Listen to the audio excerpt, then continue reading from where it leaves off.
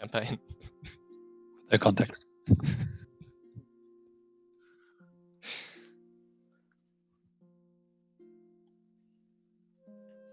Good. I'm alright. I recently set up a new business model of mining some coins or something.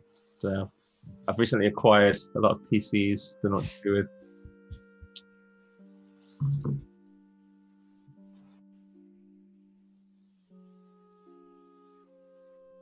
Yeah, it does. This is a secret plan. Send you in it. Almost.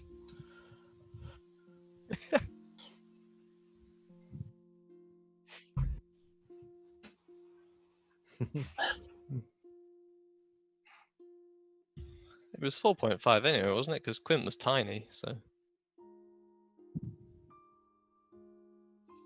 It's true. Nobody knows I it, live for the game. but I keep saying that I'm gonna introduce him to the friend that I have, but I actually murdered him. It's going to turn out you're crazy. And you'll be like, this is my friend. And it's going to be like a Tesco's bag.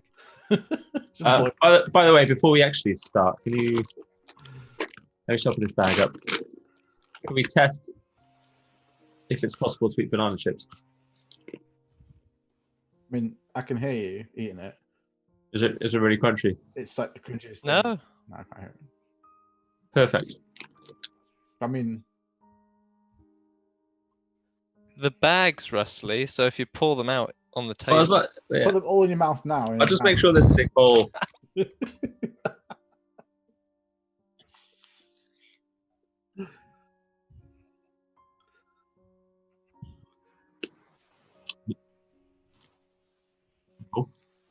Shane, you used to have a fan on even in the winter. Yeah.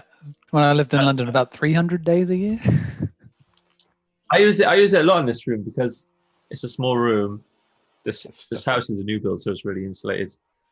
And if I got that door closed, the heat from my computers alone is enough to heat the room up. So I'll just turn the fan You on. should like turn that heat into some kind of like absorb it somehow and like give it back to the environment rather than just like global warming or whatever. That's just what the environment needs. Launch it back into the sun.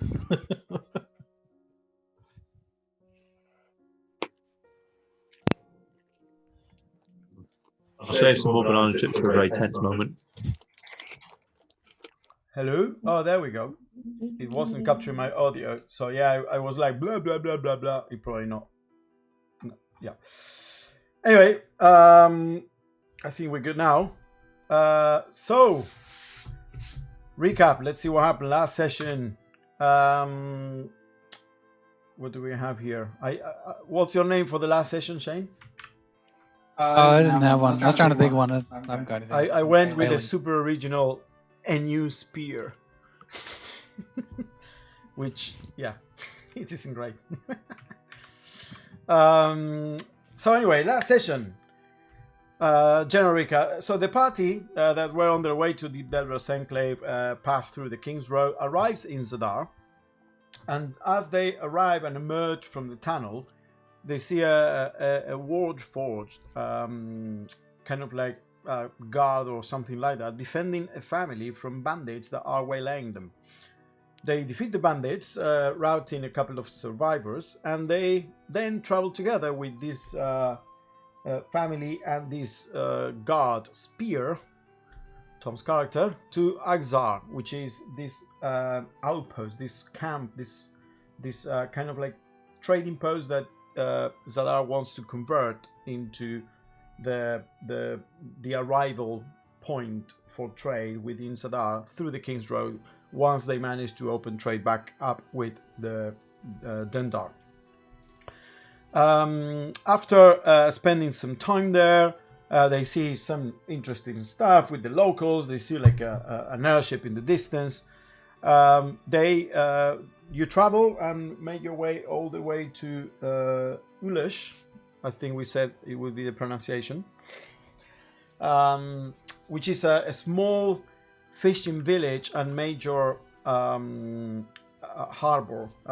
for trade within this region, essentially the whole valley of Zadar. But you don't linger there, and you continue on to Abarum. As you learn, throughout the,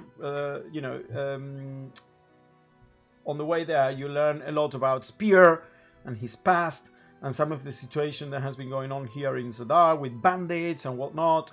And he says that he has a friend that called Jin that can help them get the information they want at the Delvos Enclave, because he's a lot more knowledgeable about the area.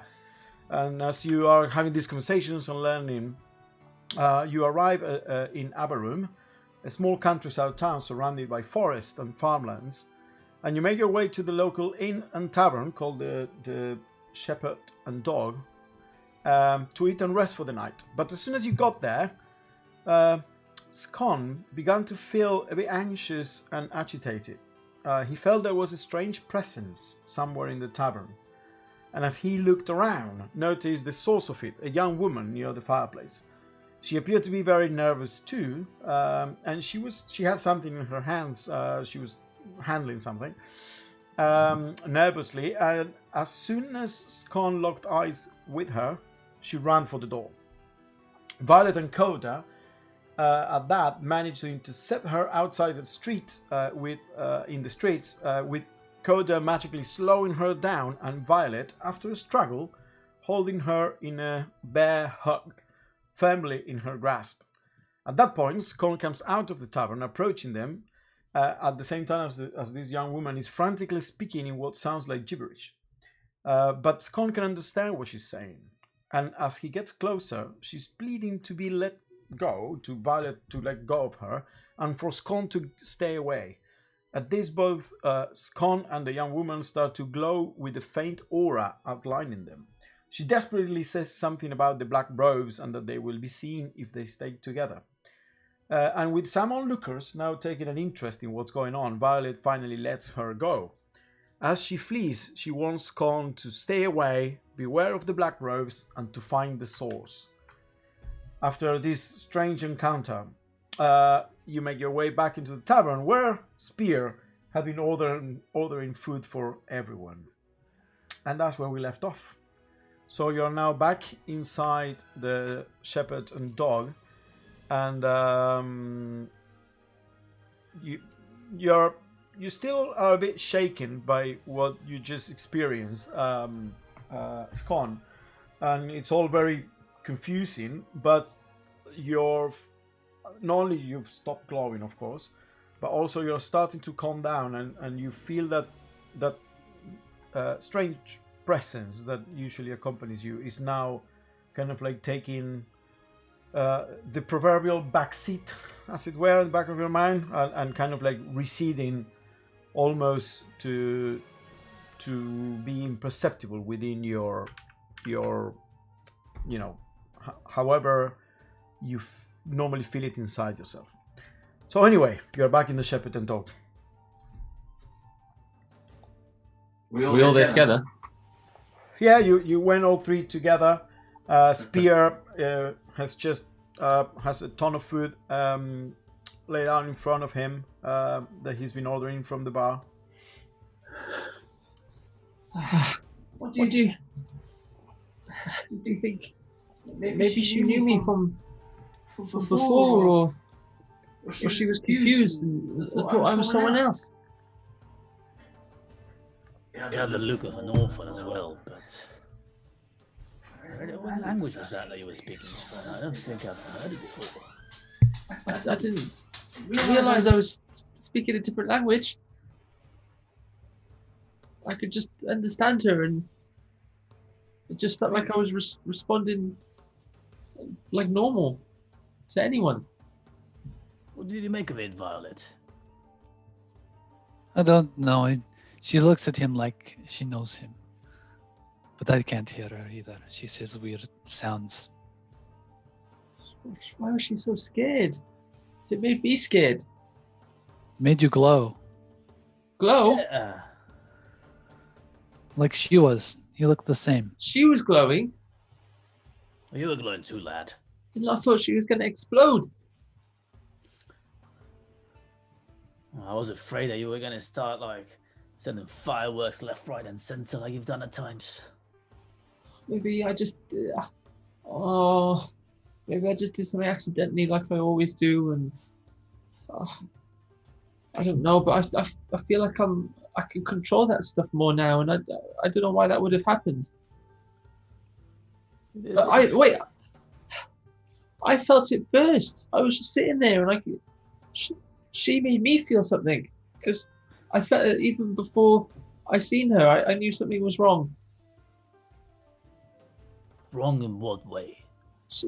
I don't know. It's just making me feel anxious.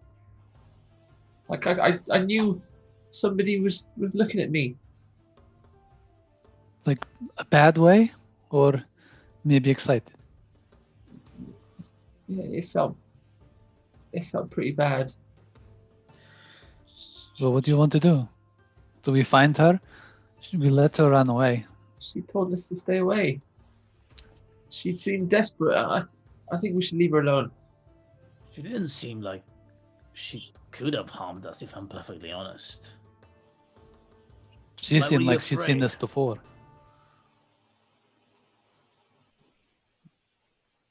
And what's this about?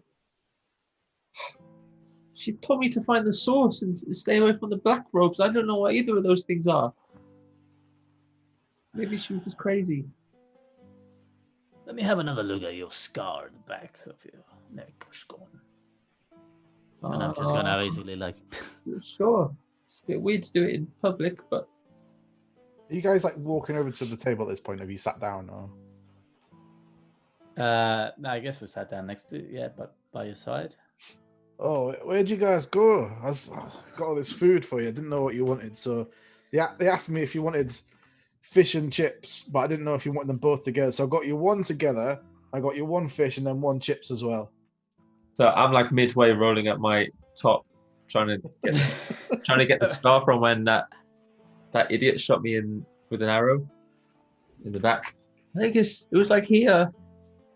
Is it still there? Is it? Yeah, it's still there. Yeah, that's a nasty one, isn't it? Yeah, I mean, and What once do you you show with me it? that one, I'll look at the one on his neck. Muted. You're muted. Can't hear ya. You Still muted. did. Oh, sorry. Do you want to describe exactly what it looks like, Scone? Yes. I mean, so my hair would have grown out a bit by now. I haven't had a fresh trim. But, hair doesn't really grow on the scars, but it kind of, with the length of the hairs around it, it would cover it a bit.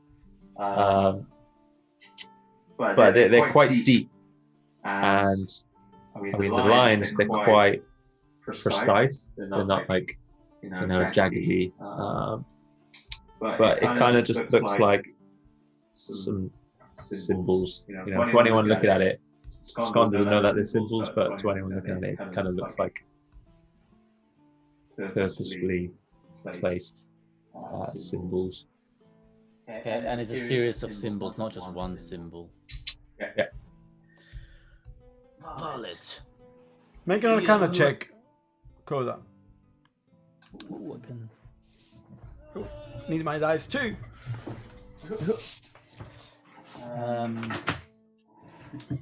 Violet, when you were grabbing that girl, did you notice if she had any scars like this ones?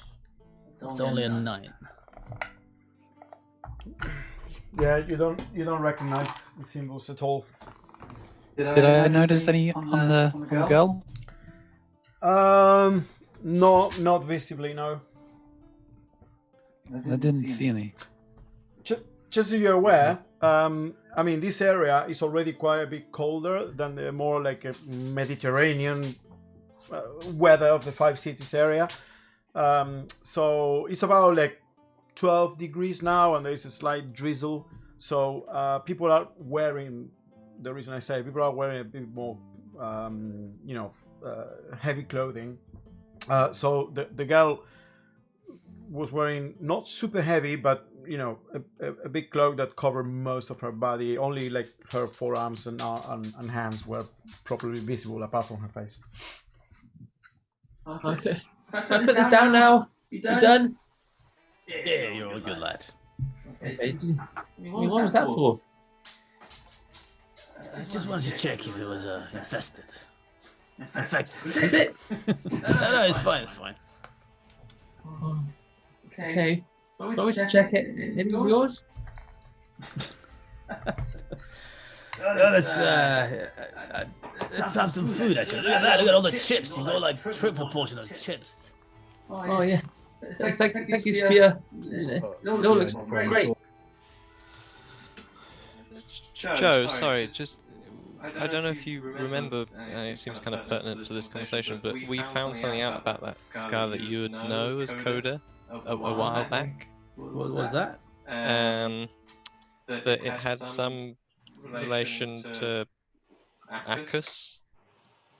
Oh yeah, the god of like death and Determinism, I think, is the yeah. and fate. This is why it's good to have like a D&D sort of admin, just an information guy in the background. So, well, made a mistake there. On the 6th session, you actually rolled for this. Just as you were doing an Arcana check for it this time. Your character did find something out about it before. Yeah, the scars are a sign of Acus, the silent king of death and peace. So much has happened since then.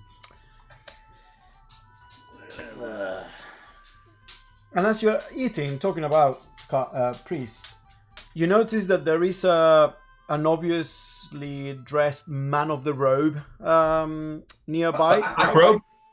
No. It looks kind of like a fray, kind of like a cappuccino monk.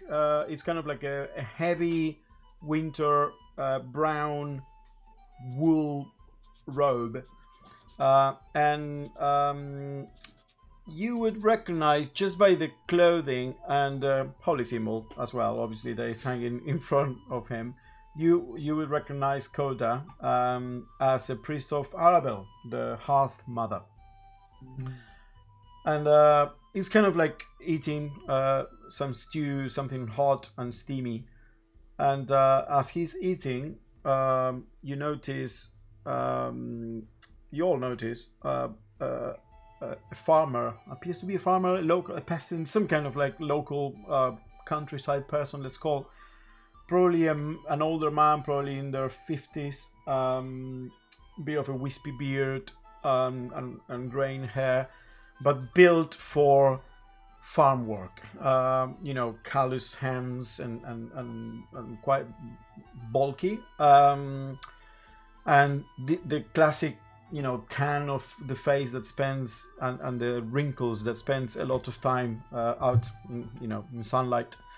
And kind of like looks around. He has his hat in front of his chest, and he's kind of like worrying, looking around, and then sees the priest, and immediately starts going there, and sits down and starts speaking to the priest. As the priest kind of like, listens to him, but he's basically annoyed at the interruption, but he's still like listening to what this farm person is telling him.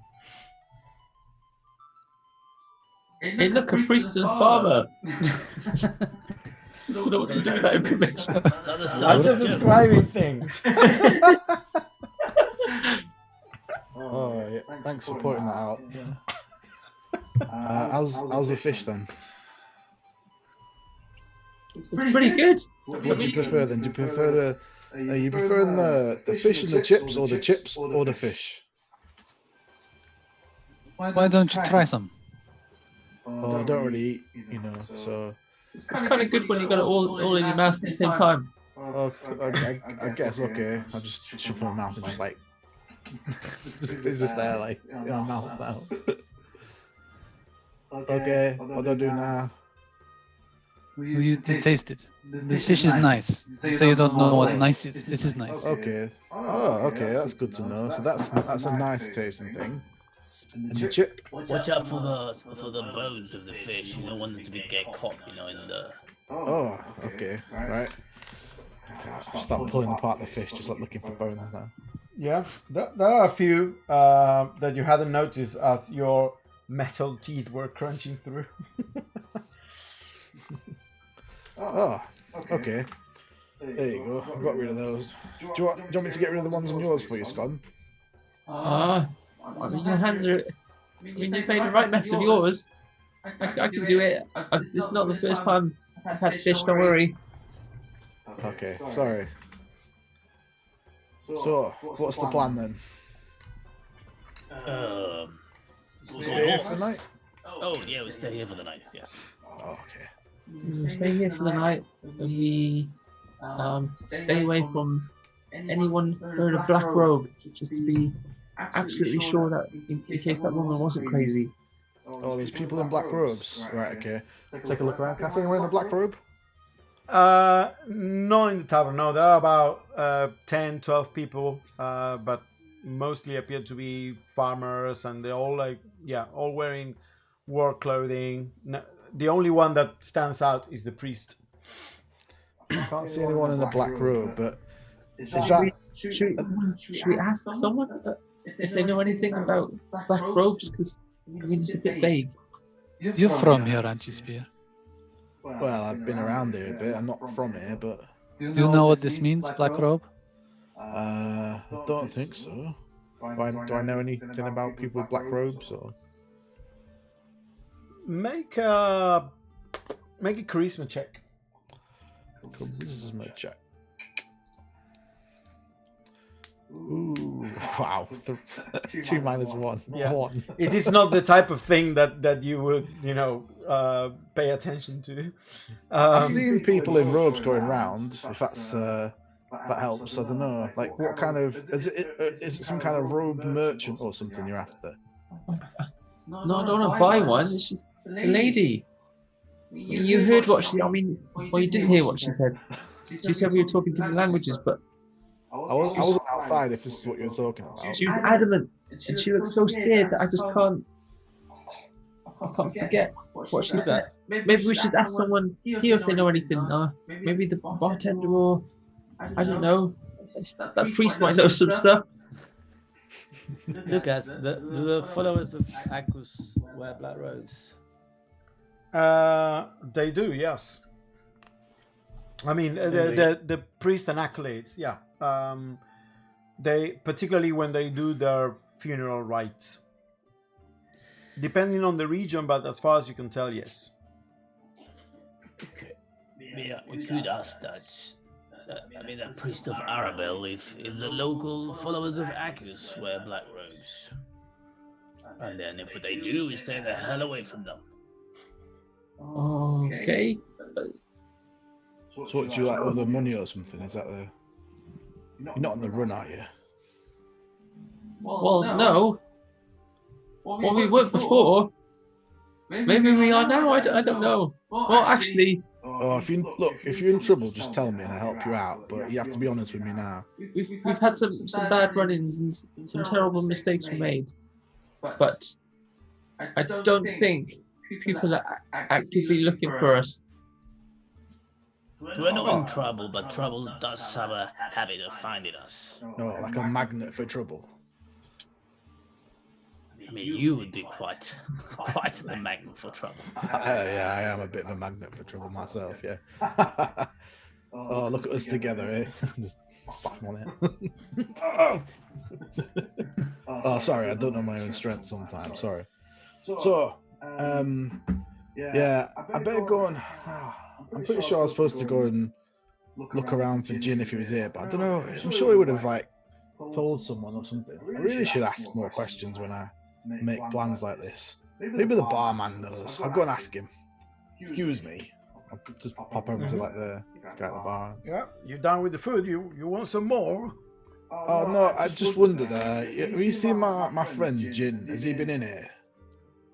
I'm afraid I know no Jin, no. Oh, okay, well, thanks for your help anyway. Sure thing. Hope you enjoy your meal. Oh, thank you, yeah. Are you staying tonight? Do you want to get some rooms? Oh, yeah. Gorda. Yep. Do we want rooms for the night, or are we staying in those tents you've got? No, rooms will do, yes. Yeah. With doors that lock. We want some rooms with doors that lock, please. I'm gonna approach the bartender. Yep. Approach him. I'm gonna look around. I mean, this place looks not too fancy, not too many people. Just only a cleric or a priest. Note. And the farmer. And a farmer. Good evening, sir. I don't suppose it's a night for entertainment, is it? Oh, I mean, it's always a night for entertainment. You play that behind your back? I do indeed, with my nimble fingers. What say you then? A night's performance shall be spoken about for at least 2 days. In exchange for a house in me and my dear friend here.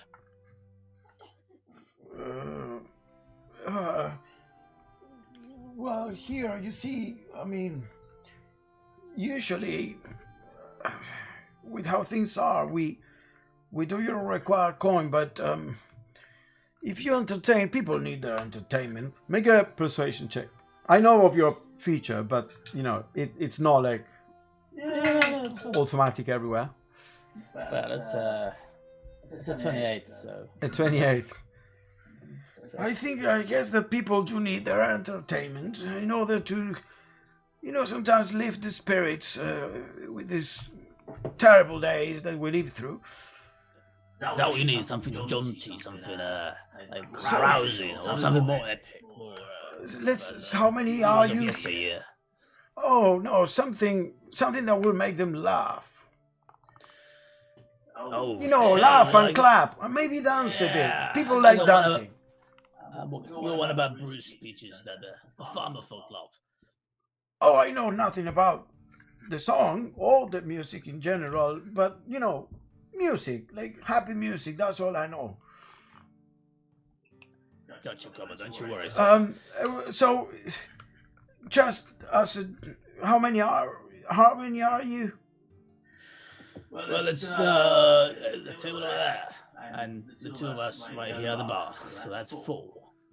4? Okay, well, normally, I mean, here we charge 3 silver pieces for the night per person. Let's say I'll make it 1 silver piece per person instead. I look at him, just keep him in the eye. I tell him, man, you are talking to the Coda. Coda da Trezzo? Oh, no, doesn't ring a bell. Well, it does appear that my fame and reputation is to stretch to this far-flung land, but well, let it not be said that Coda da Trezzo is unwilling to part with his coin, and I shall put one of my hats in front of the stage and hopefully recoup the silvers that I made at the pay. Very well. Look, I'll throw the meal in and breakfast along with that. What do you say? That's a man. Mr. Latrezzo. Okay, then. It will be 4 silver pieces for your group and the performance, of course. Of course, yeah, I'll just pay him. Okay. I put 4 pieces in the table. Look around. Is there anything remotely resembling a stage or an empty area where I can sort of there is precedence? There is an area where there are a bunch of barrels, and then a big, what appears to be some kind of like big tabletop. It's just like a big set of planks that you can drop on top of the barrels, creating, a bigger than a table kind of like stage, if you will. Okay. I'm gonna grab like a couple of candles from whatever they might be and just put a couple of candle lights, hopefully like quite high up, so I might around my visage. I'm gonna start setting up the stage. Okay.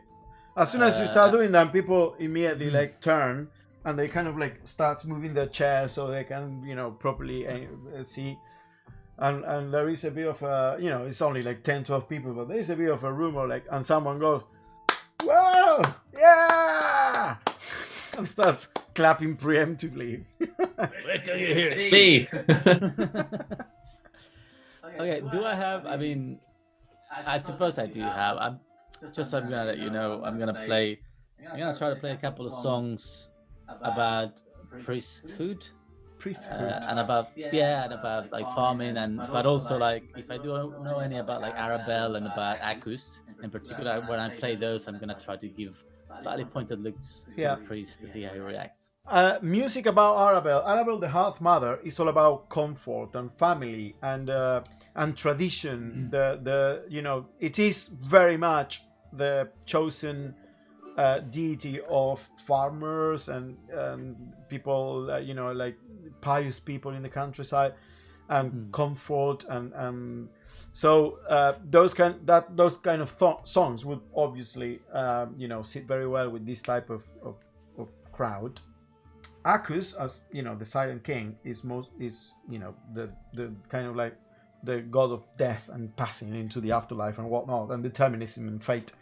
So the music about Akus is a bit darker for sure, and it is whispered with respect. It's mourning. It is all minor tones and kind of like that kind of thing.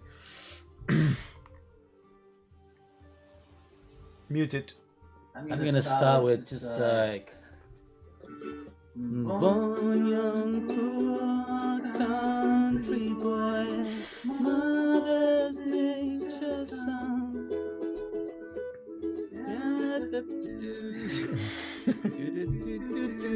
As you find. Okay. That was for Arabelle. Okay. Make a performance. Yeah, I'm just gonna give him. Yeah, make a performance check. Alright. 20, non-natural.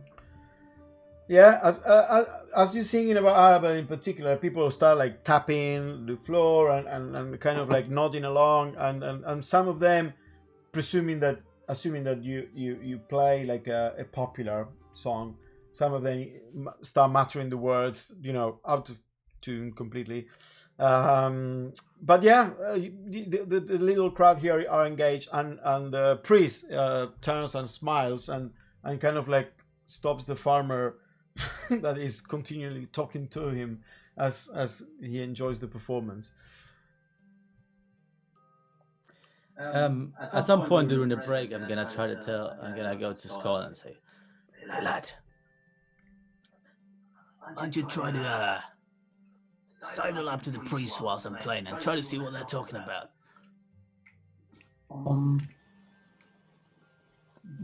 It's a bit rude. Is it? You're just gonna be listening to the music and just like doing a jaunty little dance. You won't notice. Do you want to see if if they talk about how much money they're gonna give you, or I can try and be like, "Oh no, it's a better performance than that." You know, try and work them up. Maybe. Yeah. See what they say. See what they're talking about. Maybe we can learn about what's plaguing the farmers. Maybe we can learn about this priest and this dark sect of mother-loving people. Sure. Okay. Do I go now? Wait. I'm just gonna jump back on stage. Okay. So you're gonna try and approach the priest and kind of like hang in there. What are you gonna do, Scone? I'm kind of really badly scooted over there by trying not to look like I'm scooted over there. Make a deception check. Alrighty. That's not too bad. No, 16. It was about to be a 1. 16. Okay. Yeah, you approach there, and they either don't appear to notice, or they don't particularly, you know, care that you. Some people are moving around and getting closer to the stage, so you use that movement to essentially mask your more, you know, make your own less obvious. Violet and Spear, what are you doing in the meantime? It's at the table. It's at the table. Okay. I mean, Cody just kind of left me at the bar and walked off, so I just stood there. Just you just elbow on the bar, just looking at Koda playing. As Koda enters a second set, Scon, you hear the priest is kind of like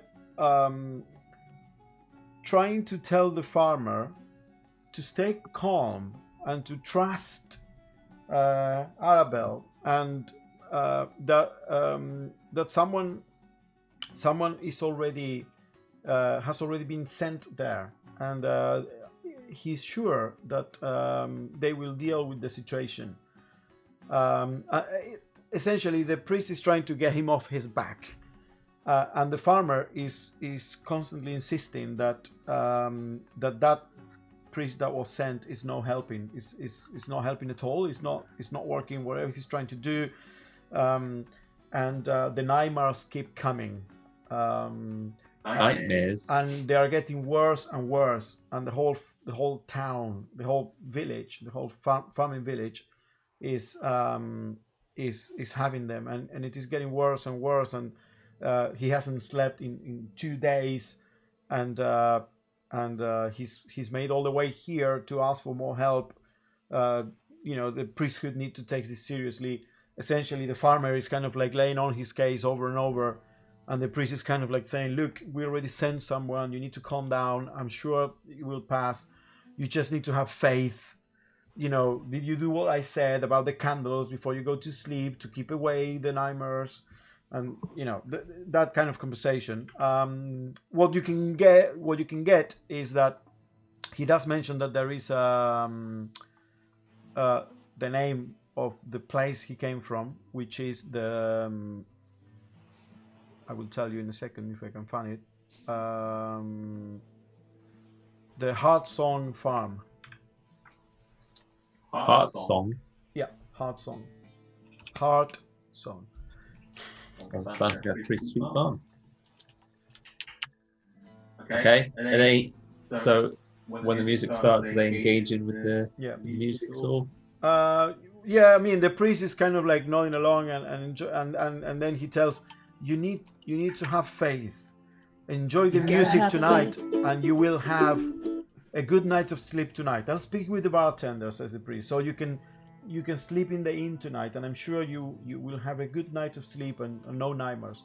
And the farmer is also saying that they are running out of money as well because the jackals keep levying taxes on them, but they're not helping. They're not helping with the nightmares. Jackals are laying taxes on them. Yeah, levying taxes? Leaving? What? Levying. Levying, yeah. Okay. So when they seem most engaged with the music, I could be like, yeah, this is the best song I've ever heard. I'm going to get my money out and I'm going to give them some. I'm not very rich, but it's definitely worth all I have here. I'll start counting some gold. Some gold! The moment you go to the hat and drop some gold pieces there, people are like, oh, no. Ooh, wow. What the fuck? Yeah, this is Coda Del Trexo. I've heard all about him. You see someone there that was dancing and was about to drop a single copper piece on the hat, and then you drop the gold. And Koda, as you're playing, you both notice you're really bad. The guy immediately tries to snatch the gold as he drops the copper, but he kind of like fumbles and the gold kind of like falls next to the hat. I stop the chord mid-sentence and look at him menacingly. Oh, what happened? No, I just dropping a copper coin here, and drops the copper coin and then goes back away from the stage. He didn't take the gold, did he? No. So the gold piece that's con dropped is just lying there next to the hat. Thanks. That's very generous of you. Keep more. Go ahead. More. You gotta have faith. You get in the hat. You get about 5 copper pieces from the locals. Cool. That covered the. We made 1 silver piece. I know 5 copper pieces. We're still down. You get the feeling that this place is not having it's not in the midst of an economic boom. How the mighty have fallen, eh? So are we regrouping? Yeah. I mean, I finished playing. As soon as you finish playing and you go back to the table, the priest stands and comes over. That was a wonderful performance. My thanks in the name of Arabelle, and obviously for the faithful that have congregated here tonight. It's been a while since these people have heard music and joy and hope. And I hope this feeling tonight accompanies them. Again, thank you. I think it'll be a while more if they don't pay up. No? It'll be a while before he comes back here. That's okay, lad. It's fine. I'm just happy to entertain, you know. Come, have a drink with us, Your Holiness. Sit down. Okay, sure. And he grabs his tankard of ale and sits down. The farmer went to the bar, and after speaking a bit with the bartender, he was accompanied upstairs to the inn, to a room, presumably.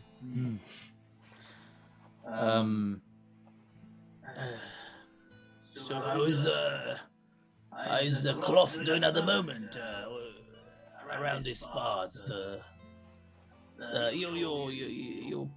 Your parish, I mean. It is difficult these days with all that's going on, and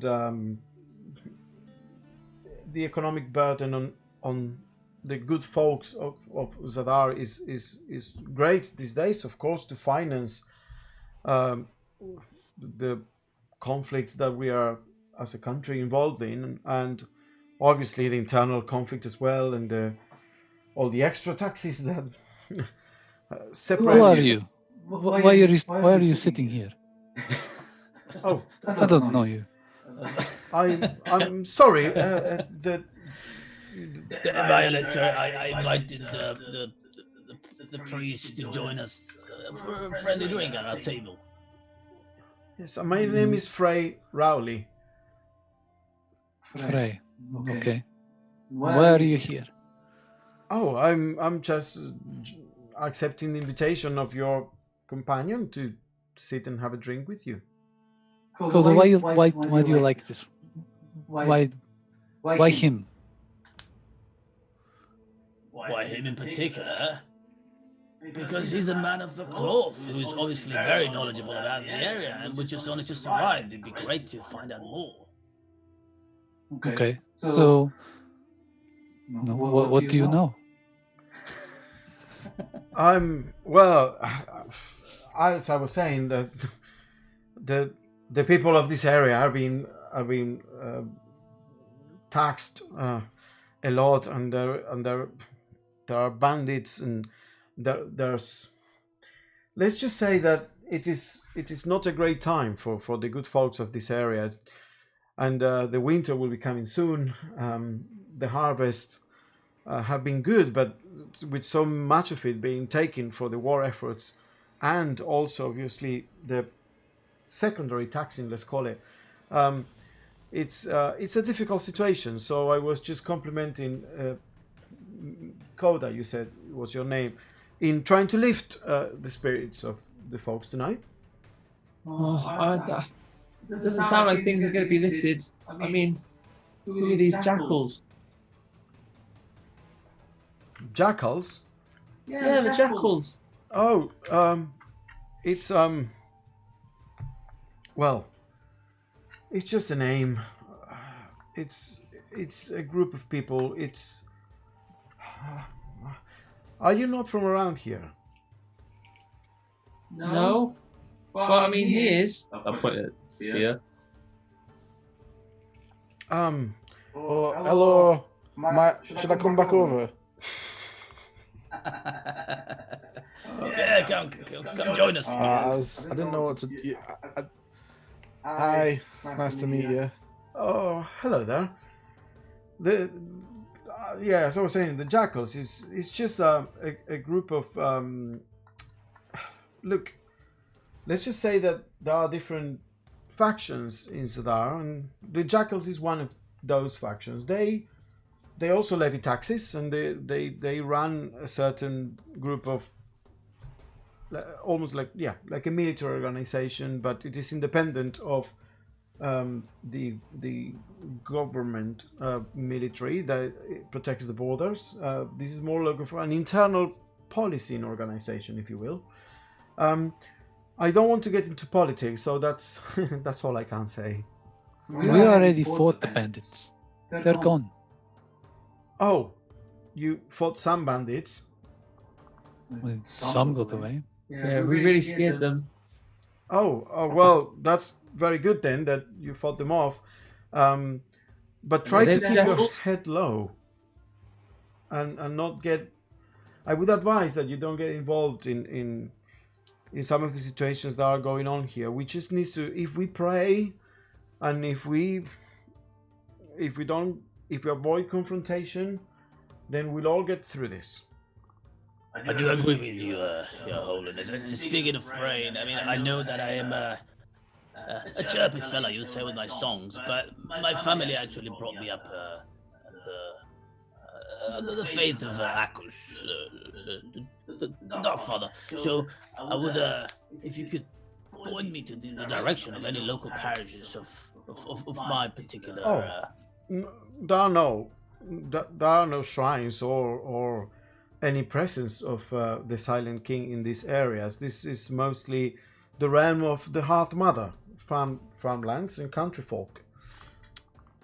Oh, I guess I just have to pray by myself then. We only Not even in the big city, or not even in. Oh, yeah, I mean,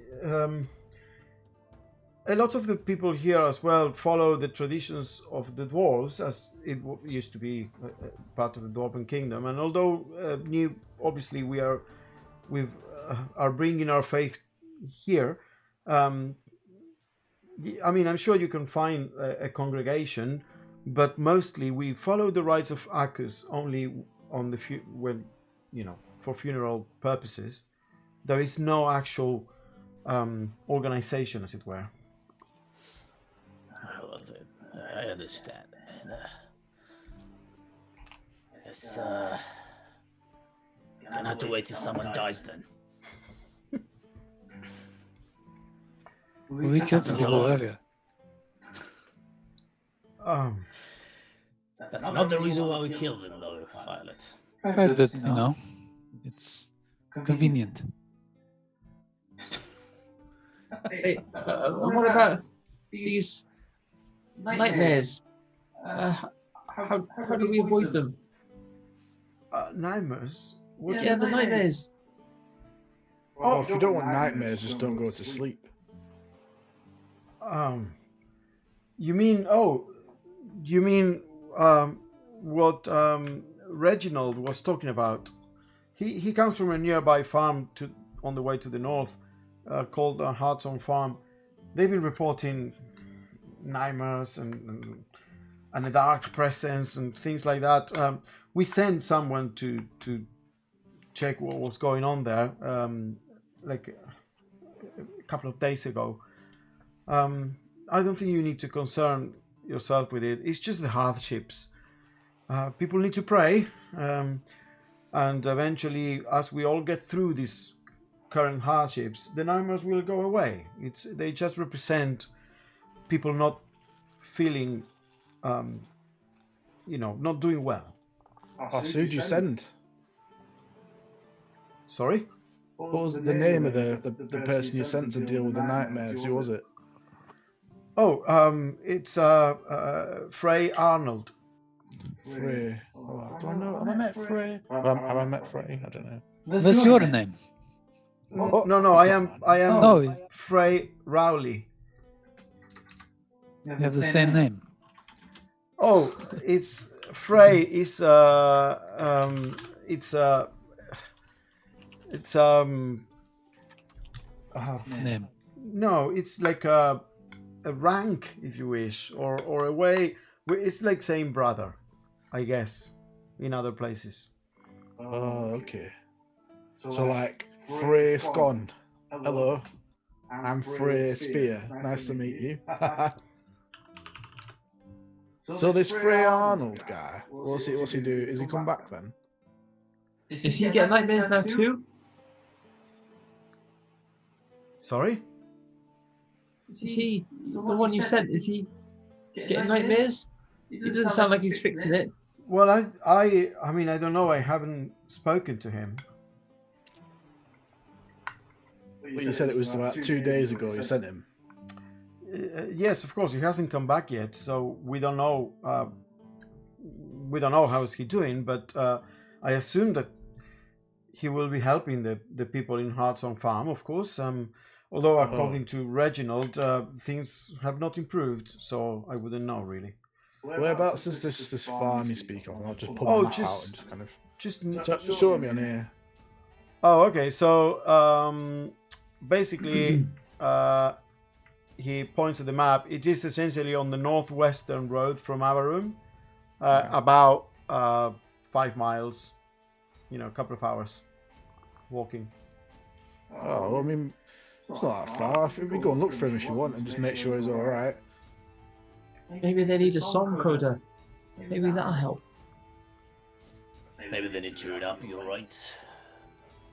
We do have to, I mean, spread the word about the band. I mean, in other places than, I mean, rather lackluster inns, I must say.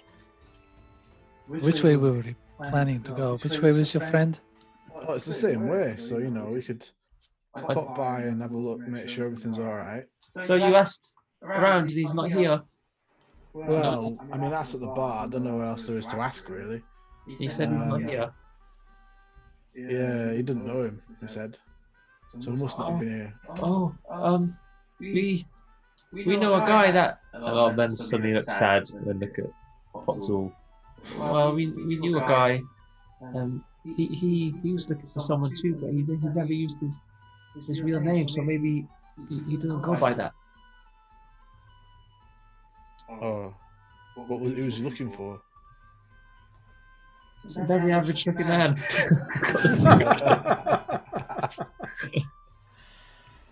I'll take a look around the tavern for like an average looking person. Yeah, they're all pretty average for Zadar. Around here, you got a couple of There's that dwarves, guy. there's a halfling, there's a human. I mean, it could have been any of these, but now we'll never know. No, okay. I mean, does he go by any other name? Did he tell you like a secret name? Who? Jin.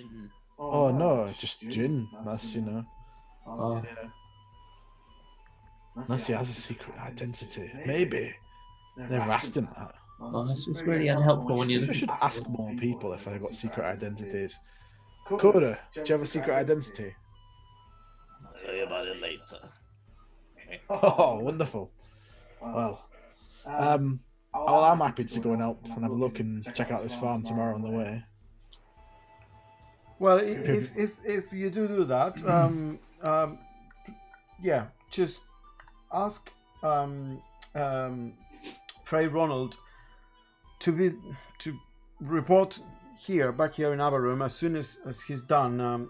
We're gonna need him and his services very soon. Who? Frey Arnold. Name keeps changing. Oh yeah, I said Ronald. Arnold, I meant. Said Reginald as well. Yeah. No, Reginald is the farmer. Oh, yeah. That's why I got confused. By the way, the reason I say Frey, you know what? Now that is canon. I meant to say Friar, but now it is Frey for Frey sounds better. this priesthood. One syllable sounds better. How do you spell the town name? This farm name, sorry? Hearthstone. Heartsong.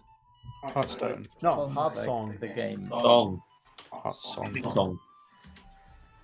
One second, let me get something. Something like hard, but also hot. And I don't know which one. Bartender doesn't know about gin. Bartender doesn't know about gin. No. Was that the joke you just made? And the ale. Yeah. I mean, you made the joke better just by repeating it. I didn't get the joke either time you both made it until you were both then talking about it. And I was like, oh, okay. Gin. Ah, the guy. Yeah. It's a decoy. I'm actually Reginald, the farmer. That's my new character. Dun, dun, dun. Your name is actually Ron. Well, let's just hope your character's description doesn't involve any kind of black robe. Otherwise, you're out. Yeah. You're in a black t-shirt. Oh, we need to retcon something. Remember when I said I was going to kill Scon as my new character? Well, let's change that bit. But you only gave me 100 gold up front, so it's fine. Yeah, that's true. Why have you guys got no money, or is that all a lie? Did you get robbed? You got Oh, money. yeah, money. Oh, Coda's just a tight ass. Yeah. It's Yeah. Hey, I'm a bard in a tavern. What do you expect me to go to sleep? I expect you to be drunk. It's just privilege.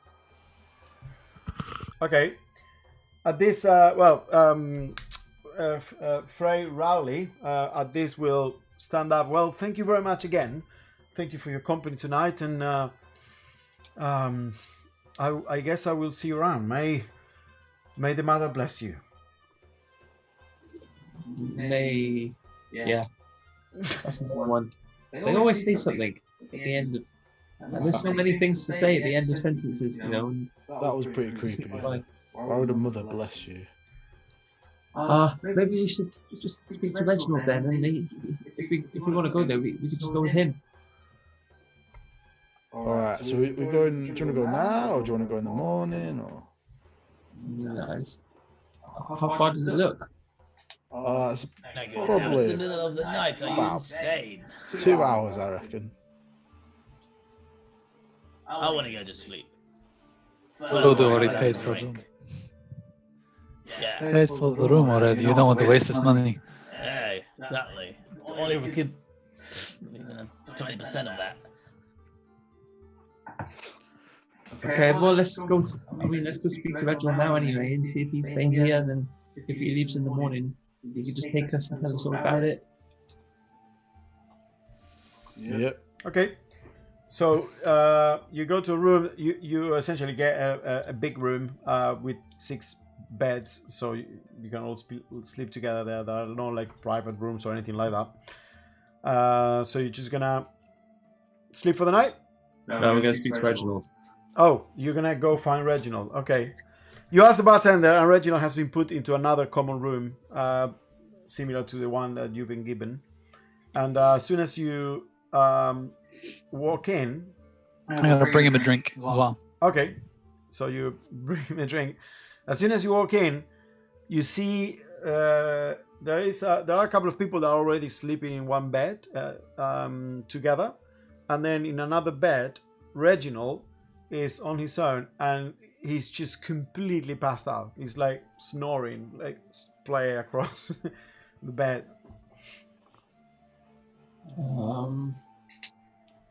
Is it rude to wake him? You want me to wake him? You came to speak to him, so we wake him. I'm gonna walk over to him and I'm gonna just try and pull the sheet from underneath him. He's gonna think for a nightmare. One of the nightmares. As you try to pull the sheet from underneath, you essentially pull, and he kind of like rolls to the side and boom, like bumps against the wall, like he looks like bleary eyed and puffy face. As I said, he looked like he hadn't slept in like a couple of days, or at least he said that. And looks at you. Who are you? What are you doing? This is the nightmare. No, I'm awake. I'm Brought you a awake. drink. It'll help you sleep.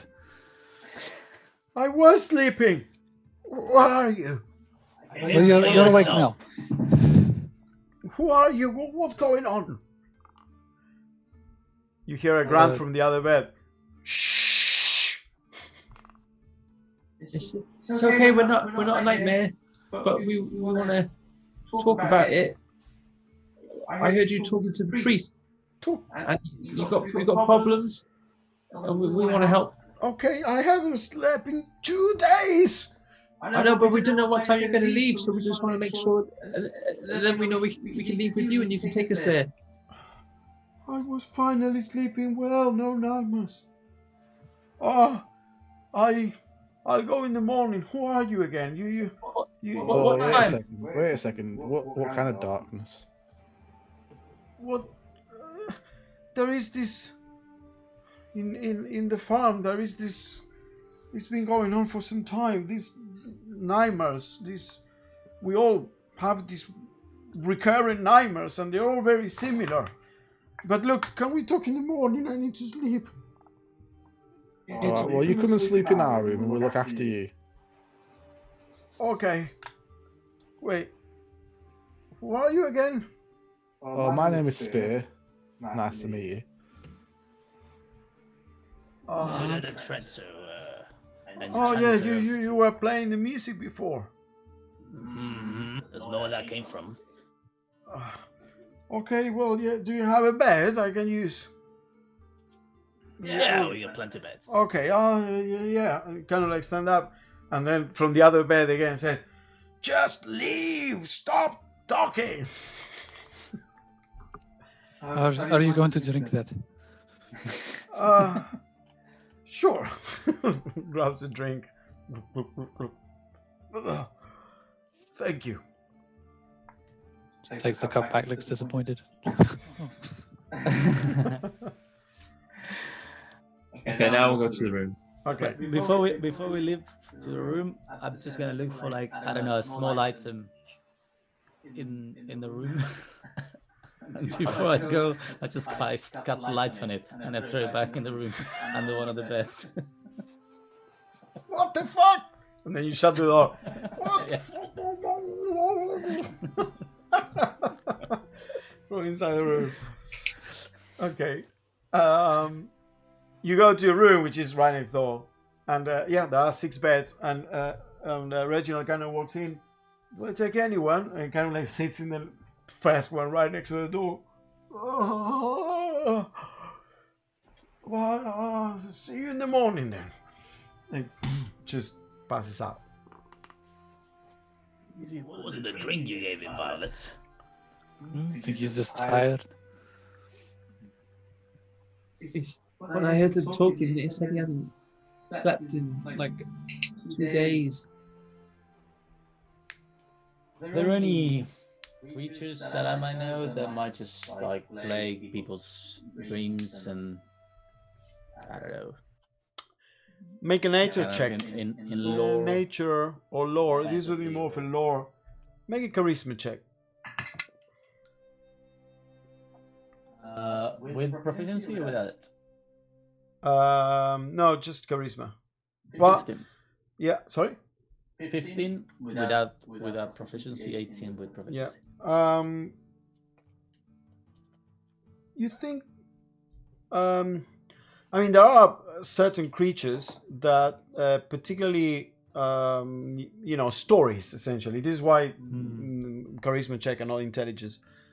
Legends, like creatures from the Feywild can fuck with your dreams, hags, that type of thing. And its darker counterpart, the Shadowfell. But, it could be any number of things. Particularly in the countryside and farmlands,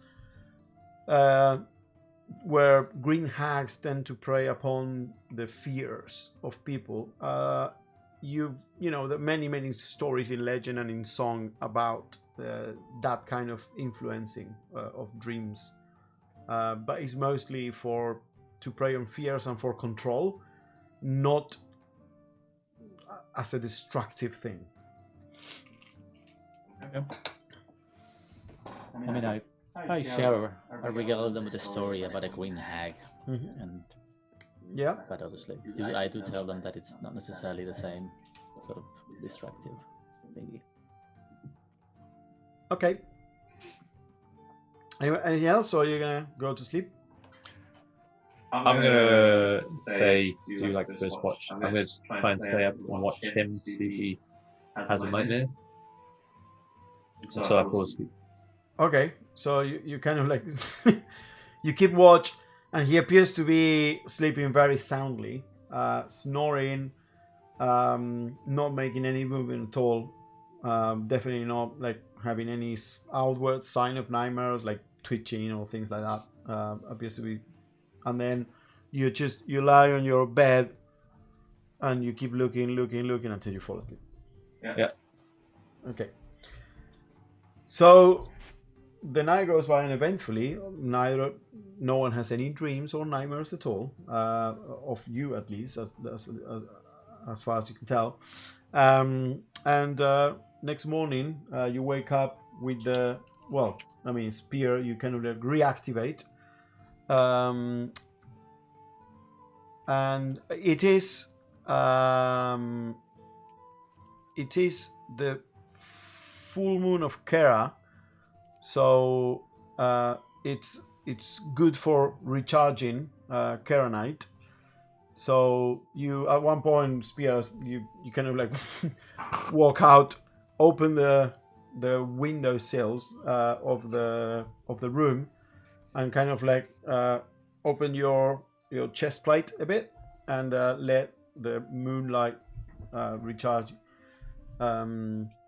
You noticed this, Scon, as Spear was going into like this recharging mode, and like,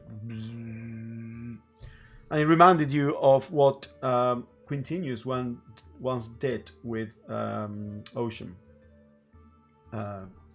opening it up to recharge at night. But in the morning, you all wake up, and you sense the smell of fresh bread and some kind of meat sizzling or something like that, coming from the tavern, from downstairs. Morning. Oh, Reggie. He's still asleep. everyone ready to go then? Leaving. Let's have some breakfast first, and then maybe we'll pick up Reggie a bit later. Oh yeah, I forgot you have to eat, right? Yeah. Okay. Let's get him some breakfast and just let him sleep for a while. So they carry him down. I keep an eye on him if you want. I can stay here. Okay. Actually, if you like, wait, just go up to the window and just open the window, and Bullseye just fly in and kind of perch on the window. Okay. Oh, just keep an eye on this one. Just let me know when he wakes up. Nods with its twitchy head. Good girl. Best to live here, Violet. Let's just live a bit longer, probably. So you go downstairs. As you go, you notice that there is a bit of excitement in the tavern floor, and people are kind of like, sitting down on the table to kind of like have a meal, and it does smell like either a bacon or something that is, fresh and meaty and fatty and nice. And it, based on what you heard and the quality of the food last night, it seems a bit weird, because it would be like, quite expensive for, the hardships currently here. And you notice that next to the bartender, there is a man with a blue purple kind of like robes, with a cloak, very nicely dressed and very well groomed, kind of at odds with the kind of like people around this area. Has like a kind of like a voluminous, wavy but short hair, very well groomed as well, clean shaven. The robes are very neat and clean, and there is another person with similar robes but not as decorated next to him. It's a woman. She has kind of like black curly hair. The guy has white skin, the woman black skin, and she has this black curly hair kind of like tied in a bun, with these same types of robes. And they're both talking to the bartender, and they've left what appears to be packages with food on top of the bar, and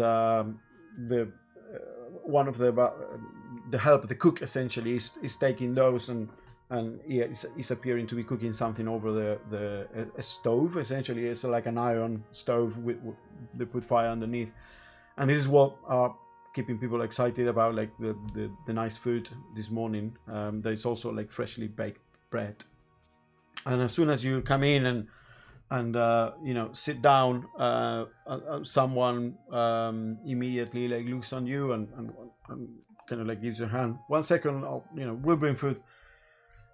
You notice that this person in the robes is speaking to the bartender, and then looks at you all, and then looks at the bartender, kind of like with a bit of a gesture, and the bartender looks at you, as nods and points at you, and the guy in the robe kind of like smiles at the bartender, and then smiles at your group, and stops the waiter from bringing the food, please, and grabs like a nice platter of sizzling bacon and bread, like a clay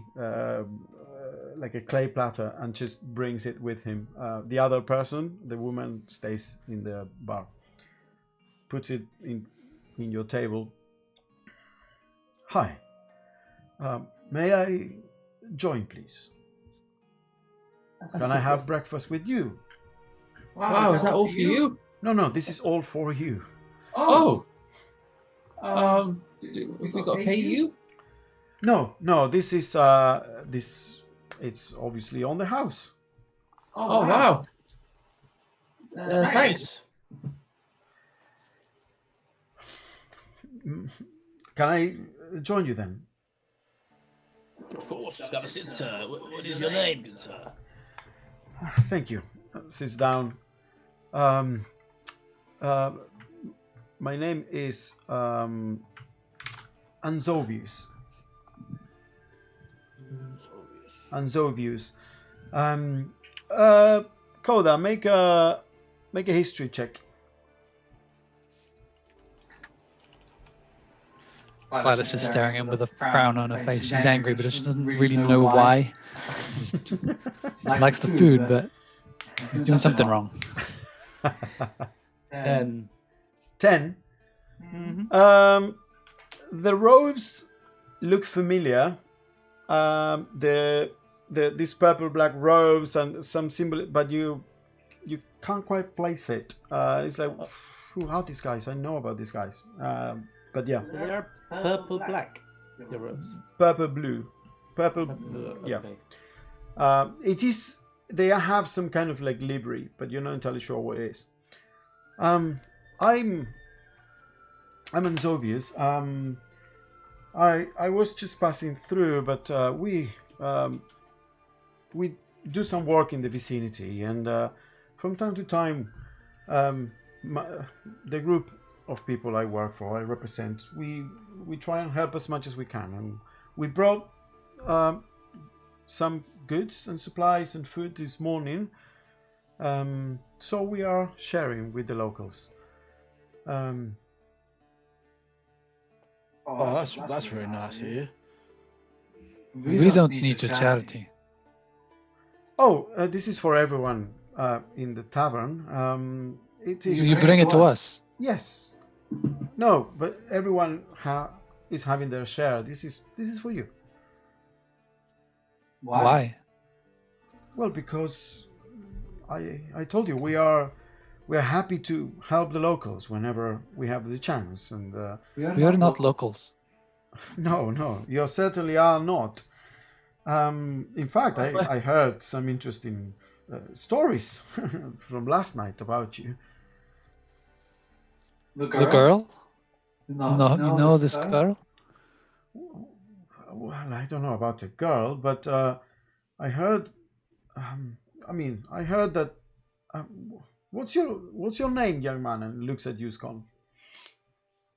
I got a mouthful of bacon. It's good bacon.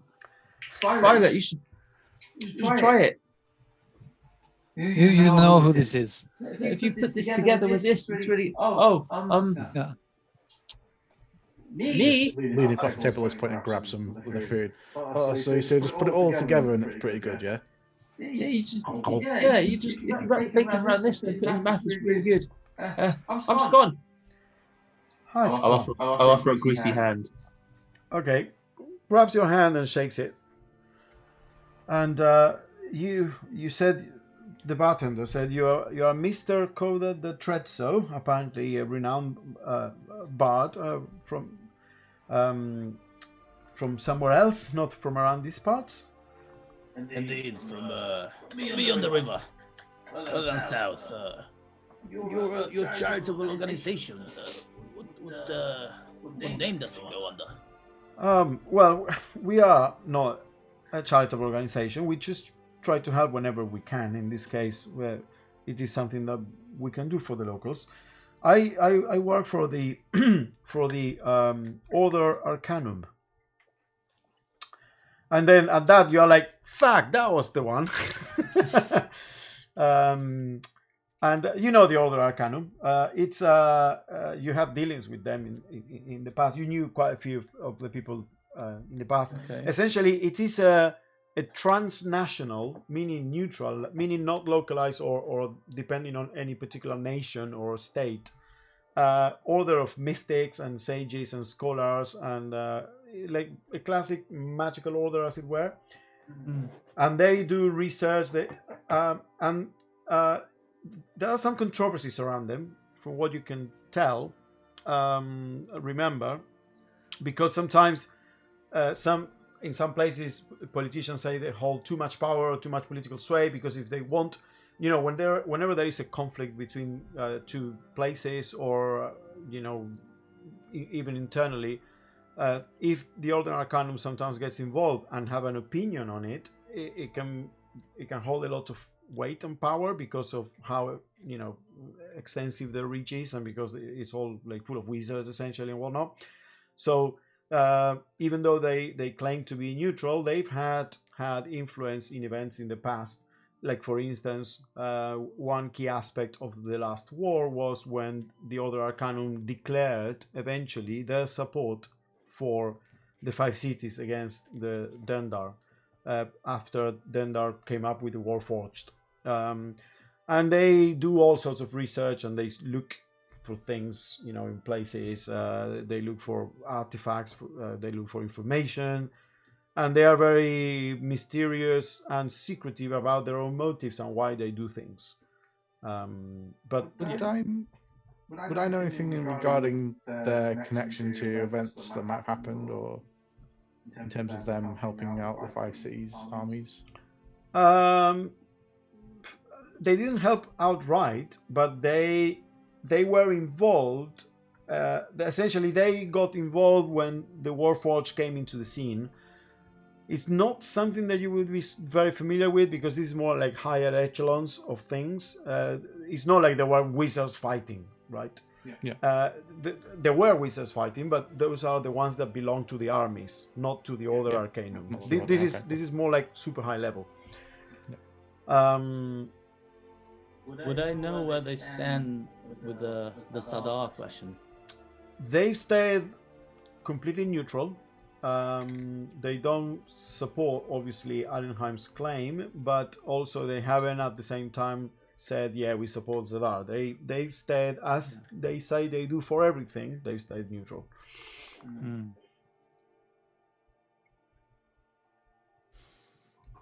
Okay.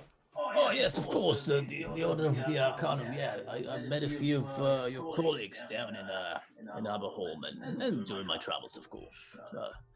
Very appreciative of your generosity. Well, it is certainly. I'm very interested in learning more about what happened last night, young Scone. Where were you born?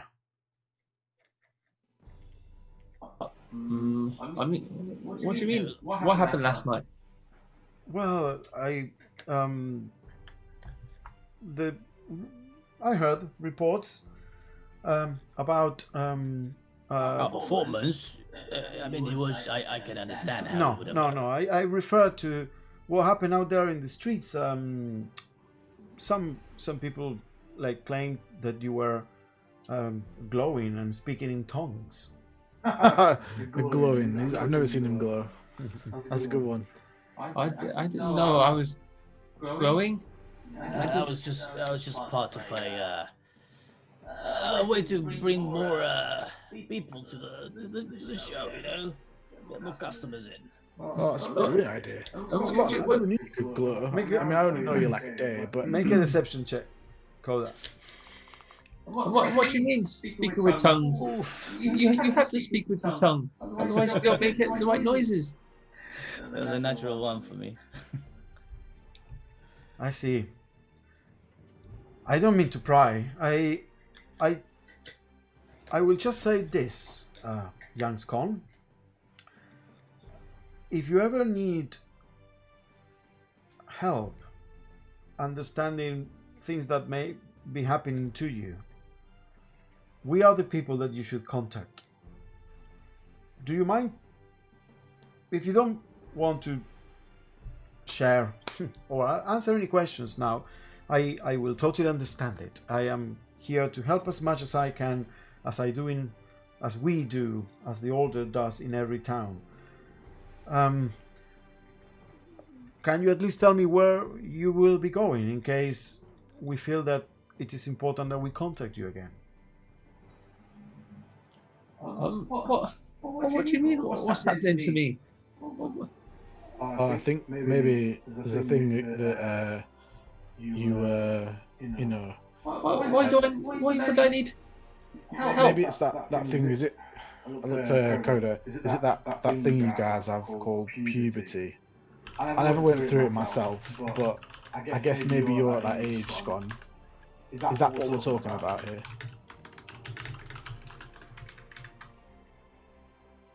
Sorry, say again. I was typing something on Discord for Coda. Sorry, I can't multitask. Asking the guy if he was talking about Scon going through puberty. Yeah. Is that no? Never mind. I'm older than I look. Oh, sorry. So if it's not that, what are you talking about? Type it. Oh my god. Just touch a wall. It's I'm talking no, sorry, it's just that I was reading something. I'm talking about something that no, not puberty. Something that young Scon, according to reports, I believe might have experienced last night. Something specific, but I understand if it's not something that you prefer to share with me at the moment. I will be taking my leave. Do you know what it is? You must have some kind of idea if you come here. Well, not without further and extensive examination, but there are some things in this world that can get inside people, bind to them, and it can be dangerous, or it can be completely inoffensive. It's important that at least you know if it's there, Scon, if that's indeed what it is, and well, if you need help, please do contact us. I have no idea what you're talking about. I think you're a special, Scon. That's why I wanted to know where were you born. Those people say that. Who your family was. I'm from Tilly, but I don't know where I was born. Okay. How do I contact you? Well, you can contact me or any member of the Order Arcanum. But I mean, how? You just need to ask around. In most towns, there will be a way of finding us. if you ask around in the same way that you would ask for a priest or for a blacksmith. Or a black robe. Black robe. Yeah. Are they're around here too, right? Not. I don't know what you mean. Oh, well. There's some things you don't know then either. Insight check. Yeah, I mean that was. Yeah, roll an insight check. I was also going to ask. I mean, it's a bad roll as well, mine. But go ahead, Shane. 4. I got 10. I was also going to ask, like, was the general vibe he's giving me in terms of his, like, the intensity of his stare at Scone, if it's a genuinely, if it just gives me a bad vibe or not. I mean, both of these things are insight. So, regarding what he's said about the black robes, he doesn't appear to be lying. Not hard to read, but he definitely feels quite interested in Scone. Seems to be taking. I mean, it is hard to tell, but he has this friendly demeanor. I'm gonna say this. He has this friendly demeanor that you think it's a bit obvious in trying to be too friendly. Kind of like a bit. Leave the kid alone. A man comes bearing a tray of bacon. It's If he said my friend, then it would have been. yeah, I mean. This is hat on and leaves. Yeah. Look. So what about the girl? You trying to help her too?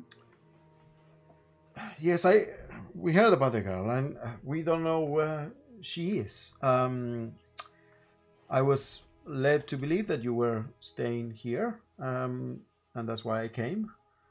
Unfortunately, we haven't found the girl. No. I mean, she seemed really scared of lots of things, so maybe just let her be. Well, that's what I mean. These things can be scary, but there's no reason for you to go through this alone and in the dark and unknowing. I'm not alone. We can help. Whenever you feel that you need that help, do contact us, please. Seek us out. You think we can't help? Well, I don't think that you can help in the way that we can. What does that mean? Well, we have a lot of people with knowledge and magical means to try and see what is happening here to young Scone. Because I'm not magic, I'm nothing. Oh, I never said that. I'm sure you can help with other things. Are you offering me an apprenticeship? I mean, that's certainly something we could consider. You obviously have some magical aptitude. I could do stuff. You can? Yeah, I could do stuff. Very well then. I don't know about glowing though. I can't concentrate really hard. Do you remember when was the first time that you felt something similar? Similar? Similar to what might have happened last night. No. No one's ever made me feel like that before. Interesting. Well, as I say, I need to take my leave now. But it has been a pleasure to meet you all. Mr. Codatrexo, Scone, Violet, and he extends his hand towards you, Violet. Frown at him, because I didn't tell him my name. Oh, sorry. Yes, you're right. Your name is? And extends the hand. I'll just fill my mouth with bacon. Very well. And you must be, and extends the hand towards you, Spear. You're muted. He lost his voice. Too much Uh, singing. you've heard me around there, probably Spear, been helping out with the bandits. Oh, Spear. Well, if you've been helping out with the bandits, thank you for your service. And shakes your No hand. problem at all. Maybe you could help out. Have you got any advice on how to get rid of them? You seem like a clever man. Well, bandits are not the kind of problem that we usually concern ourselves with. I'm sure that, and she points at spears like axe. That's the kind of tool that works well with them. Well, I guess thanks for nothing then, but I guess you bring in food to help out, so not all so bad, eh? You should maybe bring some of that food to the hot sun farm. It sounds like they're having a really bad time over there.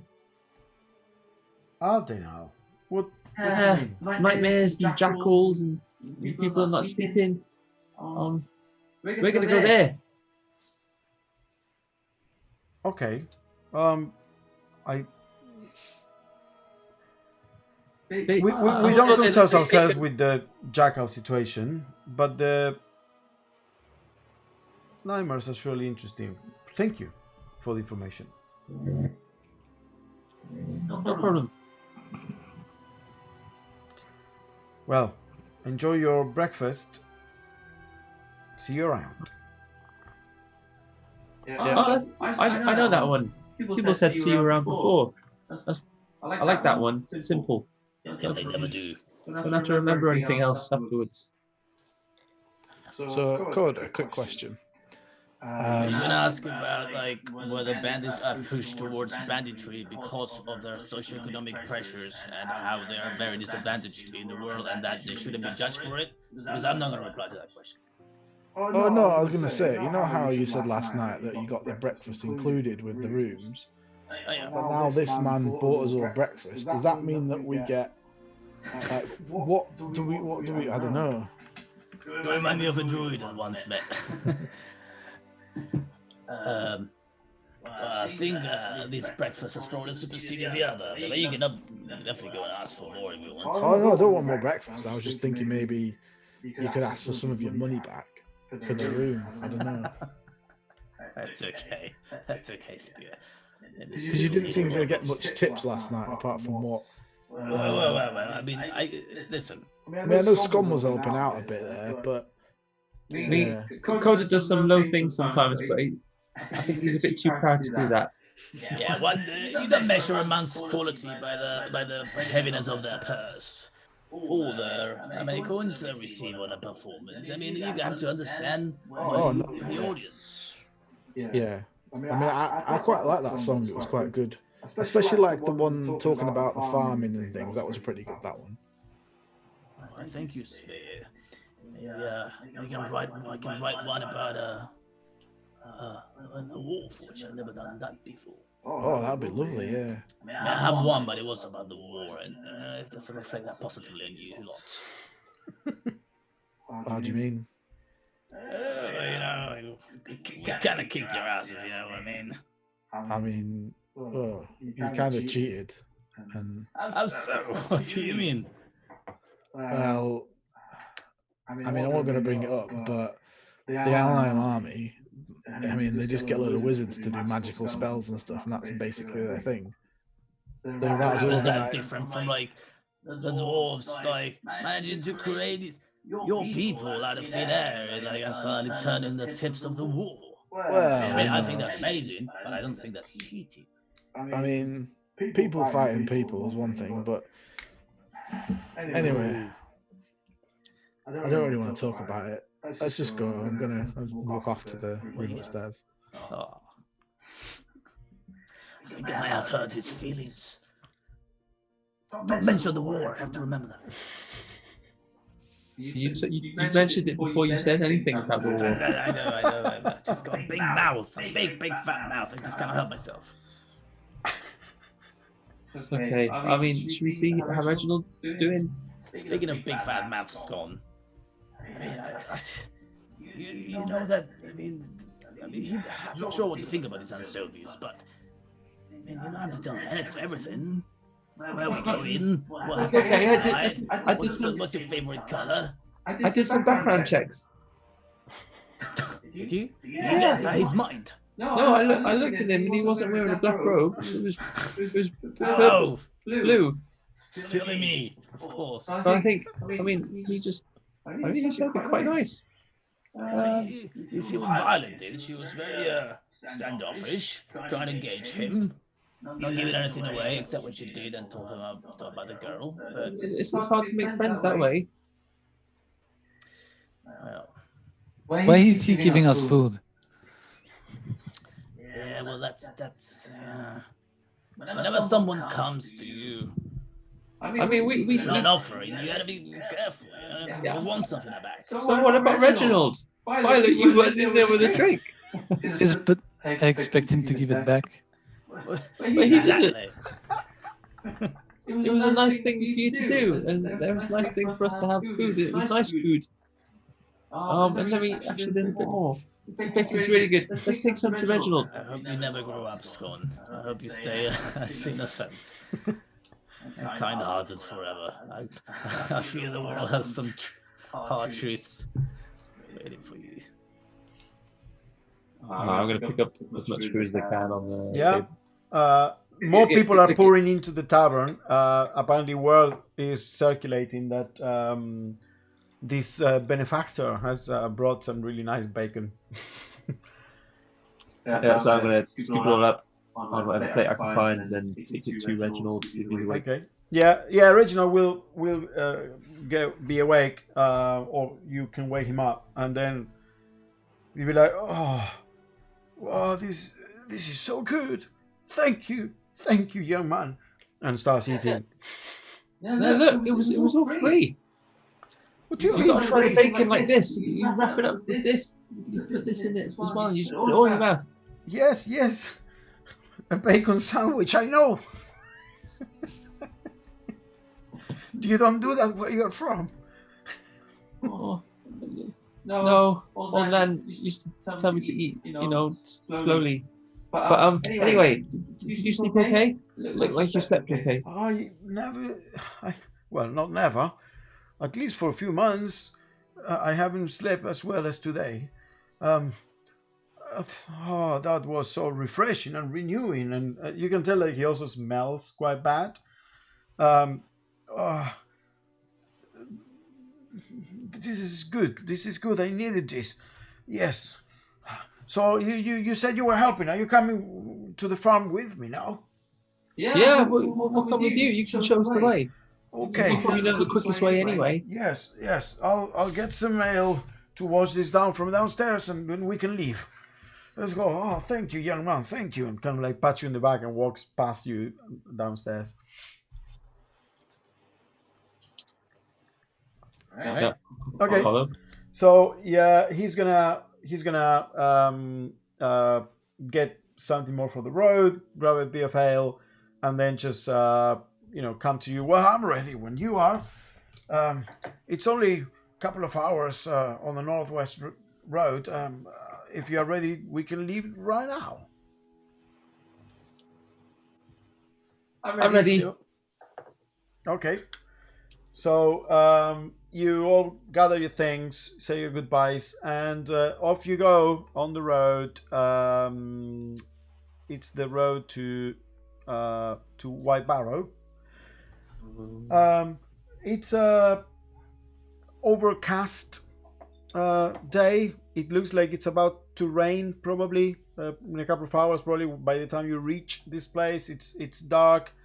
Probably about 10 degrees. It's not a nice day. It's a bit chilly and windy, and but you start your way. You leave Aberum, and Reginald on the way there starts talking about how it all started, some months ago, and the nightmares were horrible, and all the people are having the same nightmares, and they're all there is like dark shapes in the nightmares, and they are never quite defined, and you can never quite tell what they are. But there is this sense of dread. There is this sense of the end of the world in all these nightmares. That these people, everyone in the farm, almost talks in a way that they feel hopeless when they wake up, like there's an apocalypse incoming, and these dark shapes that they can see in those nightmares that are haunting them are kind of like the harbingers of that doom, upcoming doom. So with this cheery talk in the morning, you make your way, and after a couple of hours you see kind of like set into a bit of a depression in the ground, near a little creek that like flows down from a hilly area to the west of the town itself.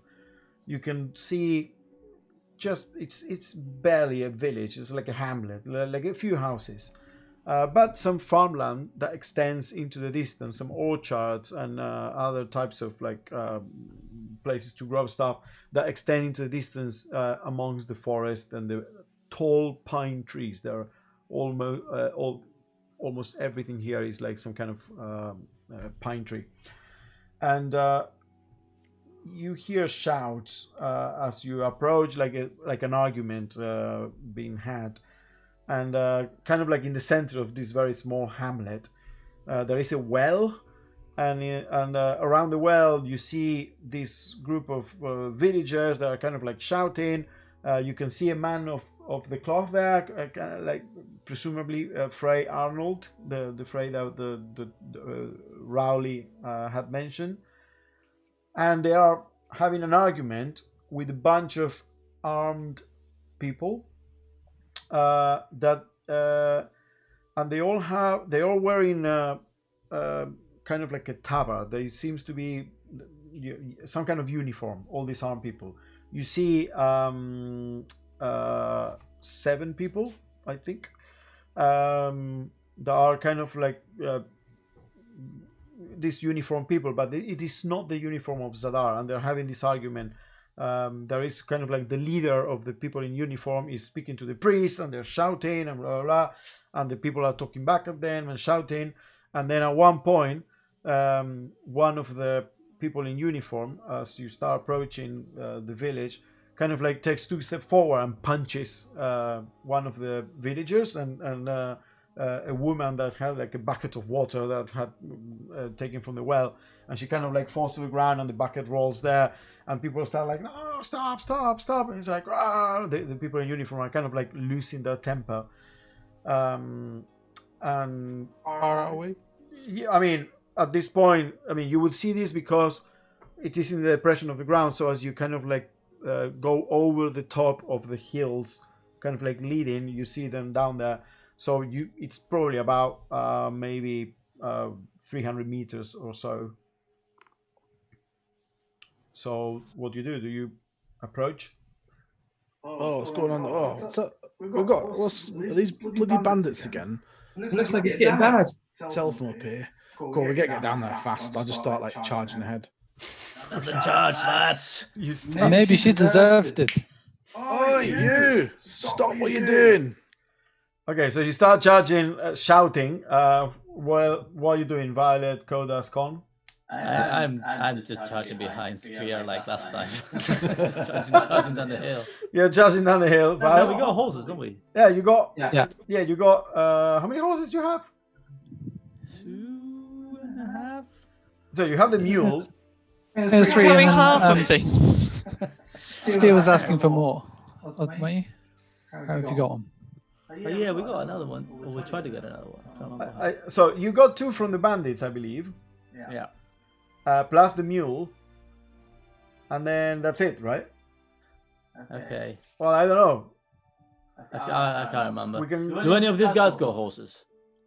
No, The they're all on ones at the foot. well. They're all on foot. We could have two people on a horse, and then Reginald could be on On the mule. Reginald on the mule. Okay, so Reginald is like on the mule. So do you start charging down on horseback, Violet? No. No, I'm going to continue at the pace I was going. Sorry? I'm gonna, Continuing at the pace that I was Okay, going. continue the pace. And Coda? And Scone? actually, I'll check before I ask Reginald. Reggie, what's going on there? Those are the jackals. They probably want money. More money. What should we do? Should we go and scare them off? I mean, there's a lot of them, but you seem strong. Yes. At least we'll have a word with them, and I'll just go after them. Go after Spear. Okay. What depends who's on the horses? I assume that I would be walking, and some of you would be on the horses. I'm assuming if I'm on a horse, I'm on the back. Oh yeah, you're coming with me, Scone. Let's go, lad. Okay, so Scone with Coda on the same horse, charging downhill, with Spear like sprinting in front. Obviously, it's slower. So Coda and Scone, you're gonna be faster than Spear. You're gonna slow it down a bit. Okay. So you want to keep pace with Spear, and Reginald and Violet, you know, kind of like Quixote and Sancho Panza. Yeah, Reginald the mule, Violet really tall on the tall horse, kind of like at the back. As you're about to reach there, one of the uniformed people kind of like turn around and pat around, oi! And two of them, they have bows and they kind of like aim the bows at you. Hey, stop there! Aiming bows at you. I'll stop and get my shield out. Mm-hmm. Get behind me. I've got this. Oi, you! What are you doing hurting these people? Okay, you stop at about 50 meters from them. Is it meters or feet? Meters, so 150 feet. Okay. Okay, I'll switch back to feet. In longer distances, feet is weird. Yeah, I know. So you stop and they are aiming two bows at you. We are here representing the jackals. Who are you? Who are you? I'm Spear. Jackals. Well, Spear, move along. No, you move along. This is like a Monty Python. What authority do you have here? I'm making like a horse noses with a. There's... Look, What do you want here? we don't have to fight here. Just put your weapons down, leave these people alone, and we'll let you go your own way. You don't have to fight people and take away their what are you even doing here? This is our territory. Well, Who the fuck are you? Since when? I told you I'm Spear. Check this guy out. They start talking. You guys They start there. talking amongst themselves, kind of like, who the fuck is this guy? What does he want? Kind of Are like, you guys some like new bandits or something? Because if you are, then we're not having this anymore. All right. at this, you hear the sound of an arrow whistling through the air, but it is not being shot by them. And one of them, one of the guys that is holding the bow, kind of like gets hit by an arrow coming from the side. You follow with your eyesight, and on the hill to the west, you are coming from the south. There you see, cut against the hill, a familiar figure for you, Spear. You see a ram, kind of like topping over the hill. On top of the ram, you see a figure, bow in hand, and after releasing, grabs the ram and starts charging downhill from the west. Make an attack roll. Oh wait, is this me? It's an elk. Sorry. It's an elk. Oh, an elk, not the ram, an elk. When you said It's so far away, I can't tell. Yeah, it's an elk. you said It's an you elk. said you saw a ram, I thought a ram. Where the hell did they Yeah, get a a big ram ram. from? They had an elk last Also- time I saw him. I don't Also, know. charging down with a ram sounds hilarious. with an elk, a massive elk that you recognize. Jin, make an attack roll, and everyone rolls initiative. I rolled 21, and for damage, 4. It was a warning shot. It was a warning shot. With charging with I don't know. Do you have a battle cry, Jin? No, I'll just charge silently towards them. I think that's scarier. Okay. Okay, everyone roll initiative, and we'll take a break here before we do this. But let's make sure that everyone. So I'm trying to stare at, like, understand whether it's a ram or an elk that I got a 1 for initiative.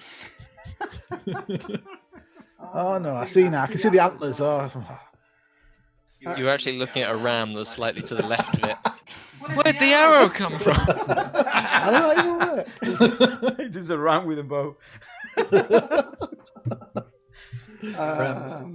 You know, when you wake up in the middle of the night and you kind of see like the shadows of some stuff, and you're like, oh my god, what the fuck's that? And you put a light on it, it's like, oh, it's what like do you a roll, Koda? 17. 17. Violet? 17. 17. Scone? 7. Quite lots of 7s. And Jin? 19. 19. Okay. Who has more dexterity, Koda or Violet? Or who wants to go first? You choose. +2. Coda's ran ahead, so I imagine Koda first. That makes sense. 1 second. And my face is like squished into Coda's back, so I can't really see what's going on. That's why I'm so low. What's happening?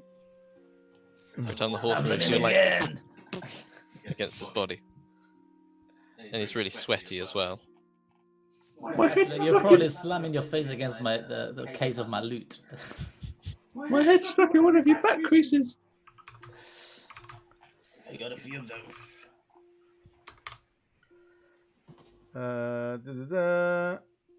Okay, so Gene, you're gonna be first for sure.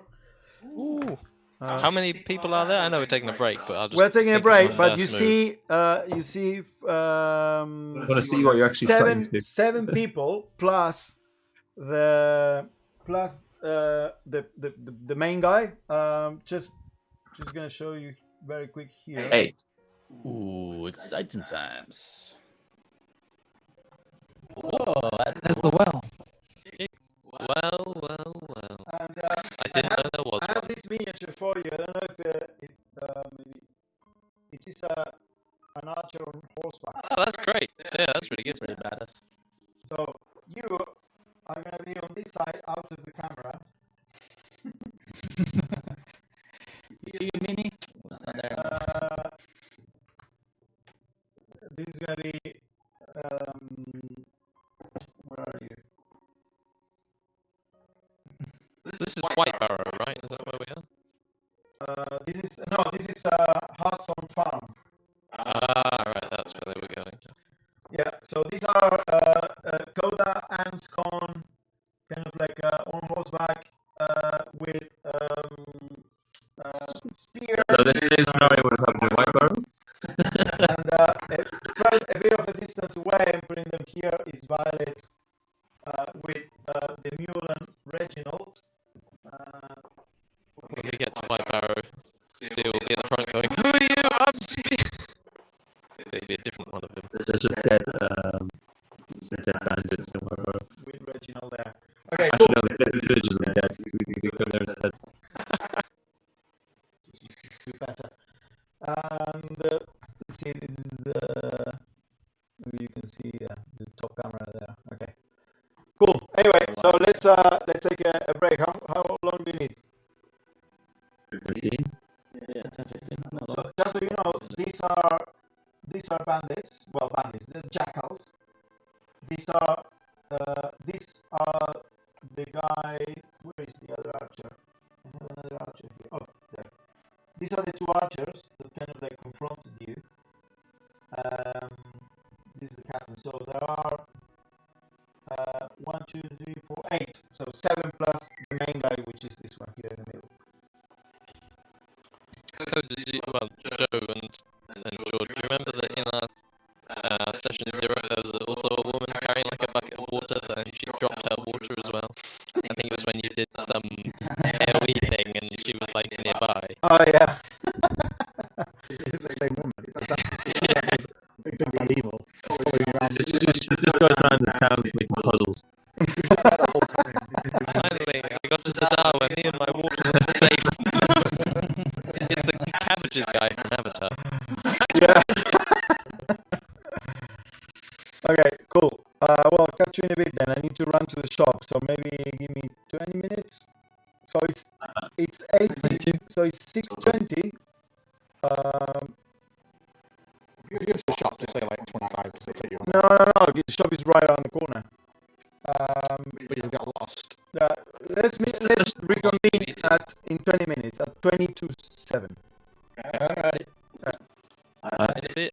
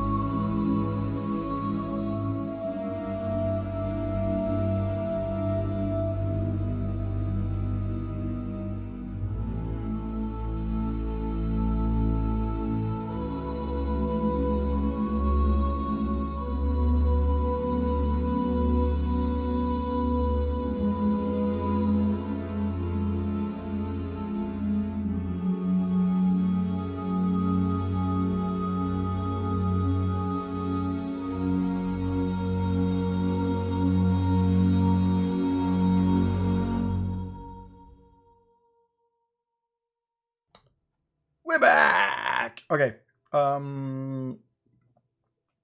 What happened here? Oh, there we go.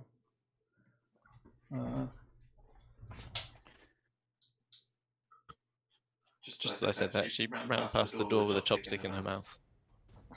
Okay.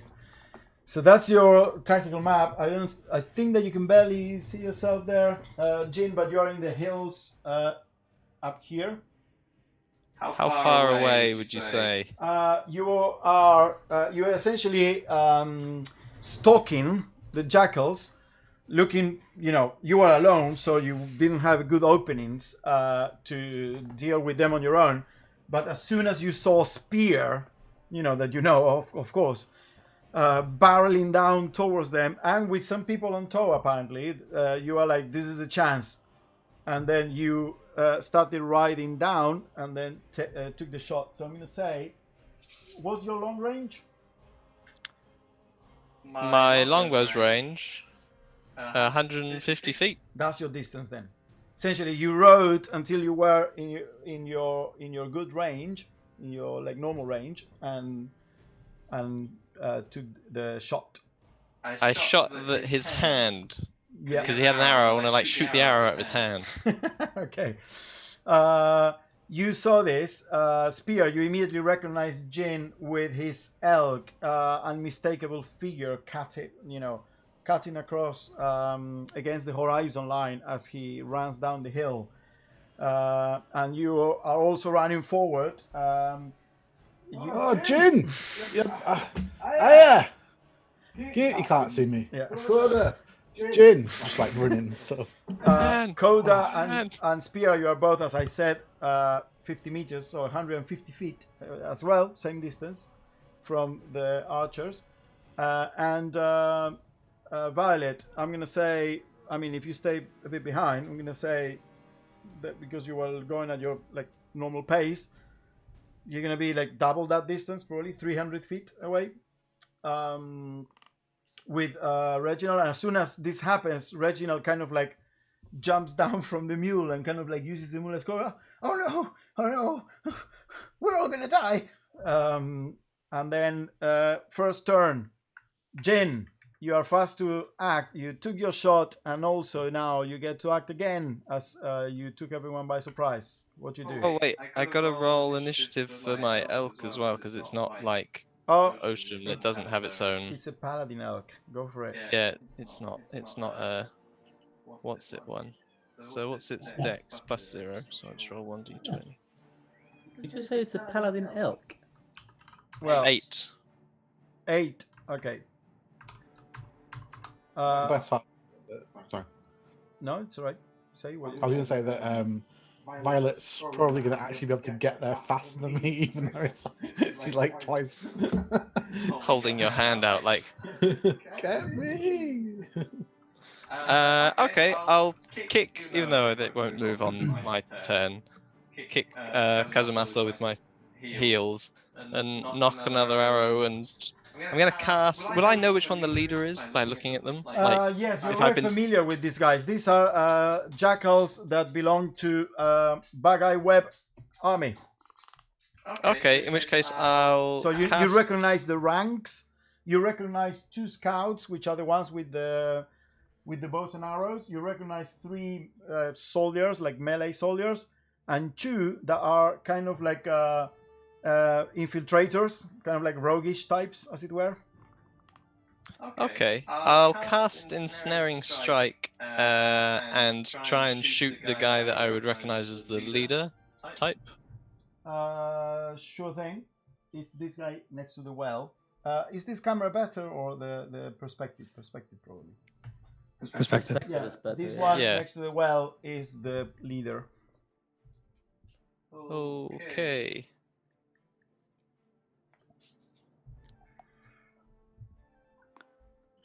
So, it's not great. 15. I got +6. 15.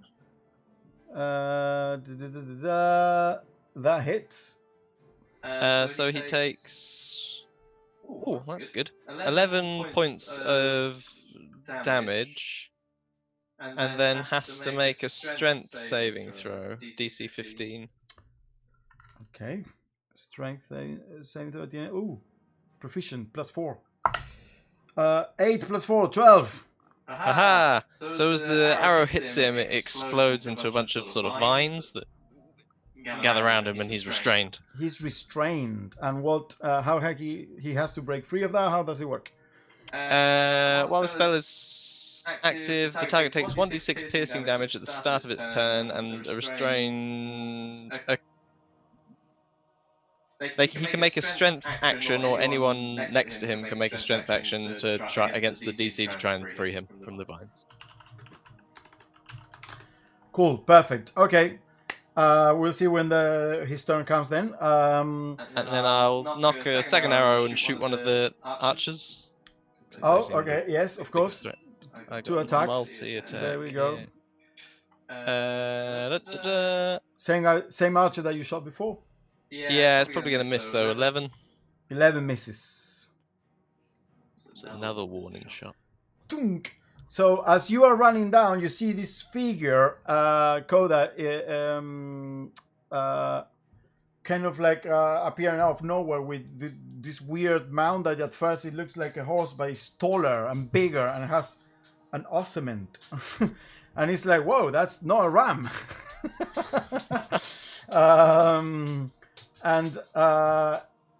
Yeah, but before that, it is their melee guys' turn, and they are a bit confused, but they see you coming forward, so they're gonna rush forward. So 5, 15, 20, yeah, 30 there. These two are gonna move here, and the other melee guy, which is this one here, is gonna move there. Actually, well, because you are actually further, so you are 150 from this. So 1, 2, 3, 4, 5, 6, 7. So this is 35 feet. So you are. I'm just gonna calculate the distance. These guys actually move and kind of like set a barrier there, and they are going to. You are at 120 from the beginning of the board, as it were. So they're gonna take crossbow shots with disadvantage against 2 against you, Spear, because you're big. So disadvantage. First one rolled 15 to hit. No, sorry, 12 to hit. Really shit. That misses, I guess. Yeah, miss. Second one, even worse. And the other one against you, Koda, on horseback with disadvantage. 7, yeah. They all miss as they start shooting. The captain is kind of like giving orders. Shoot the guy on the... Oh, is that an elk? Shoot the guy on the elk! And it is now your turn, Koda. Okay. So you're 120 feet from the beginning of the board, if you want to calculate things. Okay, so I'm with a horse. Mm-hmm. The horse is gonna move forward. Sorry, didn't hear that. Did you say something else? No, sorry. Are you talking I'm to getting us? confused. Yeah, no, sorry. I'm getting confused between the camera of Twitch and the actual camera on Zoom.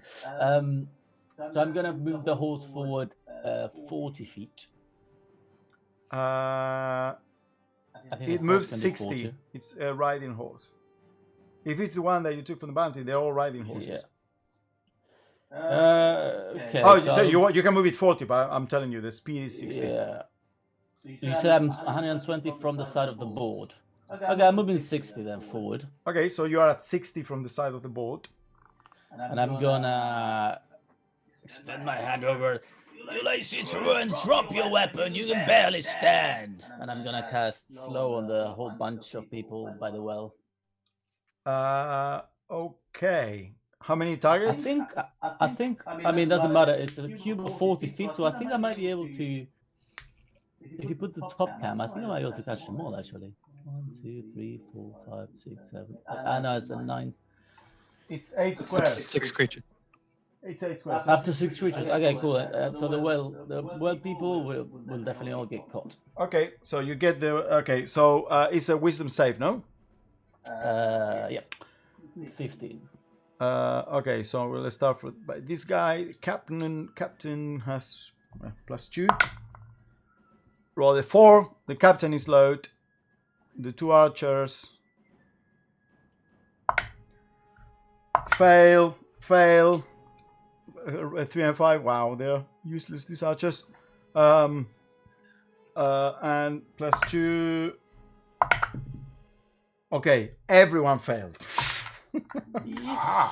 So all these guys here, they're all slow as you kind of like I don't know, do a power chord on your lute, like and you notice all of them being with the spell taking effect. Scorn, you better take the ones at the front, or we'll be in trouble now. Violet, you are 300, so you are sorry. If they were 120 from the edge of the board, and you were another 270 from the edge of the board. Okay, I'll just turn to Reginald and tell him to keep your distance, and then I will. Can I dash and attack because I'm riding a horse? Is that how that works? Yes, the horse uses your movement. It's speed, but your movement action. Right. So I can do like 120. You can do 120. Wait. And still shoot. Can you, if you dash with the horse, does it take your dash action as a player? Wait. D&D dash with horse and attack. That's the rule. Mounted. What it continues to. Mine was a special thing because that's part of the rules of the what's it thing. Oh, I thought you could only ride yours because you happen to be a gnome. Oh no, but in terms of the using the, I had to use my bonus actions and stuff to control it. And then a paladin's horse is different because its intelligence is higher and you can mind link with it. Yeah, but I don't know. I think if you wait 1 second. 1 second. I don't know if you dash with the horse. I don't know if it uses your action. Run and dash. You can either control it so its action can take place on your initiative. You can. You're right. If you choose not, okay. I think if you dash, it's your entire movement. So it uses your action. Okay. We'll dash then. Yeah, because it needs to be an intelligent mount or a mount with a telepathic link in order to have that level of independence. Because you kind of like have to concentrate on dashing the mount, and that uses your action. It just replaces your movement, so you have the movement of the horse instead of yours. Okay, so you dash 120. So Yep. you are now 150 from the edge of the board. It is now the bandit captain turn, jackal turn, and he will. He doesn't have a ranged weapon, so he will.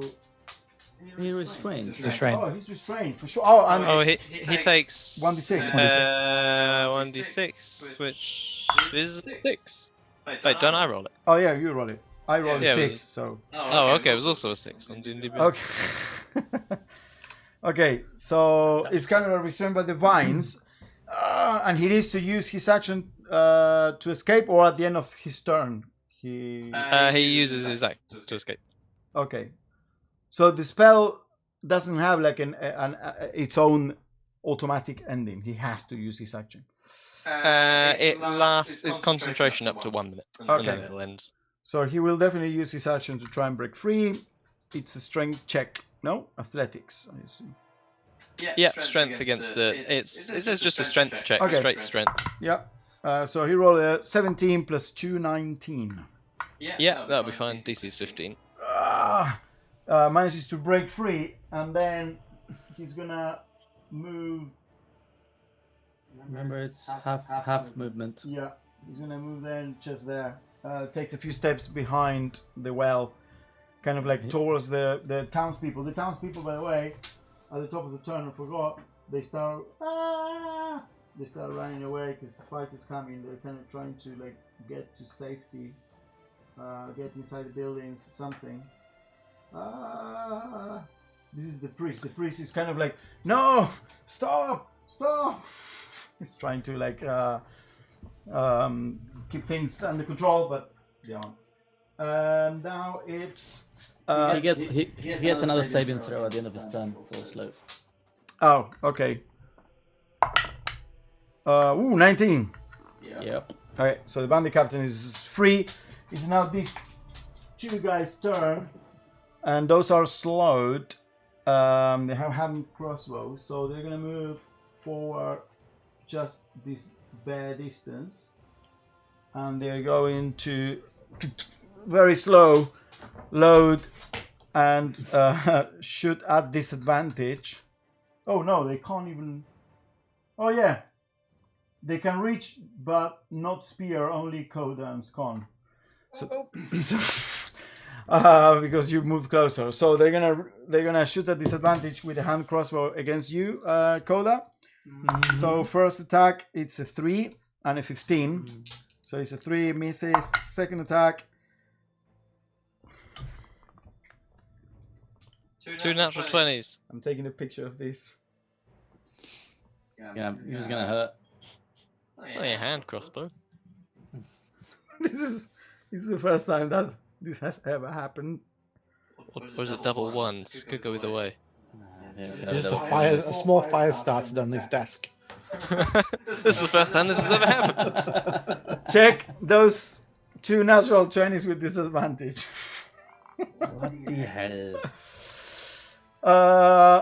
Aims the hand crossbow, and you, as you're riding forward with your slow. I duck. Scon, take this one for me.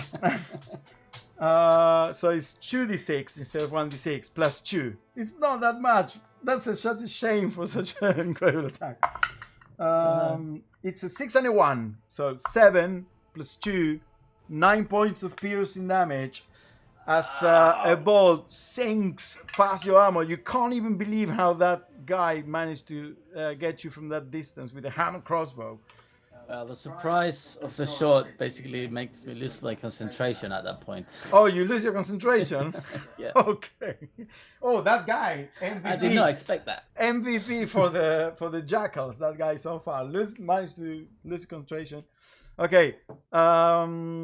They do that, and now it's the scouts' turn. The scouts, hearing what. And then do you have another 2 shots No, it's from the other 2 guys? Oh, sorry. Okay. These are the 2 guys that shot with a hand crossbow, and now it's the scouts' turn. The guys with the bow and arrow, and they God damn it! are gonna turn towards, as per the captain's order, towards the guy barreling down from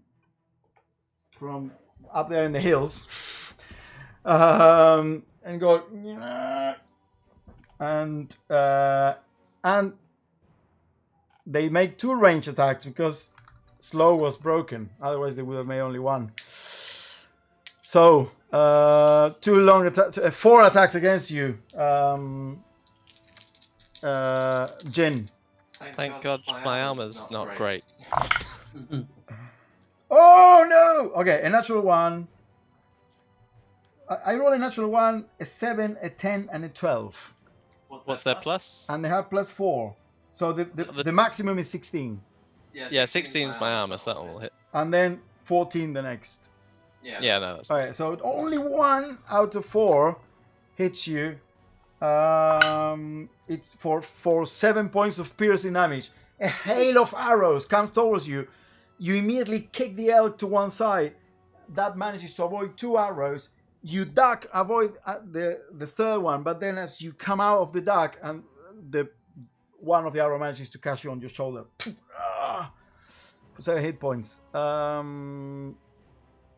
It is now the elk turn.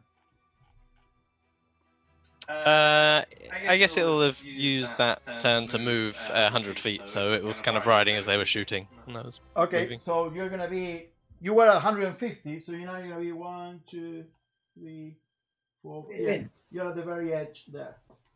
At the very edge of the board, at 50 feet now. Coming down. Scone, you're up. Koda just got shot by a crossbow bolt. You are 60 feet from the edge of the board, so you can calculate from the edge to any guys there.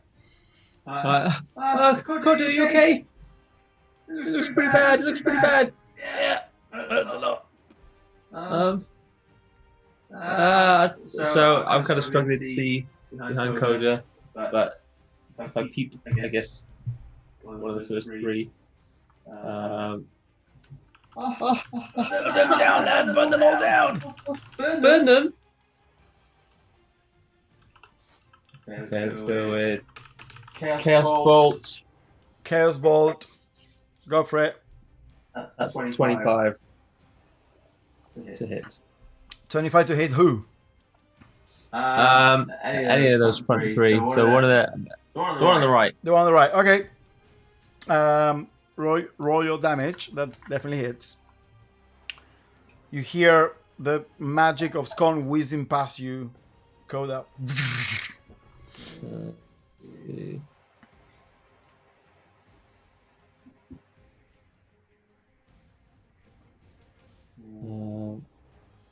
9 damage, and it is hopefully one of those fire. No, it's going to be lightning. 9 lightning damage to the one on the right. Yeah, like a lightning bolt shoots from your hand. You call it kind of like. There's this weird smell of ozone next to you, left by the lightning bolt as it streaks forward and hits the guy. There is a bit of sparks flying there as the guy kind of like readies himself for your charge, shouting. It wasn't fire. I'm sorry. And Spear, your turn. Sort of seeing Last one in the round. seeing Koda like chasing ahead and getting shot by that crossbow bolt. You bastard! I'm gonna have you. Just keep running, just dashing. Okay, you dash 60. So you are now 60 from the edge. Gonna be a while. Jin, you're 50 feet from these guys. Mute. I'll yank the arrow out from my shoulder as I throw it, draw like a sign kind of in the air, and little dots on my arm, and I guess from that distance you'd see just sort of glow, and I'll cast Shield of Faith on myself. Okay. And it also casts it on Kazumasa as well, who I will kick and order to charge forwards at the archers as I knock another arrow and shoot the one closest to the well. Okay. Yeah, you see kind of like a bubble enveloping the elk and the figure on top as it charges forward. And it is now this guy's turn. Wait, no, that's a bonus action. Oh, sorry. Yeah, but first shot's probably going to miss. It was 11. Yes, that misses. And Who are you shooting? 12 for the next one. The guy next to the well? So the two... The archers, the yeah. archers, So the okay. guy. Yes, both miss. You hit the ground. Well, time to re-roll. This isn't working. These 3 guys here, they reload their heavy crossbows and aim at the people right in front of them. So first one will attempt to hit Koda. You're now in range, so it's a normal attack. But it rolled a 6. And the other 2 that were shooting before, we will shoot at you again, Spear. Oops. and that's another 6, and then the other one is 15 total. Misses. It bounces off against your armor like pong against the metal plating. They're just, it's all shooting at this point. As they don't like that you are getting, so they take 3 steps back as they reload. Hold them! Shouts the bandit captain. It is now you, Koda. So how far are they? So you are 60 from the board. So 1, 2, 3, 4, 5. So 95. Sorry, 85. Don't get gone so close to those arrows. Okay. Would I know like how far is the range of their weapons?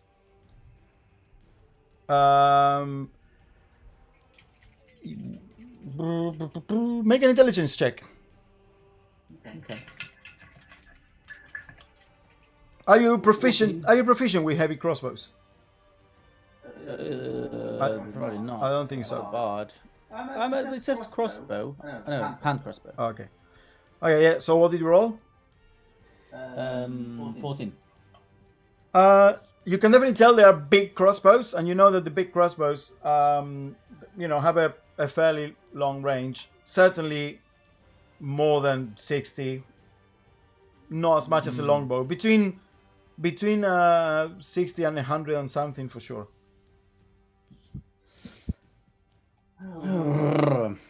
Okay.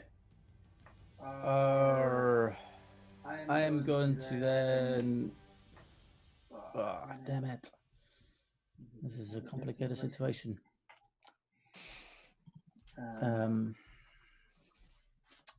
It's. Are those bushes on the side of the board? Do they offer cover? Yeah. Okay, I'm gonna basically take the horse in direction of those bushes. Okay. Just right on the edge of the board. It moves to try to 60, get cover. and you were at 60, so it essentially you can reach now. You are on the board now. Yeah, but on the side of the bushes, I suppose. Yeah. Right? So I get cover. And I basically, when I get there, I'm just gonna. If you're not, either they don't have a cover if you're on top of the horse. You need to dismount because you're too tall if you're on top of the horse. Okay. I didn't realize the bushes were so. It's kind of like a hedge. Okay. I'm here now, you fool.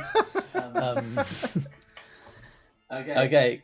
You see a free action to dismount? You can use your own movement, so you can.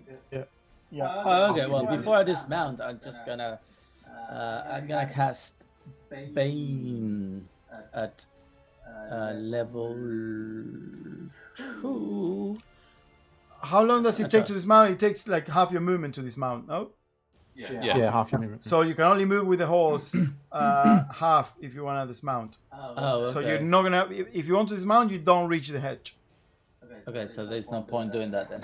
Does it definitely use? Because each of those things has their own, like the horse has its own initiative, so it has its own movement, surely. Only if you're not controlling it. There's 2 types of riding, and you can basically let the horse do what it wants. In that case, it has its own initiative, or you control it and then it uses your initiative. Yeah, and it uses your movement. If you want to control it and say do this, then it takes your movement because you're actively spending time, spending effort doing that. The horse can use your own movement, and then you have that on top of it if it's an intelligence creature, or if you just let it do whatever he wants. That's why I don't have a Okay, I'm horse. just gonna basically ride a horse by the hedge with his 60 feet of Okay. movement. And then I shall just go, Scott, get behind the hedge! Whilst I am on top of the hedge, I say, I'm here, I'm there, I'm here! And I'm just gonna cast Koda's Dancing Pulse, and there's gonna be 4 of Koda's just like on top of the hedge, basically gonna. Okay. Which one's the real one? The one on the horse. I can't see the horse. It's behind the hedge. I can only see the top of me. Yeah. 1 second.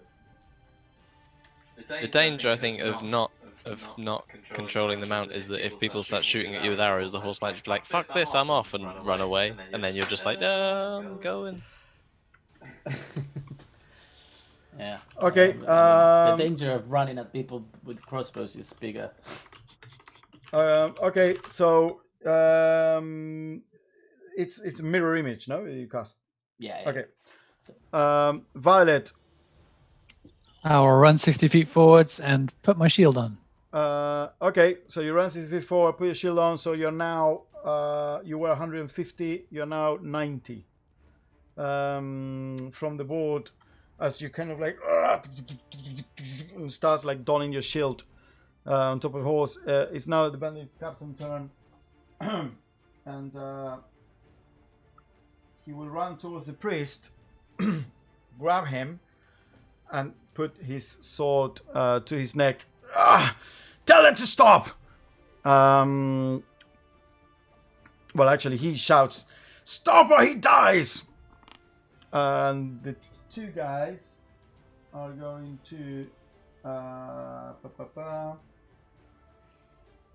you spear are 60 away.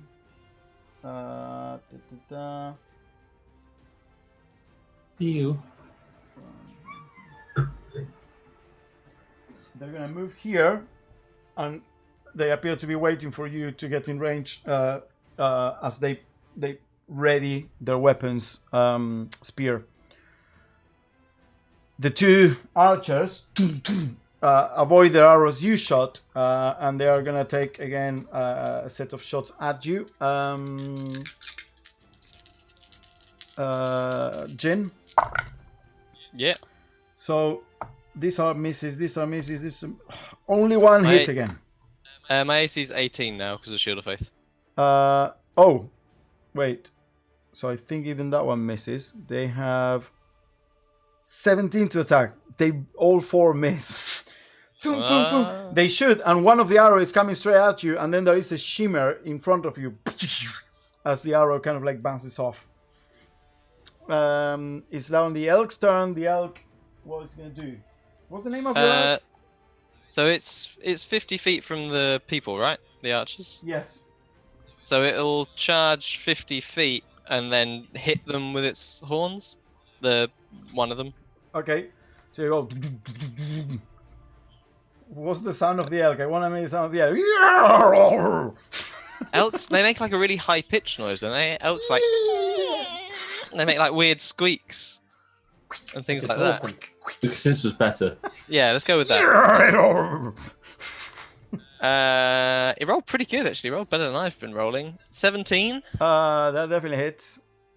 And then I think it's got, if it charges 20 feet, then it takes an extra 2d6 damage and has to make a DC strength check. So it takes 8 points of damage, and he has to make a strength check to see if he gets knocked prone. Okay, wow. Correct. Natural one. Yeah, they're knocked prone. You hit it, send him flying to the air, and then falls prone down to the ground. His bow next to his side. That's what the elk turn. Scon, you are up. You're on top of the horse with Coda at the moment. Jump! Just you want me to get off? Get up, take cover, lad. Start trying to tip myself over. Okay. Okay. You tip over. Yeah, just kind of flop off. Yeah. Okay. And then kind of like crawl into the hedge and poke my head out.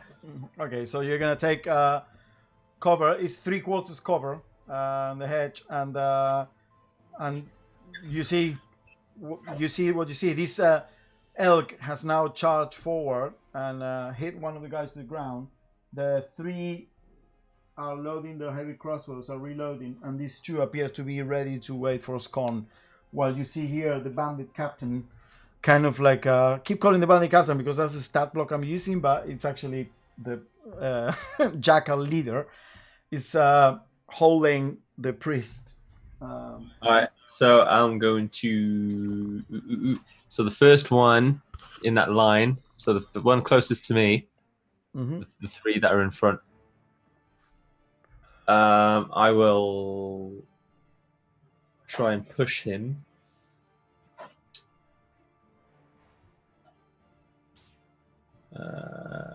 So he has to do, what is it? DC 14? Yeah, he's got to do strength 14 save. 14 save. Strength to the ones near you, right? Yeah. That's actually 13. Oh, and I just rolled a 6. So 5 times the 6. 30 feet away from you. So 5, 15. I was hoping he kind of hit. It would be like a bit of a domino effect there, but I guess it would go that way. What? Sorry, what did you say? I was hoping it would be more like a domino effect. If I could. So if I position my head out, sort of more, so they were No, more but in the line. you can only push them directly away from you, or can you push them on? I know, but I want to poke my head out so I was more in like. Well, you have to be here in order to push them in this direction.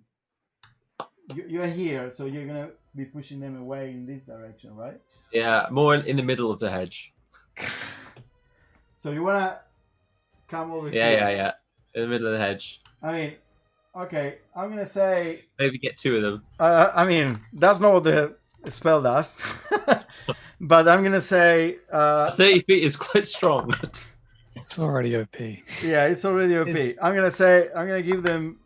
Yeah, basically bounces against this guy and then cartwheels towards here, but this guy stays in his position.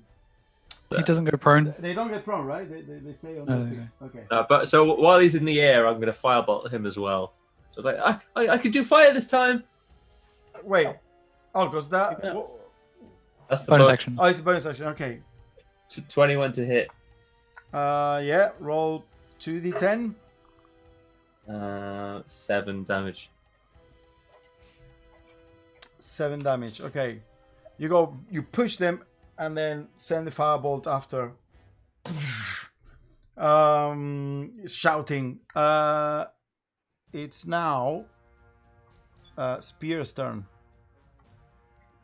I swear, fucking. Come on, I'm coming. Just keep running. I used to be a lot faster than this, I'm sure. So you Out of you shape, ran I'm your sorry. 60 feet. You were at what distance before? I was 60 off, so I'll Yeah. just get to the edge, basically. Yeah, you get to the edge, and as you get to the edge, these two are was it? going to take the opportunity attack against you. Was that right? No, wait. I was 100 and... How much Oh did no, we wait. start with? The 150 started. We were 150 off the edge of it, though, or 120 off the edge. 150 away from there, it was 150. 120 off the edge, so I've run 60. Yeah, I'll be at the edge, yeah. yeah, It's you'll just be at the 30 edge. away still from Not the everywhere, opportunity yeah. attack. Sorry, the ready action against you. Yeah. They were ready in the action.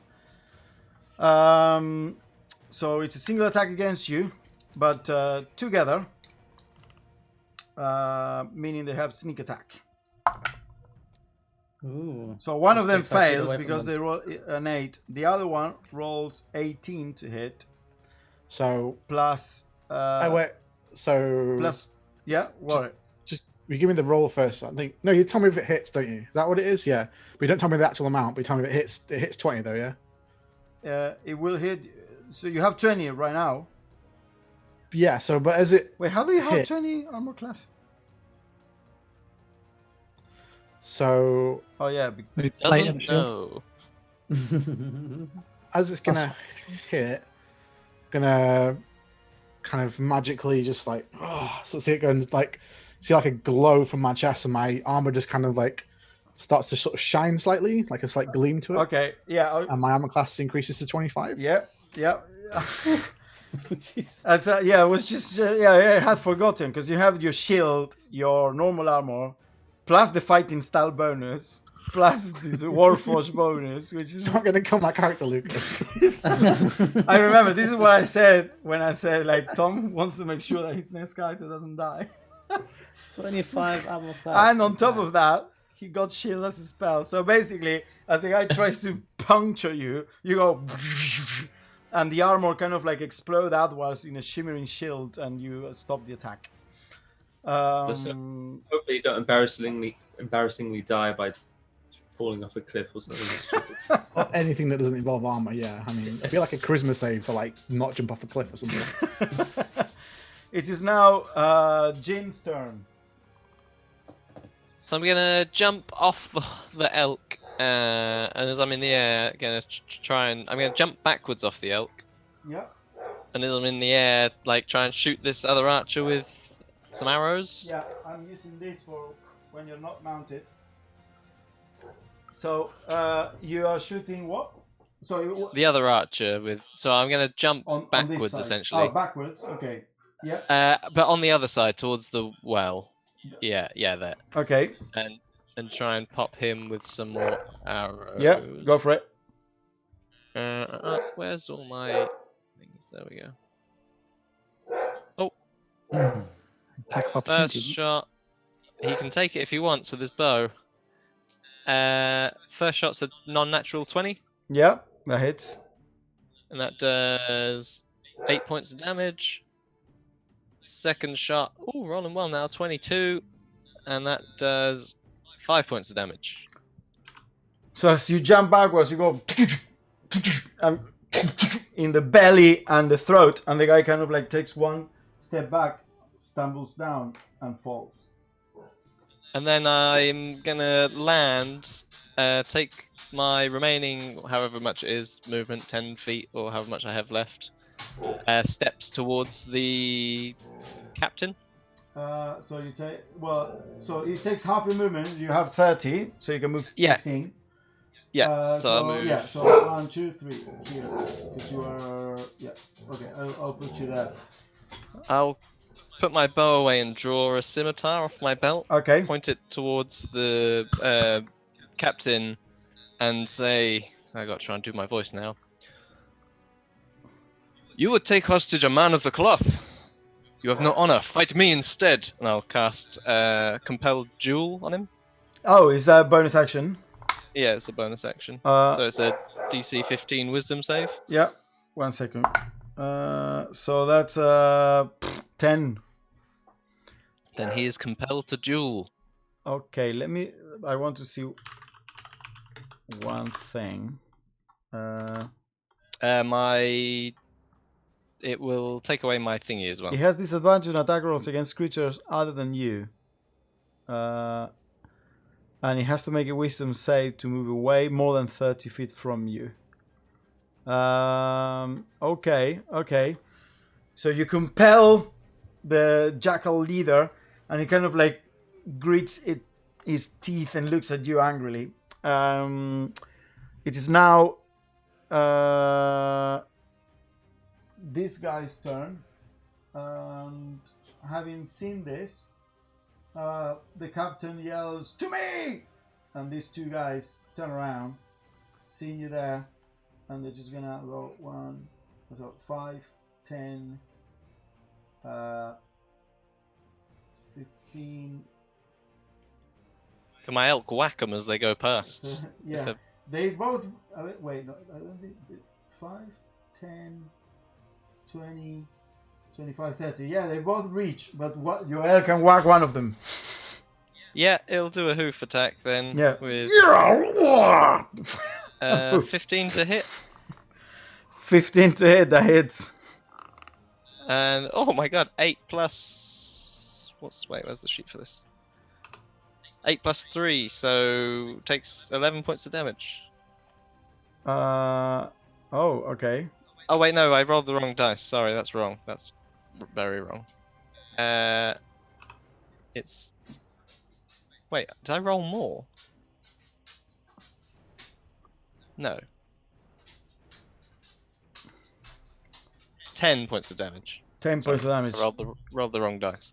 The other hoofs, one of them as it goes, like stands on its rear, its back hoofs, and then and hoops it down. Okay. So those two are gonna make attacks against you. They both have 2 mace attacks. They grab their mace and they try to whack you. Cowards. So It's like the police. 2 miss and 2 hit. Okay, yeah. So because I roll like 16 and 18 on 2 of them. So You take I keep my concentration on compelled duel though. You take 7 plus 2 plus 2. That makes it 11 points of bludgeoning damage as they mace you like in the shoulders. Like, poof, poof. Oh, you're kind of like trying to protect yourself from the hits. It's 2 concentration saves. Yeah, I rolled a 18 and then a 8. This one is going to run, sees you, Scone, that shooting from the hedge. He's going to run 1, 2, 3, 4, 5. He's going to dash towards you. You fucker! You little fucker, come here! He's in a range from you. You're on the other side, but the hedge is in between. But you can go through the hedge. It's difficult terrain. So, you have him in range, essentially. He can't hit you this time, though. Coda.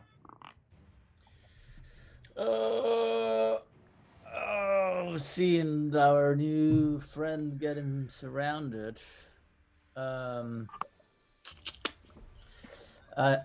going to.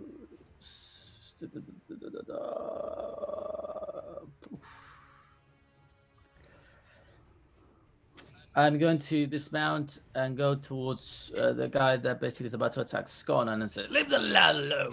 So from the other side of the hedge, it's kind of like both from this side and the other guy on the other side. I'm gonna get you, and you're like, "No."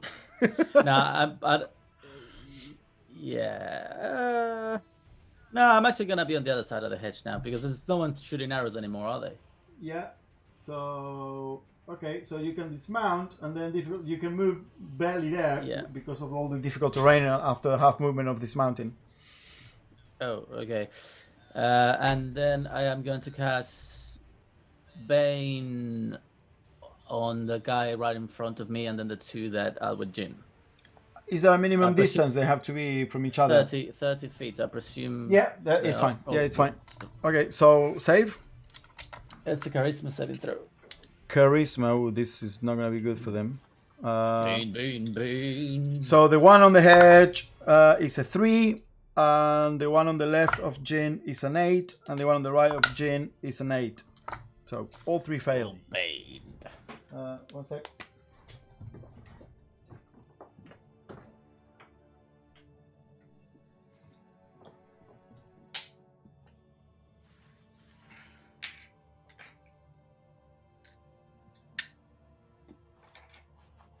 Anyone else tempted to try and shove someone down the well?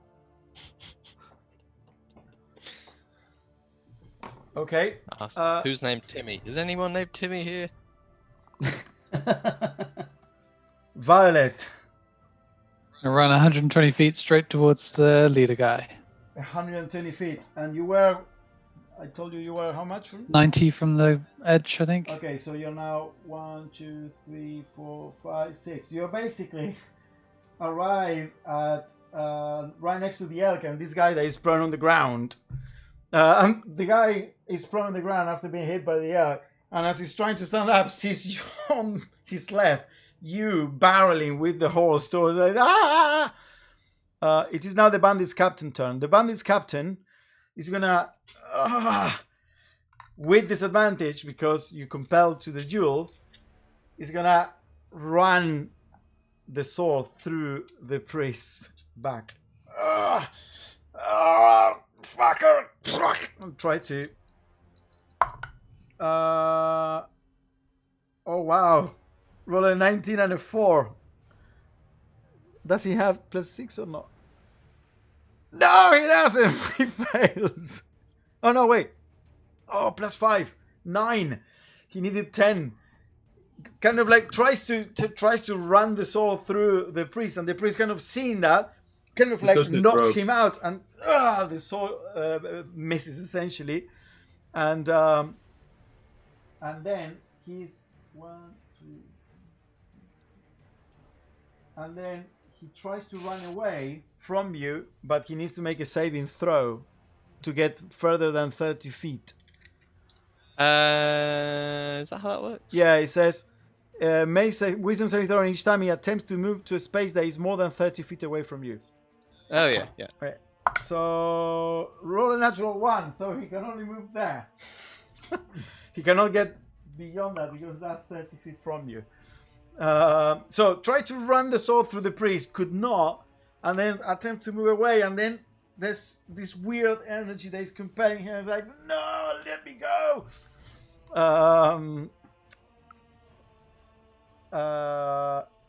Oh wait, he attempts twice to run the sword through the priest's back. Runs back. Actually, No! I rolled another 4. Misses both. With disadvantage. Wow, that compelled you to actually save the priest's ass. Because, yeah, he had 4 hit points, the priest would have died. It's now this guy's turn. And they're going to be attacking you. Scon. 2 melee. Spear. 2 melee attacks each with their short swords, and sneak attack if they hit.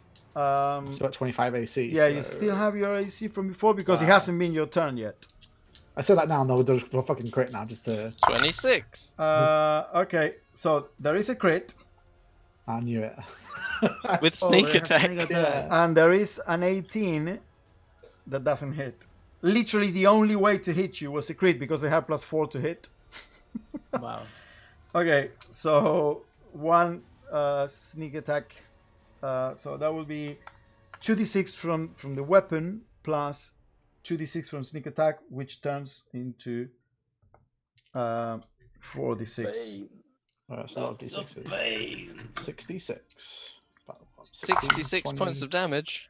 So you take 8, 9, 13, 16, 19 plus 2. 19 plus 2, oh my god. 21 points of damage as they are like chuck, trying to get you, and you're like zoom, zoom, zoom, and then one of them somehow manages to go past your shield, and the short sword kind of like sinks between 2 of your plate armor like sections and goes inside, and you can feel it like tearing into internal mechanics. You bastard.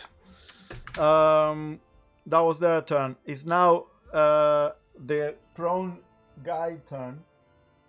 He's gonna stand up, sees you coming towards her with the horse, and he's gonna disengage and just move out of the way, because that only makes sense. I mean, he's fucking surrounded by beasts.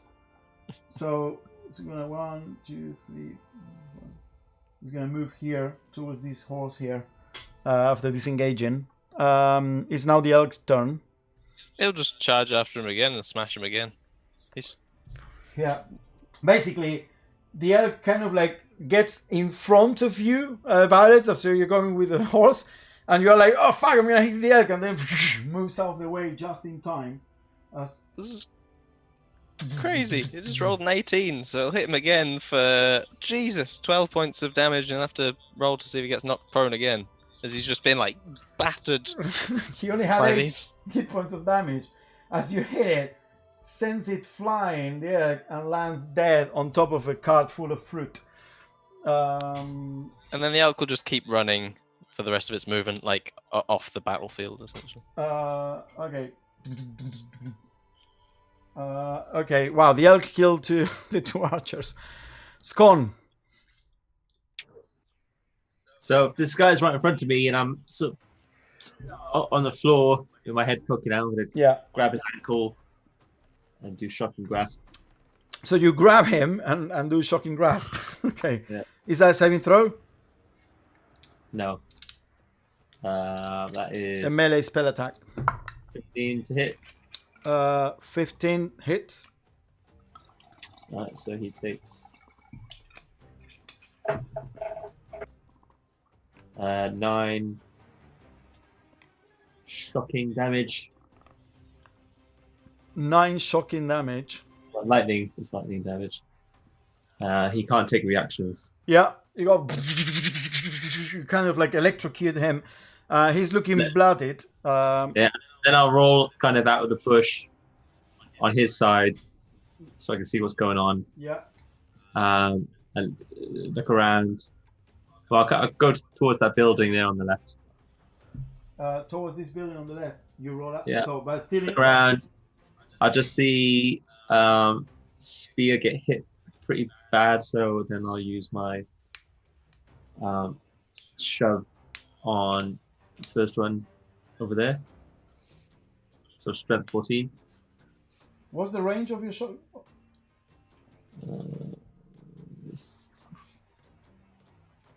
That's 30. I think it's too far away. But yeah, it's too far away. Okay, then I'll do it on the one nearest me. That's fighting. So what? New guy, what's his name? Jin. This guy. Yeah. All right. Well, so is he? What was the save? Strength 14. And after all the D4 now, so I just Yeah. Strength +2. Roll is 17 +2, 19. Okay. You try to shove and the energy hits him in the back, but doesn't move. Get away from them! Spear. I don't like fighting people. I'm gonna have to kill them, but you bastards. I'm just gonna put my hand up in the air and kind of green flames start to kind of cover around my arm, and then from nowhere, like a hammer just like flashes into my hand, Yeah. covered in green flames. I'm just gonna swing at the guy that hit me. Okay. Yeah. You see this Kodan's con as this weapon apparates, covering green flame in Spear's hand. Go for it.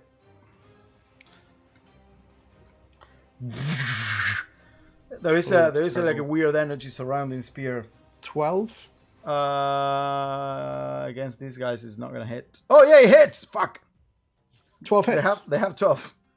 Oh shit, sweet. They have no armor. So They have just don't fucking know. That's a good roll. Okay, the first guy takes 10 bludgeoning.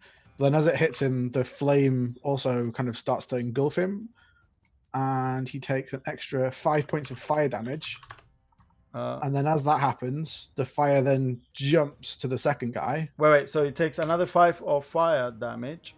Yeah, so 15 total. Mhm. And then the second guy, then it jumps to him, and he takes 8 points of fire damage. Okay. Oh yeah, that's the perfect use of green flame blade.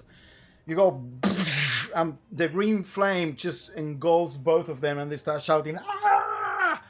One of them is really hurt. The first one you hurt, not the one that jumped. And then in. as that happens, I'm gonna, my chest will glow. And you think you can hurt me? Now I'll second wind, and heal for some amount of health. I won't let me roll now. Okay, I'll just roll that separately. Action surge. I thought that was good. Ooh, that's good. 9 + 5, so I got 14 points back. 14 points back. You, Koda, see that after these flames are leaping next to each other, target of Spear kind of like goes, and the plate armor, the integrated protection as a construct he has, kind of like starts repairing itself, like where it had been like pierced really badly by one of the short swords. You sure you want to stay around and find out what's going to happen to you? As all this violence is happening, suddenly a shrill scream pierces the air. And all the townsfolk immediately like go down to the ground. No! It's the end of the world, it's here!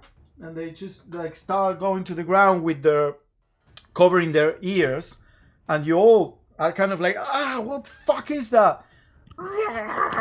It appeared to be centered around this area, like right in the middle of the village, really, really close to where you are, Violet and Jin. Just this horrible scream piercing the air. It sounds a bit like the Nazgul in the Lord of the Rings, that kind of scream. It's the elk. There we go. That was what is it called in comedy? A throwback? No. The elk No, apocalypse. throwback. That's callback, throwback. Yeah. Okay. Jin.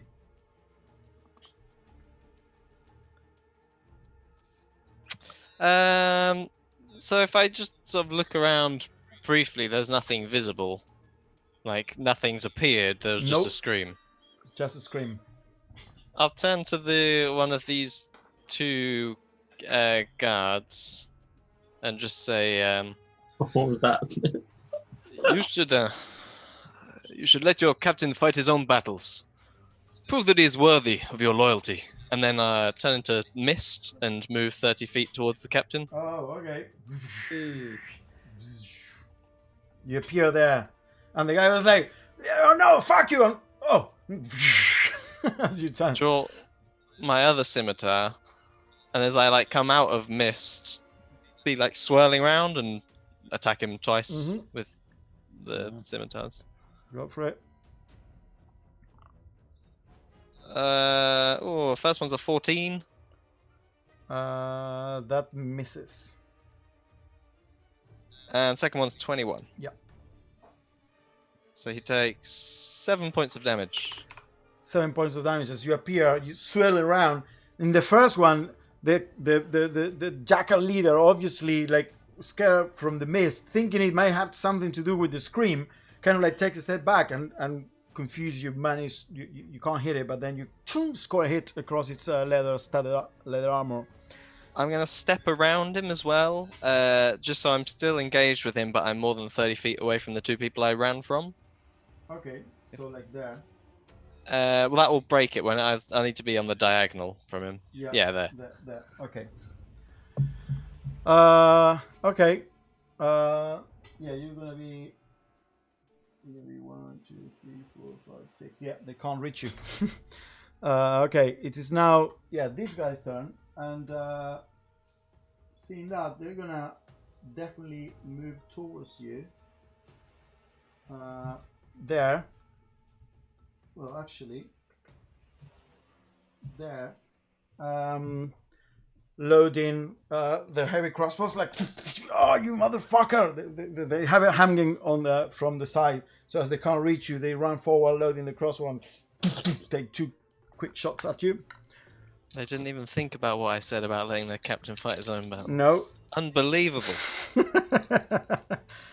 They only have +2 because they And don't have they a lot still of have no dexterity. Oh no! They rolled a 2 and a 3. Boom, boom. Yeah, it's just we're letting him fight his own battles. I hit them out of the air with my scimitars. Yeah. Tunk, tunk. It is now this guy's turn, and he's gonna turn towards you, Scon. You motherfucker! Grabs mace and makes 2 attacks against you, Scon. That was quite the insult for a child. Okay. Or compliment, really. So guess, depending I on the game. roll a 10, which is a 14 in total. Does that hit? But he's got Bane. Yeah, but I'm gonna shield. He's got Bane anyway. Well, okay. Okay. The other one. Oh, yeah, The other one is a natural 20. Right. Got Bane? So the Bane is at -d4. Yes. So 4. Yeah. So the first one misses. The other one is a crit. So is that a minus D4 on that one as well? No, No, it's a crit. Crit doesn't get modified by anything. Okay, there's no point shielding either. I mean, you can still gonna crit. Yeah. So you take Great. 7 points of bludgeoning damage. Not a lot of damage, this guy. Wait, if you don't shield, doesn't the first one hit you as well, though? No, because of Bane. It was 14 minus 4, so it's Yeah, 10 it can. total. Isn't George's AC 10? No, it's more than that. My AC is 12. Yeah. I was forgetting you got Dex. haven't you? So manages to hit you across your shoulder. Not a ton of damage, 7 points, but it does kind of like unbalances you. Coda. Upon seeing this, I'm just gonna go straight behind the guy and I said, "I told you to leave the lad alone, you jackass!" And I'm gonna try to score him on his back unless he turns around. As you can to him, yeah, he's going to turn around. But I'm gonna withdraw my other scimitar. I was. He can't take reactions. No, has he already has his status. turn. Oh wait, was it until my turn or his turn? No, I think it's he can't take reaction until the Until reaction. it starts with Evan's next turn. Yeah, Yeah. So he can. he can. But Yeah. now he cannot take reactions because he just took his reaction. Yeah. Sorry, I'm gonna roll. And that's a 16 plus Yeah, hits. whatever. So it's a hit. So that's gonna be 6 points of damage plus 4, if I'm not mistaken. Yeah, that's 10 points of damage. You go. You cut across the throat, and it's kind of like stumbling, still alive, but it's just bleeding now from an open throat. you It's son of a really, gun. really hurt. All right, so I'm gonna with the other scimitar, I'm gonna just try to finish him off. Go. Oof, nope. 12. They have 11 armor class. Ooh. All right. Well, yeah, 9 points of 9 points of damage. Yeah, and with the other one, you run through his chest. You cut through the throat, run through the chest, and the guy kind of falls to the knees, and then to the side as you pull your interrupt. And I'm gonna look towards Jin. I'm gonna look at his scimitars. I'm gonna look at mine. I see we got competition here. I think I've used mine more than you, haven't I? At this point? Hey, I just got my 2 bloody scimitars. Violet. Just did a good one. Oh, so, Lucas, Yeah. sorry, and I'm gonna use the rest of my movement to move towards Jin and all the fellows he's got.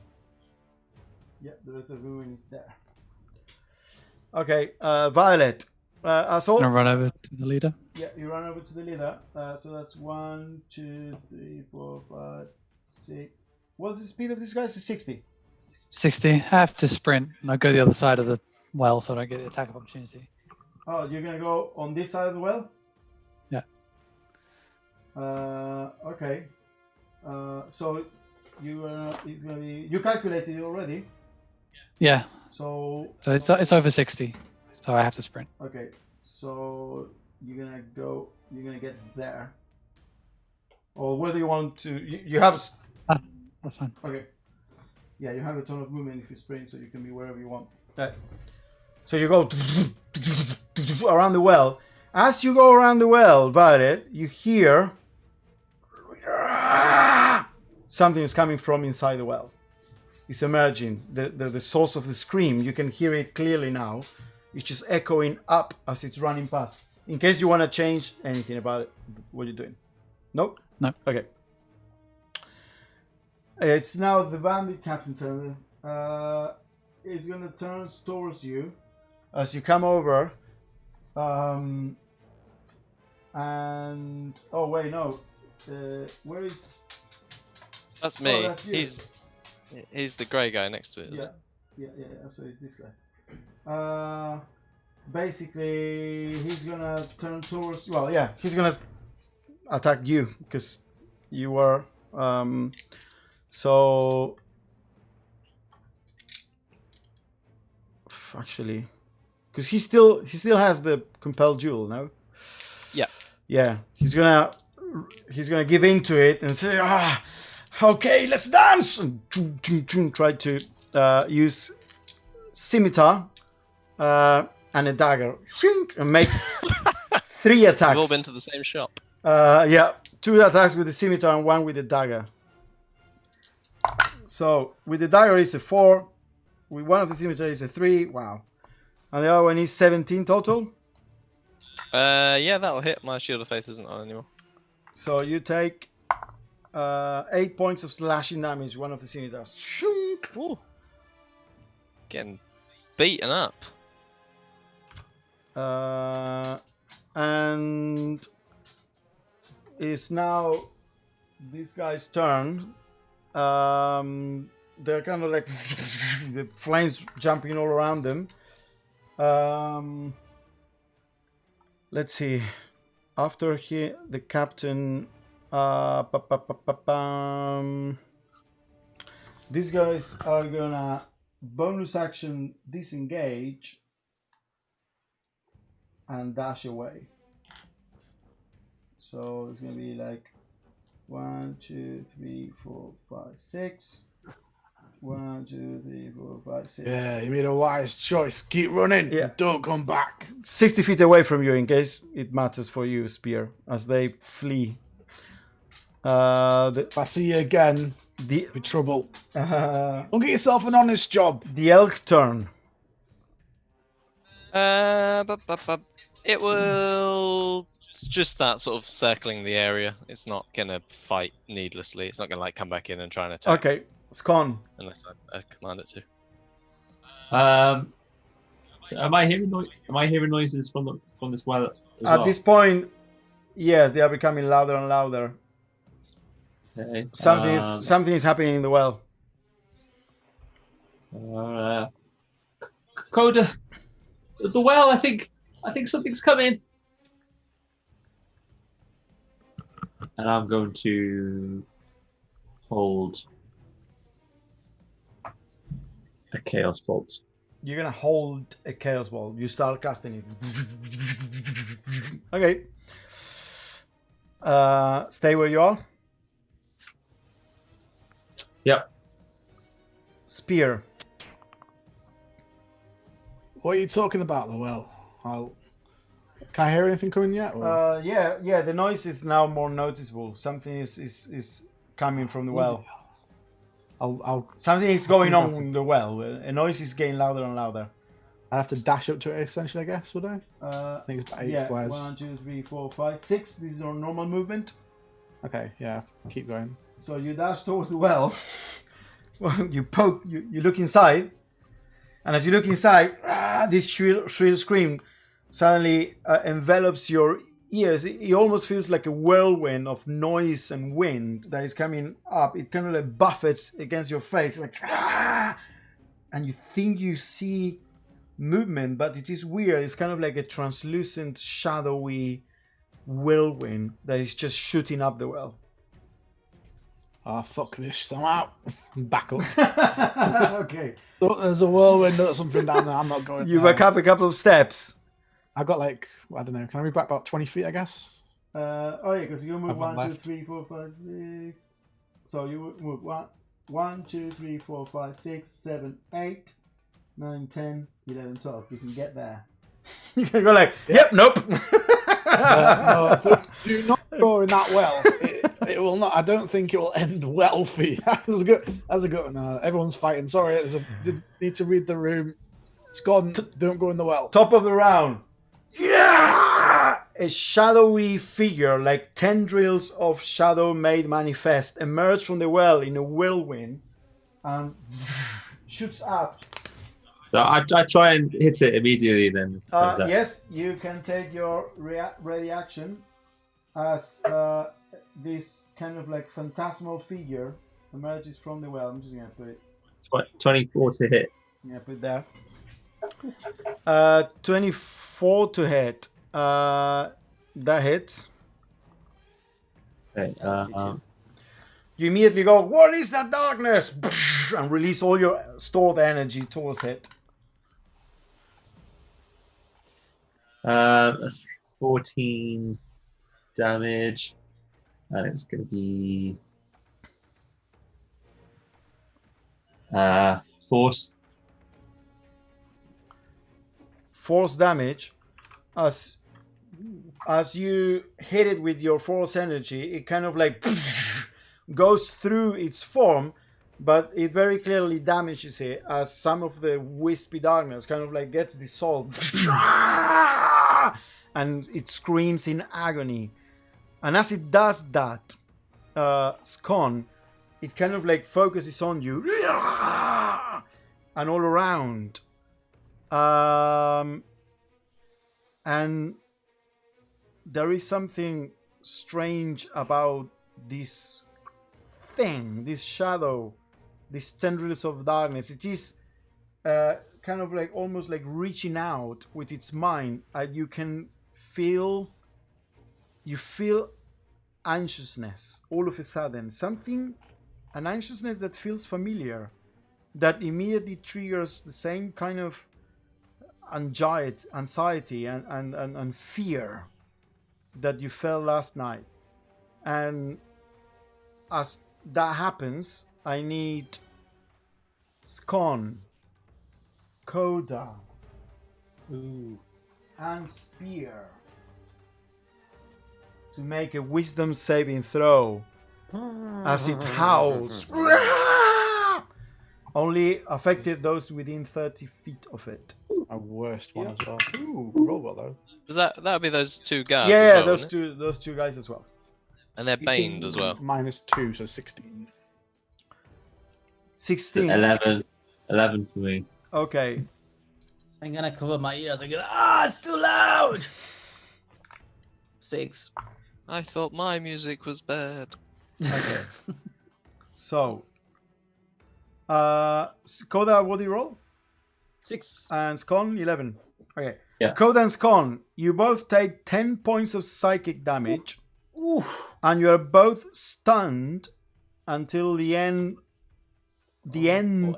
of your next turn.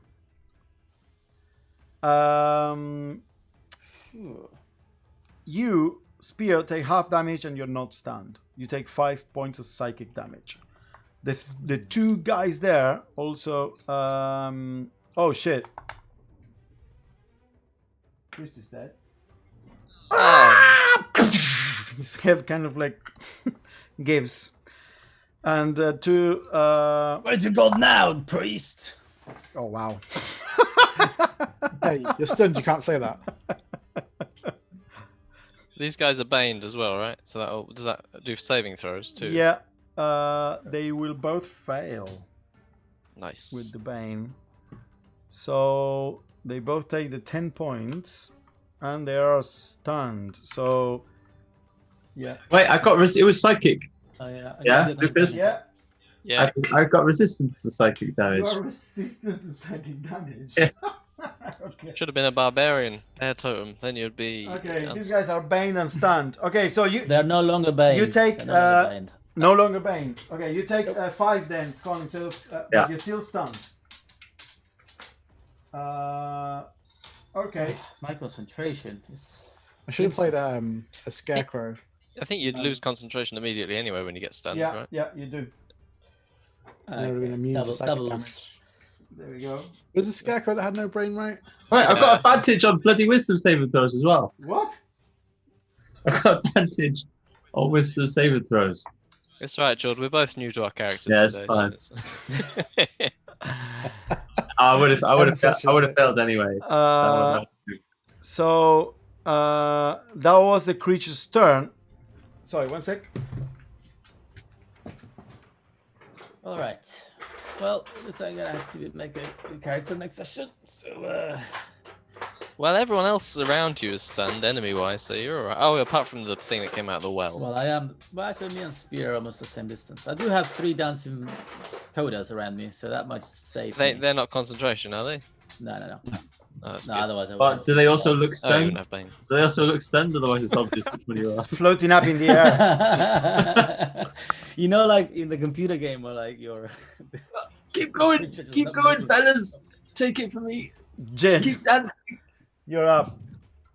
Amid the confusion, then I'm gonna take like a.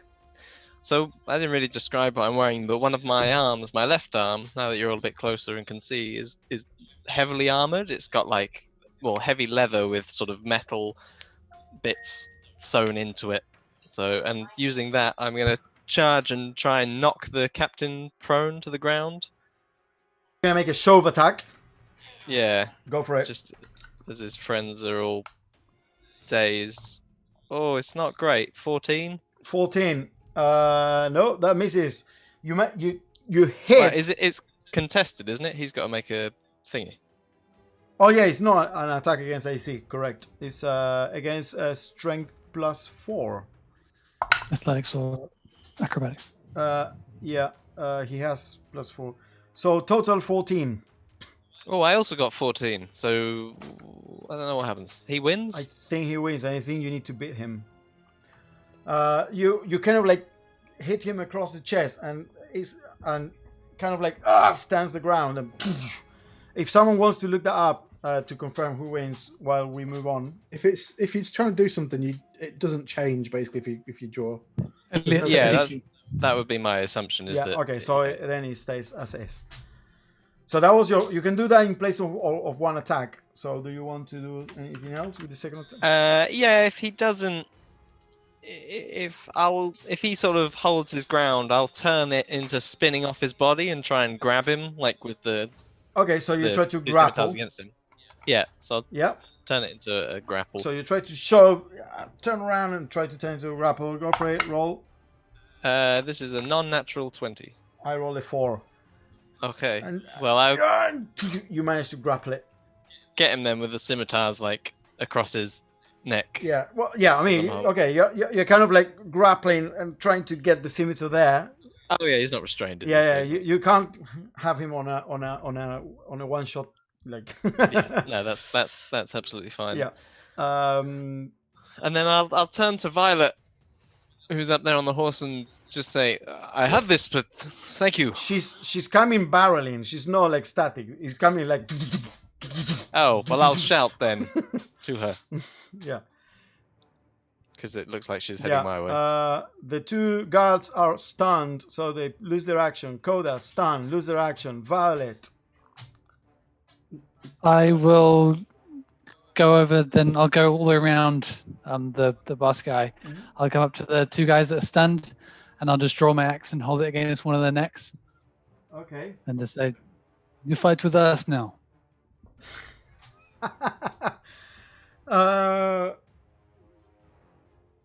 Make an intimidation check. You can make it with strength. Persuasion. Okay. So, well, it would have been 20 with charisma, so Like 20, plus 4. 20 something. The two guys have dazed. Well, they are just now recovering right before you from the stun, and they look at you, and they look at the thing. What the fuck is that? And you get the feeling that they will definitely not attack you, but they are thinking more about running. Well, I just keep staring at them, and I just Yeah. press the blade against their neck as they're kind of stunned. Yeah. Anything else? That won't count as an action. If you still have an action, if you wish. That's all I want to do is Okay. get them in the fight. Okay. So you're keeping one of them at bay with your axe. It is now the leader turn, and the leader, you have him on a grapple, and the leader is kind of like temporarily forgot about you, even though you're in a grapple, and they're like, "What the fuck is that? Let me go! Let me go!" And he's trying to break the grapple with one attack. Don't roll. Roll a natural 1. He's gonna try again. Oh no, they don't have. Oh yeah, it's It's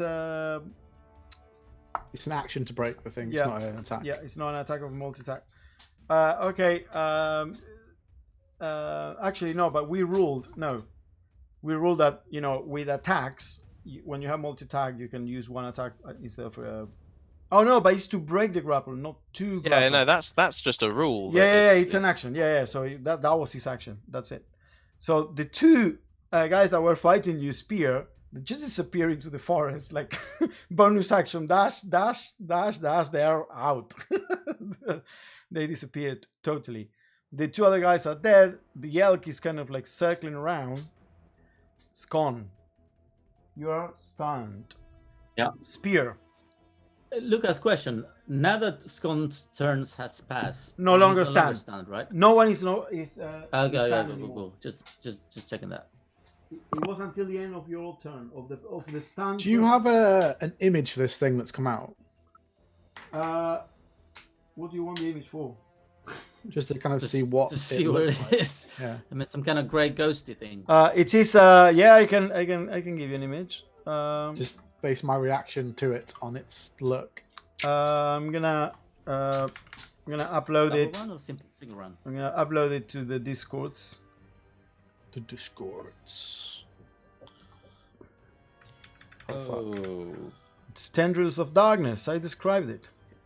Yeah, I know, but you your described it dress. like translucent at one point. I wasn't really sure. Yeah. It's kind of like it's kind of translucent because light filters through its shadowy figure. Okay. No, not again. No, Coda. Oh, I'm gonna run up to Coda. Oh, wait, I understand now. What? I understand now. Spear. You're a robot. Make a wisdom saving throw. Sorry, you reminded me. Yeah, that's what I thought. Yeah. Oh shit! 5 minus 2, 3. Yeah, this doesn't mean so. This definitely triggers your PTSD. And here's what happens: you have the option of cowering in fear. I'm gonna give you the option, or enter into a rage and go, not a barbarian rage, but essentially having to go and attack it for your fallen comrades. It's up to you. Can I go into more of a defend my, like, get people out of there kind of? No, rage? because you fail your saving throw. I'm going. I'm sensibly angry. I'm going into a defensive berserk stance. You can either. This is the mechanic I'm implementing. Either you are afraid of it by the normal rules of fright, or Okay. you have to go in and attack it. And it is Alright, up to you. You pick where the numbers lie. I'll just roll a d20 and you tell me which one. What do you mean? Like, you just like pick how it triggers it. Like, like 1 to 10. You Wants to flip a choose coin. 1 to 10. Okay, you want to flip a coin? Okay. Yeah. Okay. 1 to 10, you flee. Okay. Ooh, 13. There you go. Immediately, your face contours into the anger at the creature, or one very much like it, that did what did to your brethren. Get away from them. Get away from them. How high up is he? Yeah, you can't reach it. It's 20 feet up in the air. But it's like 10 foot off the top of that Yes, thing. I'm gonna say that you can climb. Actually, yeah, you can climb the well. And how high can you jump? Your strength, no? It's your strength score. Okay, No. so 17. No. Your Divided by 3. divided by 3. So, yeah. So if I got a strength of 17, basically, can I like jump off the top of it, grab him? You can try. You can certainly try. I mean, that's basically what I'm going to try and do. Okay, so if you want to jump and attack, you cannot do multi-attack. You only get one attack in the air. So only one opportunity of grapple or attack, but you can certainly do that. Okay, I'm just trying. Okay, so yeah, you go. You Koda see Spear go into like a crazed frenzy, take a leap off parkour off the lip of the well, and jumps to try to go through the creature essentially and try to grapple it. Go for it. Yeah. There's a 15 song in athletics.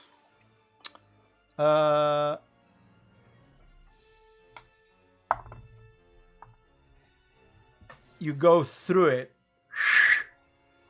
You can. There's nothing to grapple as you go past and just fall on the other side. Spear, you're trying to grapple a ghost, you idiot. Oh, stupid ghost! Oh. I'm just gonna my chest will just kind of like light up. Yeah. And then kind of like almost like a sort of sonic wave comes out directed at the ghost, and he needs to make I'm action saving, by the way, to do this. Oh, your action search. Okay, your action search, and what do you do? It's Toll the Dead, but so it's a Wisdom 12 save. Yeah. Okay. That's a fail. Roll an 8. So 2d8. Oh, 9 necrotic damage, I think it is, isn't it? Hurt already, so it's 2d12. Oh, 2d12 is it? Sorry. Yeah, it's hurt by Scon. Oh, nice. Oh, yeah, of course. My bad. It's not immune to necrotic damage. As is it? the energy Magic. kind of like wraps around the creature, 20 then. 20 necrotic it damage. merges with the creature, and you can tell it Yeah, did no damage at all.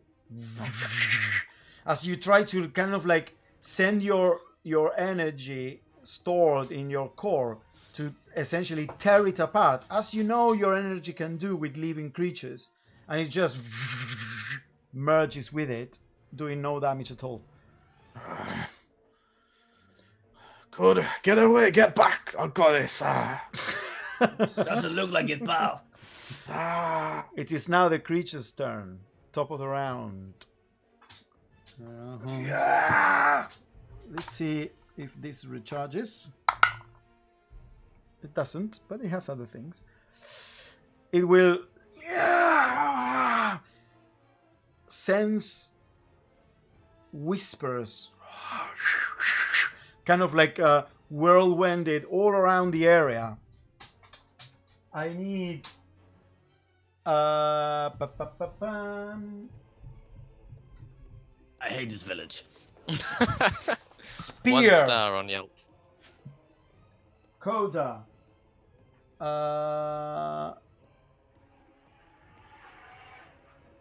No, sorry, no, not you guys.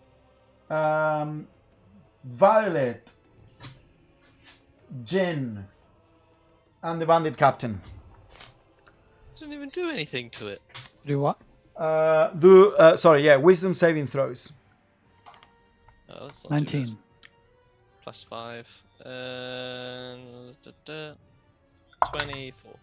10. Wisdom's like my worst. Yeah, no, it didn't do it to you, Spear. Everyone succeeded. Nothing happens. But as this whispers, this maddening voice kind of like enters your minds, you feel compelled to randomly attack those next to you. But you manage to resist the effect. And it is still floating up there. Yeah! And as it does, your Scone, you can still hear the anxiety and the voice inside you. No! No! The presence inside you is scared out of its mind. Jin, is your turn. Just a glance of this thing. Given, would I think it's like undead or fey or fiend or? As a paladin, you can immediately tell that this creature would be an undead creature. Okay, yeah, that's what I figured because it's kind of ghosty. I'm gonna use my first action to try and knee this guy in the back of the knee and get him on the ground again. So essentially shove him. Yeah, shove him down. That's not a great roll, is it? No. What do you roll? Let's hope Pete rolls worse. I rolled a 7. Roll an 8. Oh god. He was checking because he rolled a 4 and he's like, oh shit, but then he has 4. I rolled a 2 plus 5. I'm gonna try again. Yeah, I guess. you Double try to down. knee, and the guy is kind of like fighting you, but looking at the creature. What the fuck is that? Let me go! Go for it. Oh, that's much better. 24. Yeah, you manage. You knee, and the guy is distracted. Manage to hit the groin, and falls to the ground. So now you have grapple and So he's prone. grappled on the ground. Yep. Yeah. So I'm gonna sort of press my knee into his back and then put one of my scimitars away, Okay. and then holding the other one kind of just on the back of his head, looking at this thing. Okay. Those were your 2 attacks.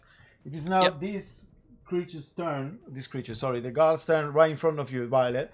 The one that you are holding your axe, that you very successfully intimidated. The guy is kind of like raising the hands, and he's like, look, just let me go. Look at that. Let me go. And the other one turns around and starts fleeing. 1, 2, 3, 4. I'll lower my axe and just like nod my head towards his friend. So you let him go? Yeah. Okay. At the moment you do that, the guy goes, fuck this shit! Yeah, they both just flee.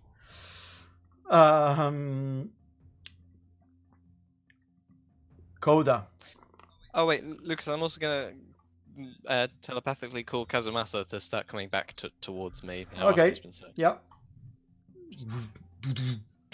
In the distance. Koda. The creature is 20 feet above me, right? Yes. Okay, so I'm gonna walk back, like right next to Scone, or maybe even further back if possible. You can go on the other side of the head. No, because difficult terrain, you wouldn't have enough movement at the. Well, just next to Scone, basically. Just be like, lad, this is your time to shine. Get that thing down from the air. So I'm gonna inspire Scone. Okay. And I am going to cast. I'm going to whisper, go back to the shadows, you foul fiend.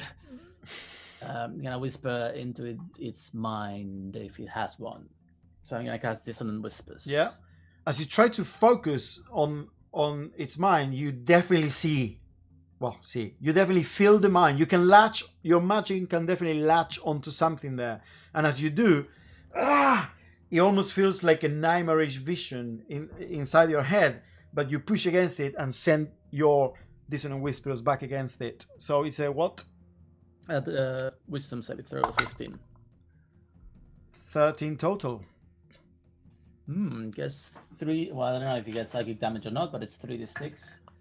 Let's do 6 and 5. That's pretty good. 13 points of psychic damage. 13? Yeah. And it's also forced to move immediately use its reaction to move as far away. As you have in this, essentially, this mind fight, you send your energy and the creature shrieks in agony, obviously hurt. And it moves, how much? Well, its movement, whatever that is, away from its entire movement. That's what the spell says. What if it moves up though? Yeah. Flies all the way here. You just told me to bring it down. And as it's bring them up to bring them down harder. Its figure kind of like starts dissolving. In fact, it appears that what you did, entering its mind, is almost like the source of this creature's power, and your psychic damaged it a lot as it's moved away from you. It's more afraid of us than we are of it. Do it, Scone! Bring it down! Violet. I'm gonna get off my horse. Yep. And then I'm gonna slap on the butt, get it to run away. And then I'm gonna drag this person into this house. This cleric guy. Oh, the cleric guy? Yeah. Into the house? Yep. Okay, into this one? Mm-hmm. Okay. The woman also runs into the house. Wait. I can do this. Nice. I need to know exactly where I am in the house, otherwise this isn't gonna work. Is there a cooker in that house? There are 2 people in the house already. I don't know if you can see the house. All right. I can see enough. So what are you doing? You're dragging him into the house? Yeah, just getting him out of the fight because he hasn't got any wounds or anything. He died in his head, so I don't. Yeah. He was apparently standing up, and as the creature appeared, it just slumped to the ground. Tired. Yeah. Okay. That was your turn. Mhm. It is now the leader, and the leader is desperate now to get away from you. He's gonna try and break the grapple. Well, he's restrained now as well. But to break the grapple is Has he got? Have I got advantage against him because he's restrained? Sorry, is what I'm asking. Because he's like pinned on the ground, right? Well, okay. So the way it's not really restrained. The way it works is it has the effects of restraint because he will have disadvantage against attacks against you because he's prone, and it has 0 movement. So essentially, it works like a restraint, but he can still use the normal action to break the grapple. To try and break the grapple. It rolled a 17. Oh, I got 15, so he breaks the grapple. Breaks the grapple. Wait. But he can't Yeah. move. No. wait, but if he breaks, there was something special about being prone. So Well, he can't move because his speed was reduced to 0 and he's still prone, so he can't stand up. So effectively, he's got my foot off him, but he's exactly, still lying exactly. on the So ground. that He'll have his speed back though, won't he? No, not if he's... It's at the start of your turn, isn't it? yeah, I think so. Can't remember. Wait 1 second. I'm just gonna check because there were some like specifics. This is a.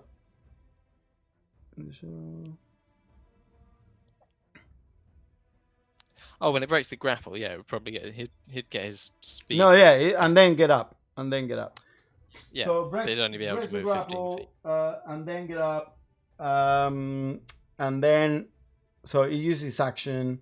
He uses half his movement, and he will just. It's just desperate. He's gonna take an opportunity attack from you and move the rest of half his movement to try. Can I opportunity attack grapple him? Is that Yeah, possible? yeah, you can.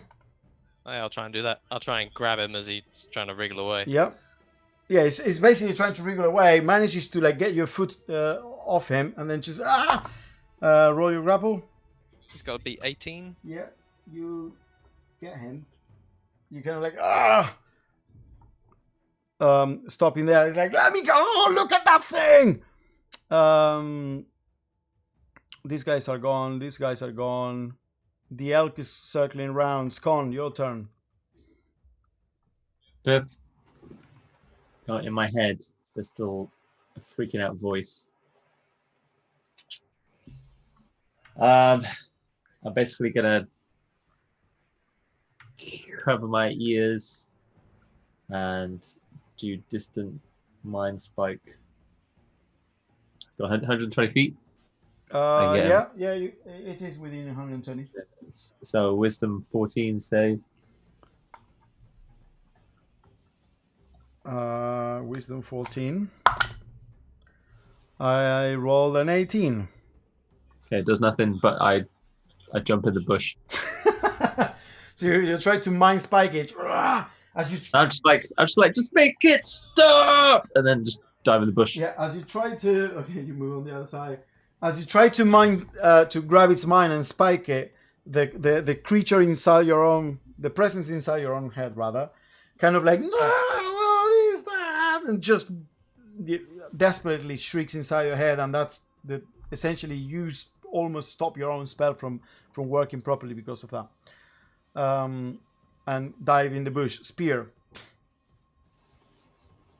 How far? Thanks for the inspiration, though, Coda.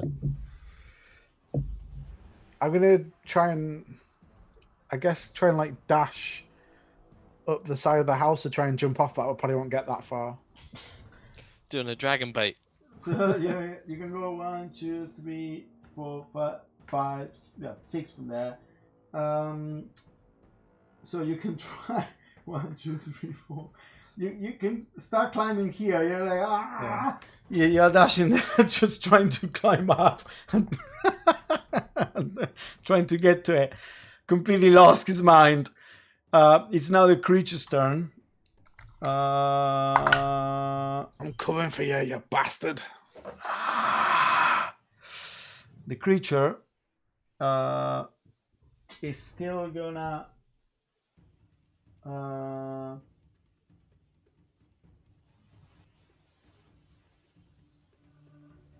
as you are you're too far away. Damn.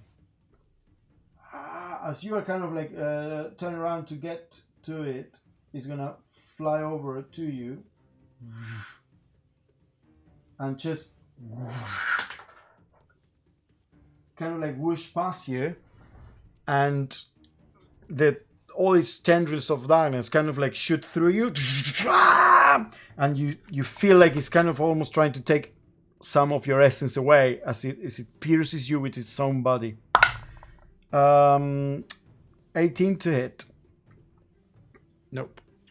And as it does, you manage to like kind of like concentrate on your core, and the energy just kind of like bounces off, and it's still like swirling around you. Does it like moved away from me? Do I get attack of opportunity or? Yeah, it moved back away. So you do get an attack opportunity. You can attempt to do something to it as it goes past. Ooh. So as it goes past, my hammer starts to glow again with the green flame and swing out for 24 to hit. That hits. Yes. So it's 6 bludgeoning damage and 2 fire damage. Have you got Warcaster? Yeah. Okay. Yeah, I do. As you hit with your mace goes through it, doing very little damage, although it appears to do something. And the fire, you think it would burn it, but it actually almost does almost nothing to it. Both types of damage were resisted. Come back here, I'll have you. Jin. I'm gonna grab because I've grappled the guy. I'm just gonna kind of pull him close to me and put the scimitar against his throat, effectively, like not to attack him, but just like, listen. If you run that thing, or I will kill you. Stay here, and I will deal with you in a minute. I'll put the scimitar away, draw my bow. The tattoos on my arm that isn't covered will start to glow. The bow will also then glow. I'll cast magic weapon on it. Okay. And then I'm just going to take 2 shots at this thing as it's flying around, because it's starting to be a bit of a nuisance. Okay. So, first shot is 18. That hits. And 6, 9, 10, because it's +1 points of magical damage. Yep. You hit it with the magic is a spell, and it pierces through its body. Some of it dissolves again, and it is now barely holding its form. Next thing is 14 to hit. That hits as well. And another 10 points of magical damage. And as you hit it the second time, it goes, and there is a shrill scream in the air, and it fades along with its And form. I'll just turn back to the guy and say, now imagine what I can do to you. And just kind of stare at him in the face. Get really close to his face, though. Okay. Make an intimidation check. Actually, you shouldn't have disadvantage on the melee attack, on the range attack, because you are in melee with him. But I'm going to say that he's not actively trying to stop you. So that you only get disadvantage on range attack if you have a hostile creature next to you, because they are threatening you. But this guy is not actively threatening you. Yeah, he'll probably want me to shoot this thing. Yep. 12 on intimidation. Okay. Koda. Well, I see what just happened. That Jin, well, that man over there, I think, shot the creature from the sky, basically. Yeah, 2 arrows pierce it. After Spear had managed to damage it as well, and its forms just dissipated. The song coming in. We got him. And I'm just gonna start moving towards that new guy. Where do you go? Lad. See, somewhere Nice. I didn't. So I'm Nice just shot. like start smashing at the floor where it was. Kind of, come on, I'll have you.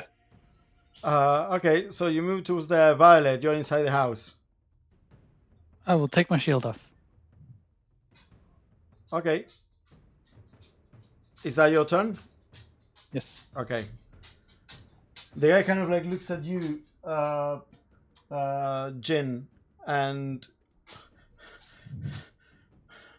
okay, let's talk. And he kind of like drops the scimitars. Let me go. Then it's all forgotten, right? It's all forgotten. Just let me go. You let my men go. Yes, The other but one. I believe you can tell me about Bug-Eyed Web. You're weak. Okay, fuck it. Looks around, sees there's no one else there, We're gonna be out of initiative now.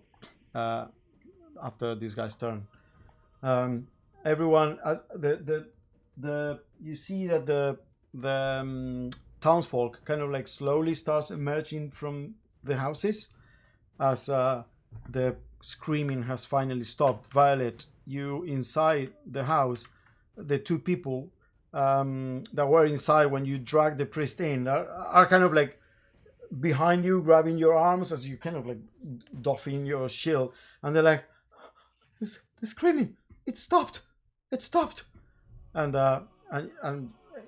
everyone starts gathering, kind of like round the group. You Spear feel like your anger fades as this creature disappears. If you wanna come over, and Scone, immediately the presence in your head also starts to calm down as you are kind of like taking cover there behind the hedge. Okay, I'll slowly call out the bush. Yeah. Violet, When- are you staying inside or? I'll come out. Okay. You come out, followed by the two people. Actually, one of them stays with the priest. It's kind of like, what happened to him? What happened to him? And kind of like grabs the priest and brings it out with him. And you all see now all the dead bodies. Of course, the jackal leader is kind of like surrender, holding his arms. And there is a strange peace in town.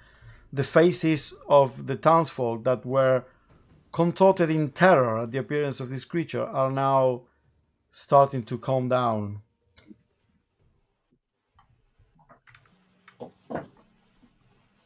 What do you do? As you find all yourself there in the middle of the town. What the bloody hell was that thing? You seem to know what it was. Is What's it that? gone? Is The it... priest isn't moving. Can you do anything for him at all? Yeah, maybe I can. Let me have a look.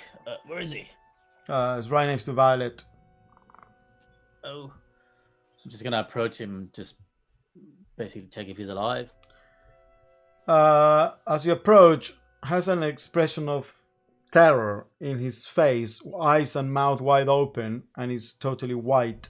And yeah, he's dead. it looks like he's seen a ghost. Spear! Jin, you alright? How's it going? Well, thought you had blown Bloody my thing. whole cover for a minute Oh. there with you yelling up the road, but here you are. These don't look like refugees. I've still got a hand on the captain. Yep. Oh, New swords for the Deep Delvers?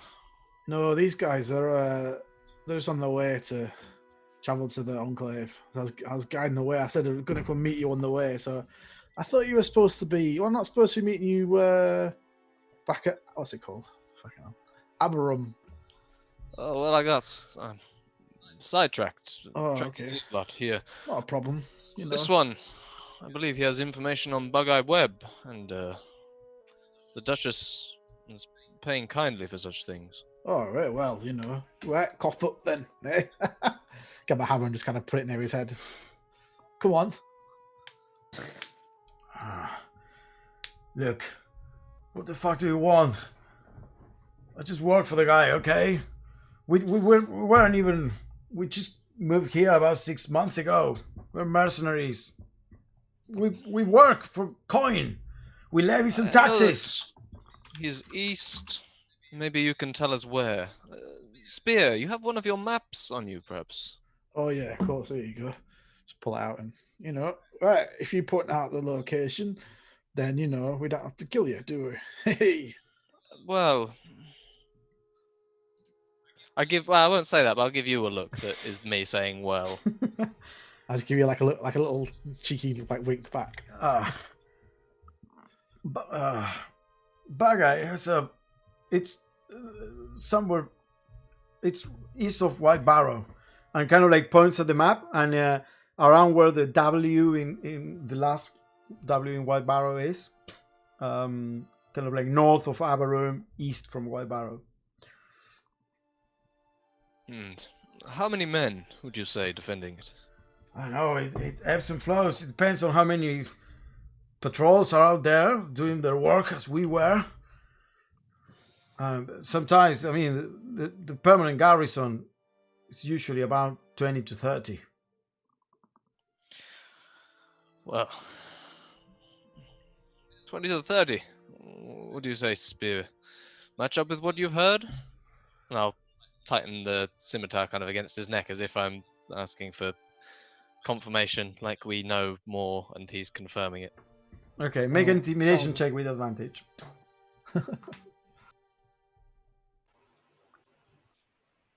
Thank God for that advantage. First one was a 3, next one was a 16 plus 4, so 20. Look, I don't give a shit about the fucking jackals or anything. I'm just making some coin, okay? I'm telling you, he has that fucking crazy bitch and 20 to 30 people up there in the garrison. It's a small old fort, half crumbled, in the middle of the forest, up a hill. Good, keep a good eye on things. If you want to approach, the forest can give you cover, but once you get closer to the walls, it's hard to keep out of view. They clear the forest right around the fortress in order to keep a good, good eye on things. This crazy bitch you talk of, who's that? Mora, I presume. Yeah, Mora. Fucking sadistic bitch. Look, I just wanna, just let me go, okay? Look, and kind of like rips off the tabard of Marcus's jackals and drops it to the ground. Don't give a shit about this fight. I'm going home. I swear. My scimitar away, and then from my back draw a long sword and say, "Well, you have been very helpful. Do you choose to die with honor, then?" What? What do you mean die? No, let me go. You can die a coward if you wish, but I give you a warrior's death. Oh yes, God, you might want to turn around for this bit. Warrior's death? Who the fuck wants a warrior's death? I just want to go. I don't want a warrior's death. Any death. I put my sword away and draw the bow that's still glowing. You're free to run if you wish, but my arrows are not kind. Conrad looks around. Looks at the priest. Shit. Are you all gonna stand for this? Execution of one of Jackal's men in an oak. I'll offer him my axe. So you do what, sorry? I'm gonna offer him my axe. Who's him? The jackal. Hi. Grabs the axe.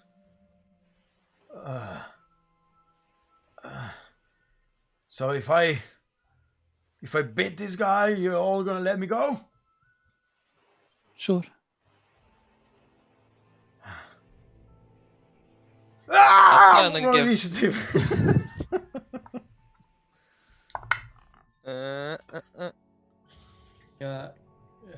Yeah, call that. I mean, anyone can do anything. I was just gonna mutter a little incantation under my breath. Yeah.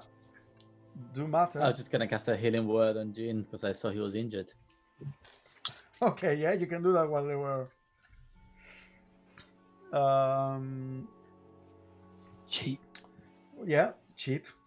What did you roll, Jin? 13. 13. You go first as it lifts. The guy lifts Violet's axe. And everyone else kind of like stands back for a moment, kind of like making a circle momentarily. And the guy, so you're kind of all there. And the guy kind of like charges at you with the axe. But you are faster. What do you do? Did you heal me, Coda? A couple points. Did Well, I you don't say? know if it's happened yet. I think Yeah. Lucas said you could do it before. Yeah, you but can do it okay. before. Okay, so yeah, 8 points of healing. Woo! I'll take a step back. I guess he gets an attack of opportunity then, because I need to break distance to him. Yes, you can take a step back, and then he will take an attack opportunity and roll a 19. Yeah, it'll hit. What weapon did you give him? It's my Runeborn one, so it's an extra +1 to damage. Oh, so it's a Is a he deep- proficient with it though? yes. What is it? it's a battle axe, So it's the one that is versatile. versatile. Okay, well, he's holding it with both hands, so it's a D10. Oh, Rasta, stop! Oh shit! I know why Rasta is complaining. She needs her dinner. So rolls a 3 + 1 of the battle axe. It's 4 + 2 strength is 6 points of slashing damage. Give me 1 second. Oh, This is like weird. Violet's the next one So to we just die. met. You wanted to fight him. I Had to be a gave him the fight. choice of a warrior's death. The warrior's death is to fight. Yeah, that's fair. It'd be funny if we did die from the situation though. Be hilarious. And then will we let the guy go? We'd have to let him go. It's That'd right, be a well, funny thing. Well, we're not really bound by his code of honor, so it'd be like, no, you're not going anywhere, mate. You are. So you move back, manages to hit you. What do you do? I'll shoot 2 arrows then. Yeah, go for it. You go. 17 and 24 to hit. Both hit. And 8 points of magic damage and 12 points of magic damage, so 20 total. 20. You go. Still standing as you hit both arrows, like piercing through his body, and kind of like runs forward. And can only make 2 attacks, not 3, because he's wearing that 2 hands. It's gonna go. First one is a 4 plus 4. Oh, that, So yeah, that's that gonna was- miss. Second one is a 9 plus 4, 13. No, that also. Yeah, go.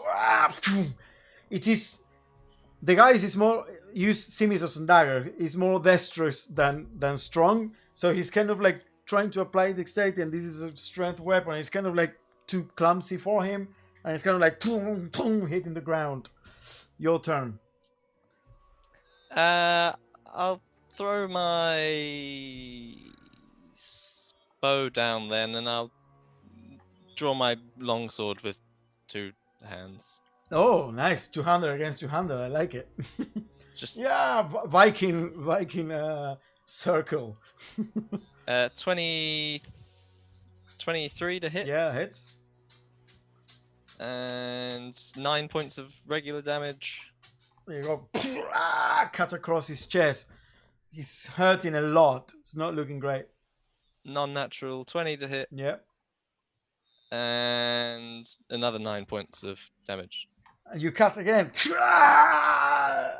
He has a nasty cut, and blood is pouring from his neck. He's on his last hold- legs. Like, Hold the longsword out and just be like, "Accept the warrior's death. You are defeated."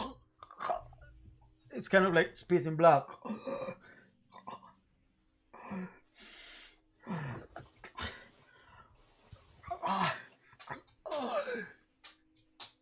Fuck yeah! And tries to hit you. Oh my god! One miss. The other one is a crit. Ooh.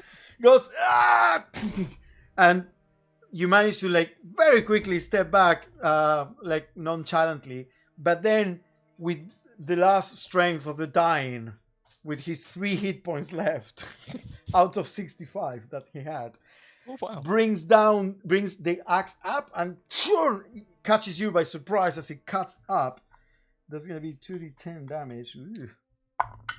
Roll a 5 and a 3. That's 8 plus 2 strength, 10 plus 1 of the weapon, 11 points of slashing damage as it cuts up, and blood pours everywhere. You see, this is a mess. This jewel that you see now, I hope and the guy kind of like Gone. and then it's just there, like Oh for shit! the I taking. rolled my next attack because I figured I'm Yeah, next to go. It is a natural 20, so yeah, I'm just gonna like slice his head clean yeah. off. You go. Yeah, after his strong attack, you can he kind of like stood there, barely balanced on his feet, and you go, well, and head rolls up in the air, and a second later, the body plunk to the knees, and then to the ground. Then I'm gonna put my tattooed arm across my body and like clench it. It'll glow, and then the wound will like start to close up, as I'll do lay on hands. Okay. You do lay on hands. Spear, does he always do this friend of yours? You're muted, Spear, I cannot hear you. Then Oh on the- yeah, sorry about that. Accidentally muted my a thing Warforged can do. Yeah. As a robot, you just naturally have a button. Push to talk. Yeah, he's quite a honourable man, but very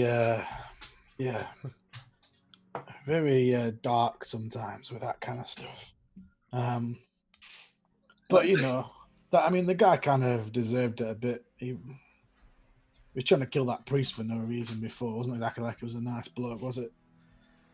Hey, yeah, how you doing, Origin? How's it, Step was an forward and like interesting, clean the blade off and put it away. interesting reunion back here. By the way, I should introduce the new people. This is Scon. He looks like he's young, but he has like quite a lot of things he does to hurt people with like powerful beams of different energy. So he's pretty good to have around in a fight. Don't know if you should have really been watching the head chopping off thing there, Scon, but he's a pretty good lad. This is Coda, his dad.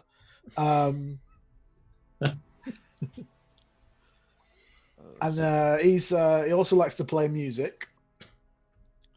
Though I'm not sure if he's any good or not because he didn't get a lot of tips last night.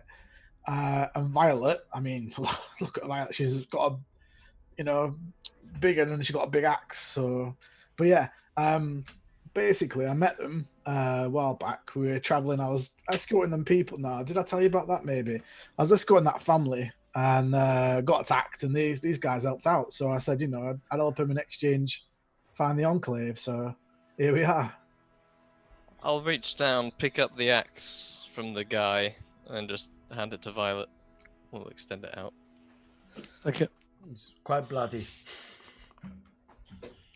Dangerous affair, arming bandits. He was dead. And if he beats you, then perhaps you deserve to die. You offered him warrior death. That is fair. Well, as you know, my name is Jin. It is a pleasure to meet you. I'm a Sansuki for my tribe here, and please, you're welcome to share my table.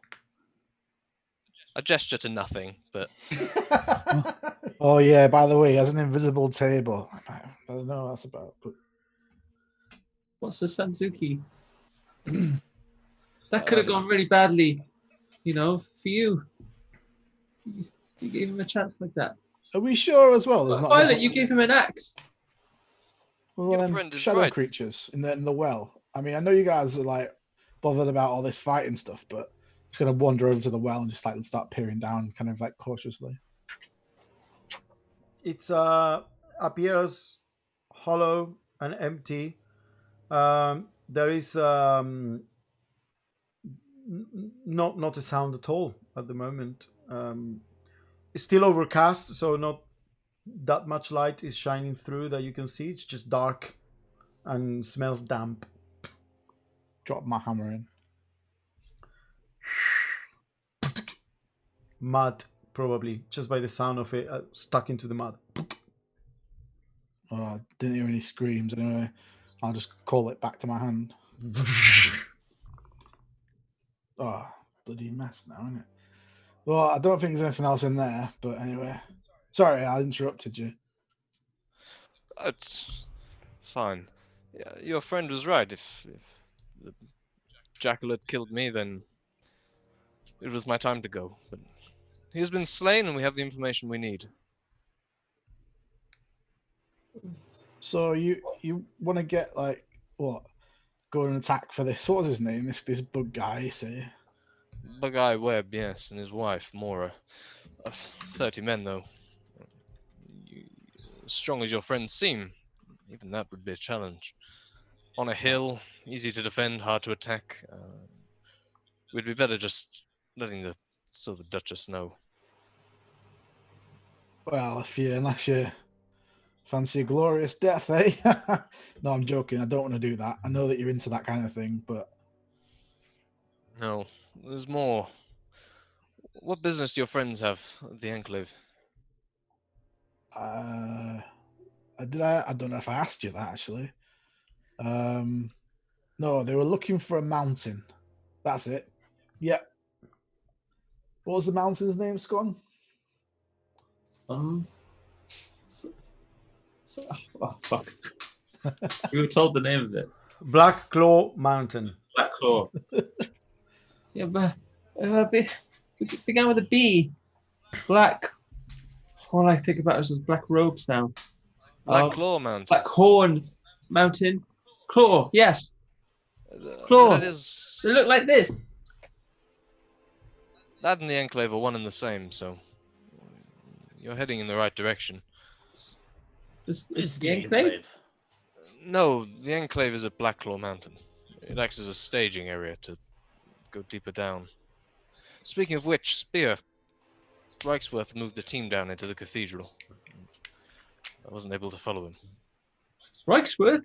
Oh, so they're gonna. So are we going? You wanted to go on this trip, right? Did you get I know I asked for a lot of torches, but did you get all the torches I wanted? There's plenty at the Enclave, but there's no bodies around to send down. Ah, Sorry, Jin, you mentioned a certain Reichsworth. Yes, a man that came to the Enclave not too long ago. Is that so? What is his business there? We are. I mean, part of the reason we're here is to search this man. To look for this man. Sorry, not search this man. Well, if you're part of his expedition, you're too late. He's already descended. So he's gone down into the mountains. How do you know this Reichsworth? I used to work for him. So you are part of the expedition. What does he No. want? We're here to. We were actually just going to save him because there were people after him. Well, he's put himself into a lot of danger, I can tell you that. Yeah, that's why we need to find him and keep him safe. Spear, Danger you, from who? why didn't you say you knew where he was going? what? Reichsworth. Well, I didn't know. So, What do you mean you didn't know? well, I don't know. Well, I didn't know he was going down to the mountain. I don't No, know. you didn't say you knew who he was at all. Well, I mean, I don't remember meeting him. Are you sure this is a guy I've met? I don't think you've met him. I may have told you about him. Pretty sure you haven't. No, only Jin knew about him, I think. I know I forget a lot of stuff, but I'm pretty sure you haven't told me this one. Though again, if I'd forgotten it, I wouldn't know. So We talked your about it in memories. our little thing, but that's fine. No, I think actually yes. No, I think yeah.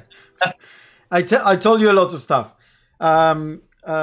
You would have. I mean, it would have been Jin that had the contact, but you would have known Spear that a certain Master Reichsworth had gotten to the Enclave when you were there before you left, looking for something. Fear. It's like your memories accessed in random ways. I think you guys had this chat when I was not listening to you because you had that. No, there were elements of it I didn't tell you. That's the thing. There's bits of it you don't know.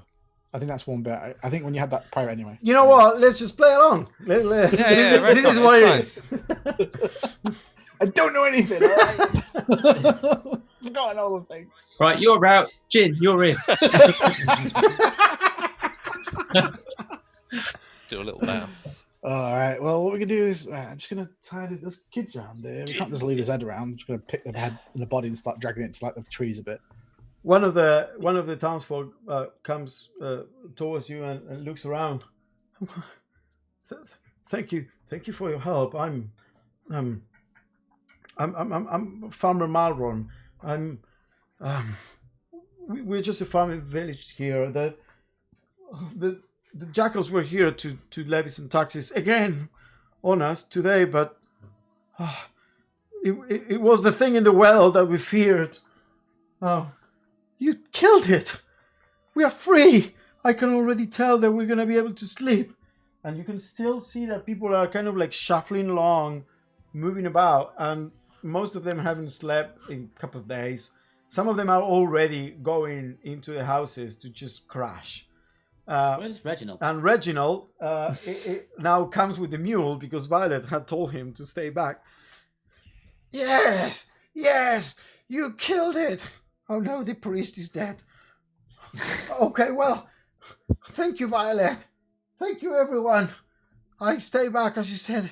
You killed it. We are free. We're free. I'm from the jackals. Oh, praise the mother. Praise the mother. Or, well, praise you, whoever you are. What is the new name? Quick, Scon. What is the new name? I mean, this is when we get a reputation in Zadar. Quick, come on, lad.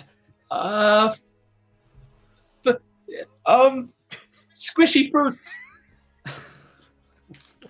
What? I don't know. Praise the Violet. squishy. What? Oh, you came up with the last one. Fruits. Roots. You have a good mind for this. Fruits. Give me a good name. Bruce. Okay. Fruits. Brutes. Okay. No. Just forget the lad is not right on his head. He had a very tough afternoon. He thought a man got decapitated. Just don't listen to him right now. Fruits, Lucas. Like apples and pears and bananas. You know, fruit. Praise them. If this guy was talking to me, I'll just give him a little bow and be like, "You're very welcome." Oh, yes, thank you. Are you? Oh, you're from the clan. From the east. That's right, the Yoroyomi. We know about you. I didn't know that you were fighting the good fight in these parts. I thought you kept to the river and the mountains. Well, given circumstances, we've extended our watchful eye a little further. You're safe for now. Well, praise you as well. Praise everyone. The people need to sleep, but if you stay until tomorrow, we'll organize food and lodging. You can stay here with us. Unfortunately, we have an empty house, as people have been dying as well. So you can stay there. Isn't there a chance that they'll come back? I'm pretty sure some of them got away. The jackals always come back, but look, we can always scrunch up more for taxes. But the Nymars will be gone. But won't they be really mad now? Because, I mean, we killed some of them. Oh, yeah. Can we stay here? We need to sleep to think things through. We can't really tell right now. I'm slurring. Learn your speech, yes. Just sleep. We might be here in the morning, but you sleep now. Yes. You feel like the people are kind of like touching your shoulders as they shuffle along and go, thank you. One of them like gives random hug to someone, and then one of them I'll nudge Coda. You did a thing before, you. Little song, okay, I'll sing them a little lullaby. Fine. I mean, yeah, the people are going to their houses essentially. They're not staying like in a neat just circle. gonna belt it from the well. main- Okay. Yeah, from the well. So you from the start singing main for square. for the small hamlet like go as yeah, with soprano voice as people as people go into town. You are left essentially the group with all the bodies, blood everywhere, some horses, mules, as you gather around near the well. Do you reckon they got anything good on them? Anyway, let's have a look. Start raiding the captain's body for whatever he's got. We came here to help them, but I didn't think it would all happen so fast. I don't know if we've done a good thing or a bad thing. But, I mean, that thing in the well was definitely bad. Oh yeah, they don't worry about these guys. Like, I don't want to have to fight people and kill them, but these, I mean, they were trying to stab a priest, and they weren't really giving up, were they? So the ones that ran You off. didn't try and talk to him. Well, I tried to talk to the two that were stabbing me, and I let them go in the end because they ran off and left. But that We captain, tried to talk to them after we attacked them. Well, they attacked us first. I came up to tell them to stop attacking. You ran at people. them. No, wait, he attacked. Well, He attacked Look, them first. look here, Violet. Right, I'll tell you something. Right, they were attacking. I could see from back there they had swords and things, and these people, and then they pushed that woman's bucket on the floor, and that was a final straw. All right, that's property damage right there. You can't be having that. Plague on this land. You would defend them? I wouldn't defend them, but I give them a chance. Don't just kill people Chance? for no reason. Well, no, you should fight. If they wish to get better and mend their ways, you give them the chance. Well, with men like Bug-Eyed Webb at the helm, they will not improve. We must cut off the head of the snake. And then And the that's rest. what you do. And that is That's what I why- did here. And I'll gesture to the head of the captain that's been taken to the woods. Then we didn't need to kill the others. No, you let them free. I did not chase after them. I point to the other bodies that are on the floor. Too many have died. It seems your friends are quite sanctimonious, Spear. They will not survive long in these lands. I don't really. I mean, the other day they pretty sure Violet killed some people the other day and didn't say anything about it. But all right, apparently it was different. I don't know. Violet, do you have a specific reason to not want to kill these people? Why should we kill anyone? I have Well, no I reason to fight agree. I these mean, there's no reason really. You shouldn't have to. But people like this, though, I mean, you know, give them a chance. I told them to leave them alone, and they started firing arrows at us. So I think Violet's had a very aggressive past, so I think she's trying to learn from her ways. You know, we No. told her. No, Oh, I don't fight for no reason. I don't start the fight. You fight for fun or you fight the ones you hate. I do not hate these people and I do not know them. I mean, I kind of get what you're trying to say, but like I said, I mean, there was these innocent people being attacked, and we're standing in to defend them. I don't see what's the. You can do this, but you don't have to kill them. It's not the only way to get rid of people. Well, no, but you know, if they like some of them died and they chose to stay, the ones that ran off. I You let never them run off tried with to it. speak to them. I did. I bloody ran in and said, "Hey, stop that right now." You ran at them. Well, I mean, I was far away. I had to run in, didn't I? They shot you because you ran at them. Well, if they're shooting me because I'm running at them, then that's a bit. The guy with the aggressive. shield is very Well, aggressive. I only had the shield. I didn't have my hammer at that point. If I run at them, they think I am attacking. Why? Iskon runs at them, maybe not. But if we walk to them, there is no fight. Well, you don't know. They might have killed someone before we got there. You know, I mean, they already killed a priest. They hadn't already killed him. And this I priest told- has no wounds. This captain, to let the priest go, he attempted to stab him twice. These are not nice people. I followed them. Town to town, they levy taxes, they take. They're parasites on After this you land. killed his men. That was even more reason for him to surrender. He knew that he was beaten. No, it's hard to stop fighting. When you start fighting, it's hard to stop. It's when you start, then someone dies. It's always the way. Oh, I agree totally, but sometimes you just have to. I don't like it. I didn't want to fight that. Like I said, I mean, I didn't even have my hammer until they started trying to stab me. But you know, if it means getting in between them and these people that can't defend themselves, what am I going to do? Just like stand back and be like, "Oh, it's okay. I'm not going to fight anyone. You just rob them and take all their stuff." No, you can stop them. And if after you speak to them, then they want to fight, then they can start the fight. It's up to them. It's about being better. All right, next time I'll try walking towards them slowly then. Sure. And if they shoot you then you fight.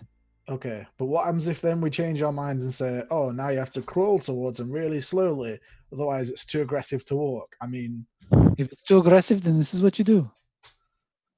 Well, I mean, what if he was walking slowly and then he gets filled with arrows and then he's dead, and there was That no was happened chance? to me last time. Then running wouldn't have helped. Well, I mean, if you run, you close the distance to the archer. It makes the shot harder. I find it no more difficult to shoot them closer than further. It's much Okay. easier to shoot someone I mean, who's... If we're going to work together, we have to have some rules. I'll get my I don't like getting I'll get my shot arrows. sketchbook out. We'll make rules. Well, code of conduct from the squishy fruits. Rule 1. Walk towards enemies. Don't kill those that don't need to die.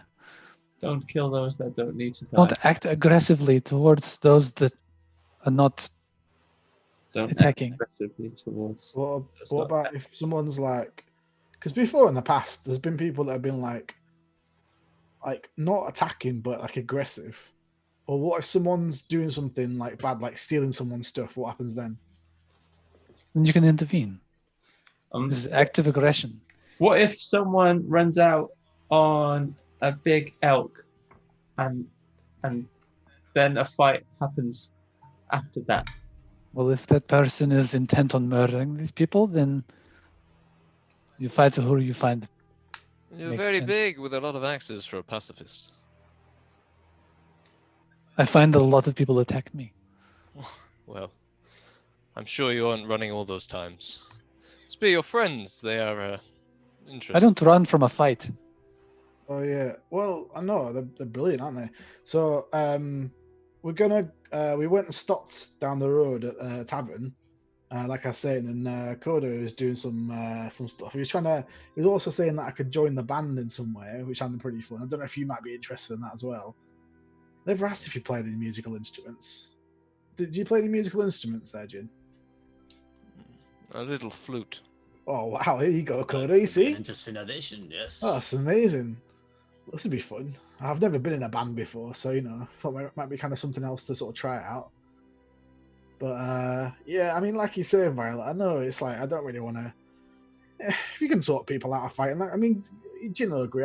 We have a few conversations with some of the bandits before in the past. I might to talk them out of raiding places and go and find a different way of life. But some of them just don't want to, and they just want to fight, and Jin Then just you tends fight to- back. Well, Jin just tends to kill them then, because not really. I think the problem, Violet, with that approach is that it's valid for very strong people like you, for people like me and Scone. That We are perhaps- all very strong people. I am here. If you want to talk to these people and you're afraid to approach them, I will do it for you. You have this. Oh, but what I'm trying to say is that if I charge head first, like I have actually, with Scone behind me, we're just not gonna be able to withstand that many arrows. So sometimes we have to. You didn't need to charge. They only shoot you because you charge. You don't need to withstand the that is arrows an if they art. do not shoot you. I made that decision based on what I'd seen before when we found a friend's spear. On They the were road. different people. Well, I mean, I had to make a judgment call based on how they behaved, and my reasoning was that they would behave in a very much the same way. Therefore, when they pushed that lady to the ground, I was given no choice. You If don't I know this had- lady. As I say, maybe she deserved it. Well, some of them, they had weapons and the lady did not. I could only submit that. And I asked Reginald, actually, who they were. And Reginald did tell me. They're the jackals. You don't know I've the not heard good jackals. thing about them from Reginald, I have to admit. So Well, we if have we an just- unreliable narrator here. Or if we just focus on the positives, the shadow monster's gone. People can sleep now. They seem they're just farmers, so I think they're probably good people. Yeah. I know. Also, I think we should probably keep our voices down. Maybe move. I don't know. Are we staying here or what? Because I feel like we're going to keep these people awake with our loud bickering outside. Well, Jin mentioned the table. What's the table? I have a camp nearby. I was tracking these We're free to go there if you want, but they said a house was free if you prefer a more comfortable stay. And I'd give Violet a look that's kind of like implying that she couldn't survive the wilderness because she's soft. Wow, that's a very Yeah, clever look. lots of meaning in a single look.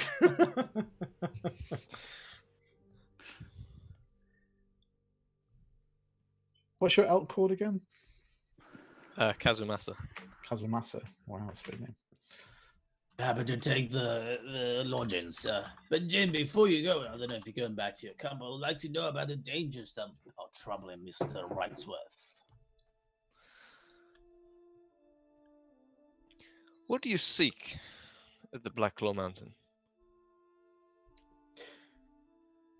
It's a really good question, to which there is no answer, other than I thought you were getting an internship. I had a vision, and it turns out this was a real place that existed. So it's a no-brainer just to go there. I think you're changing your story there. You told me you were getting an internship. Apprenticeship. Apprenticeship, that's the one. Yeah. No? Well, I don't know. I mean, I'm looking. I'm still looking for one. I don't like to call people a liar, but I'm pretty sure you told me you were the Reichsworth was giving you an internship. No, I said Reichsworth was. I already had an apprenticeship with him. Well, there you go then. And my friend wants an apprenticeship with him. The truth has come out now. I mean, but he's not. We didn't know he was at the Black Claw Mountain. We just maybe suspected they were linked together.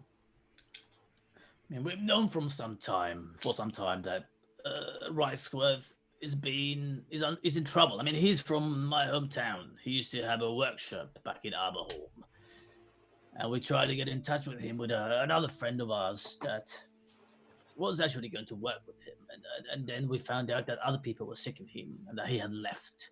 So we went after him in a good old jolly adventure with Scon and Quintinius Santrifax. And then we met Violet along the way, and another my friend called Otsu, and yeah, things got a little bit muddy afterwards. But I mean, we're still trying to get to that enclave, and we're still trying to warn Wrightsworth about all these people that are after him.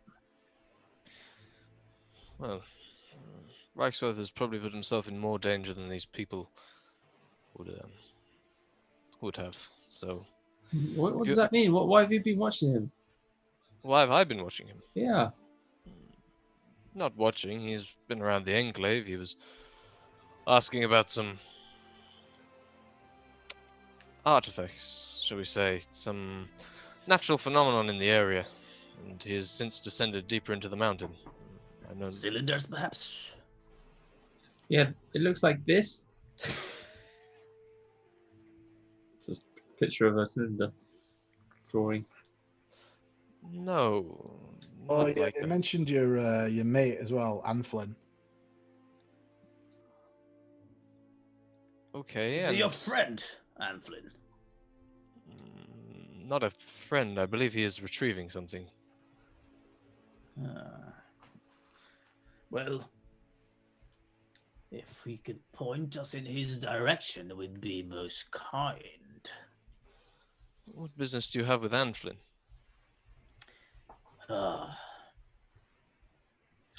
Well, you see, down in the desert sands of Utah, there was a wizard called Azul. One day, Anflin ran off with an artifact. Hit young Gatul in the eye.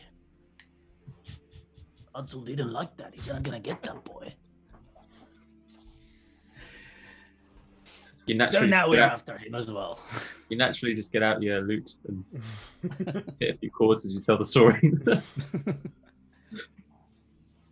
How does Gideon's Bible factor into all of it? And then Jin is compelled to just start playing his flute. Tell me more. That's compelled flute. Wait, so you said that... I was trying to... I mean, I did say the Depack what you first few said. lines of the song just for the loss. This object, Anflin should be bringing it back to the Deep Delvers Well, any day, and I'm returning there to meet him with it.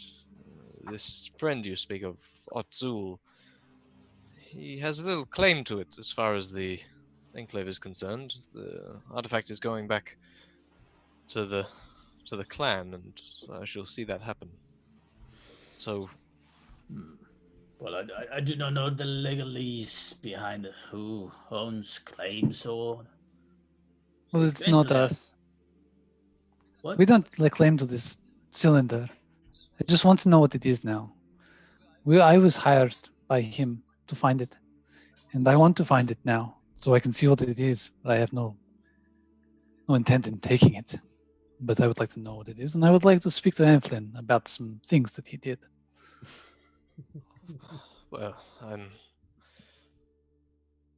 to travel back to the Enclave, and you are free to join me if you wish. The journey is not too long, a few days. It's a few days, isn't it? From your current location, it's like a day and a half, 2 days. I think so. Yeah. No, from your current location, it's about. Wait, no, this is not the map. Yeah, it's 2 days. What time is it? At the moment, so this was the morning when they left, so it's probably noon. They had breakfast and then they traveled 2 hours to this farm north of Abarum. So it's probably noon. Maybe past. There's still a lot of the day left, but we can stay here for food if you wish, or we can set out. Your wounds, I look at you, Coda. Oh, yeah, I forgot about these ones. Some rest may do you well. I can still will some of my magic and patch myself up a little bit. But yeah, a little break. I mean, I suppose we are taking a little break as we Yeah. all these things. This can count as a short rest if you wish, as you kind of like chill around the center of town. Yeah, I'm gonna use a couple of hit dice, and then maybe do a little spell. Okay. I'll be fine to go after just a little longer. Oh yeah, I could do a little break. Yeah, you know, to that whatever that thing was, you know. As you're talking, Scon. Yeah, sorry, what, Coda? No, just my hit dice. So I rolled 3 in the end, so 15 hit points. Did you do your song of rest? Yeah, I was gonna say that. Yeah, probably not a bad idea. Can we just assume you're always That was doing the Otzul song, basically. There's another 1 to 6, right? So it's 2 points. Okay. I'll roll 1 then. Heal up 3. As you all, you all roll and hear what you want to use. Scon, as you're kind of like having this conversation and starting the adrenaline of the fight starting to come down, the presence inside your house starts to emerge again from this hiding place in the back of your mind it went to after the creature died. And you start feeling a pull towards the well. Images and there's something there, something that is important. Okay. I'll just start slowly walking over there then. Okay. You're all kind of like sitting around. There are like logs, like just lay across the ground where, you know, so you can sit and you can have a campfire. And as you're kind of like resting there, cleaning your weapons and whatnot, Scon stands up and starts going towards the well. You reach it, and there is this almost like a whisper, a voice, but it is not. It is not this nerves-inducing voice that you heard before when the creature appeared or last night. It is more curious and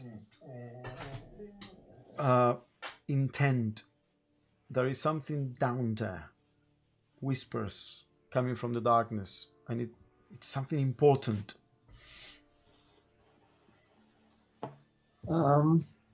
So I obviously can't see very far down the well, right? Nope. Coda? Lad, I'm just playing a little litty here. I'm relaxing. What's going on? Oh, I think there's something down here.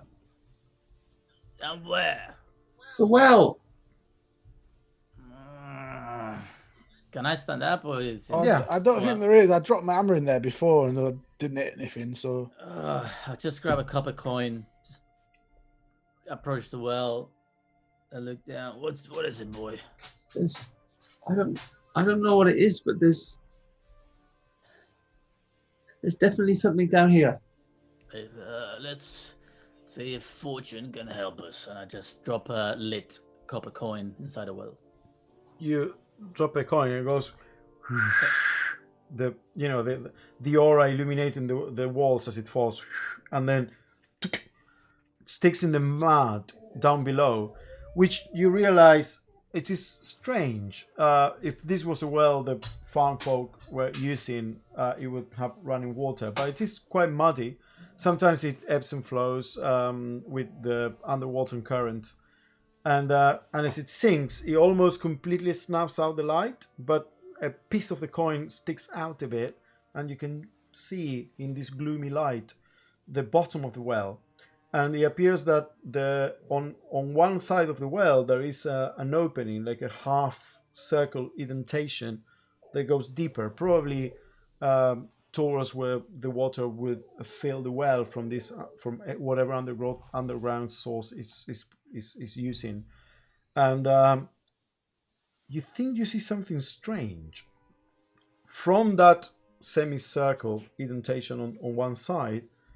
There is what appears to be a hand poking out, like half sunk in the mud, and the hand, it's all rotten and bone, like poking through a leather glove that is also half rotten. There is still maybe some flesh there, so it's maybe not too old, but there's definitely a skeleton there inside that, like kind of like side mini tunnel, and the hand poking out.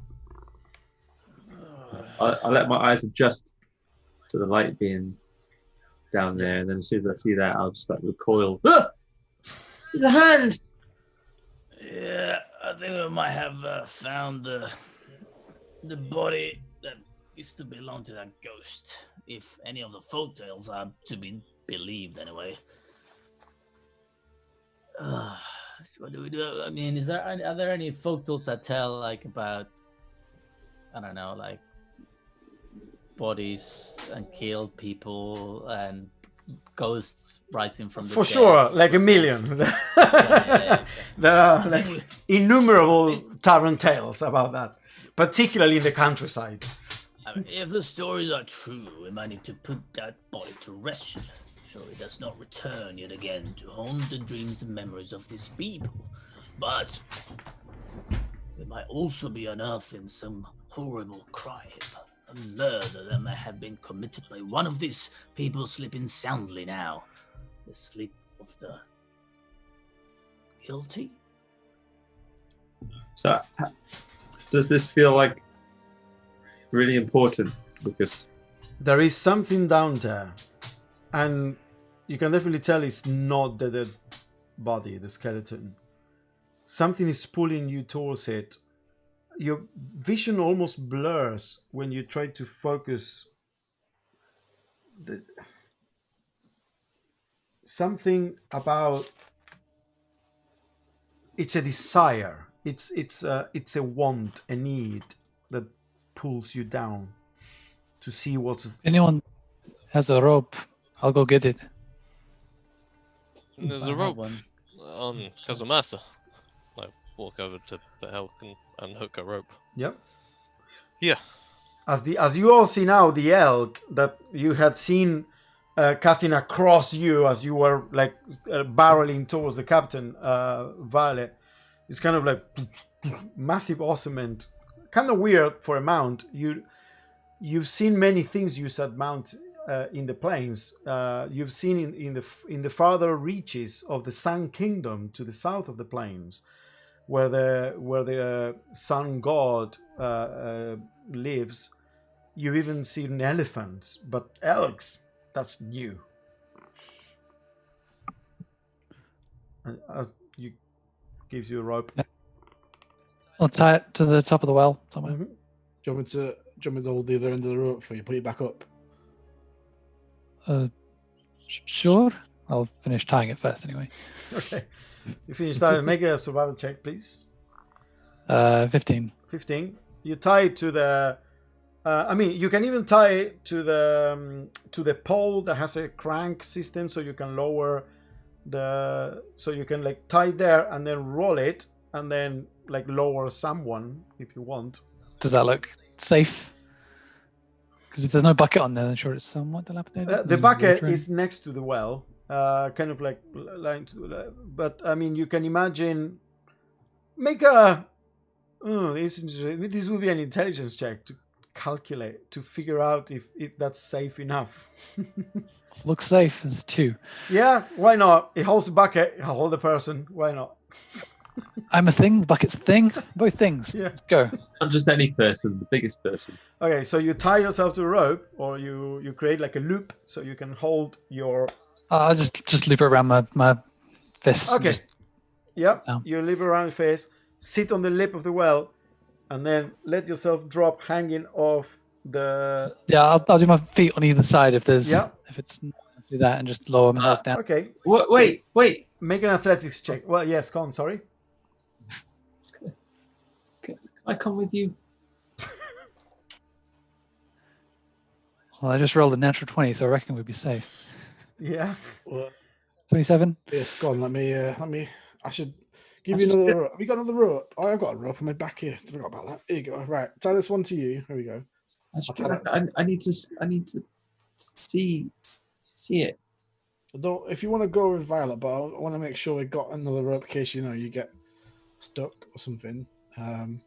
While you're discussing, Violet is halfway down, and Violet. Well, I'll be at the top if he's told me to wait. Oh, okay, sorry.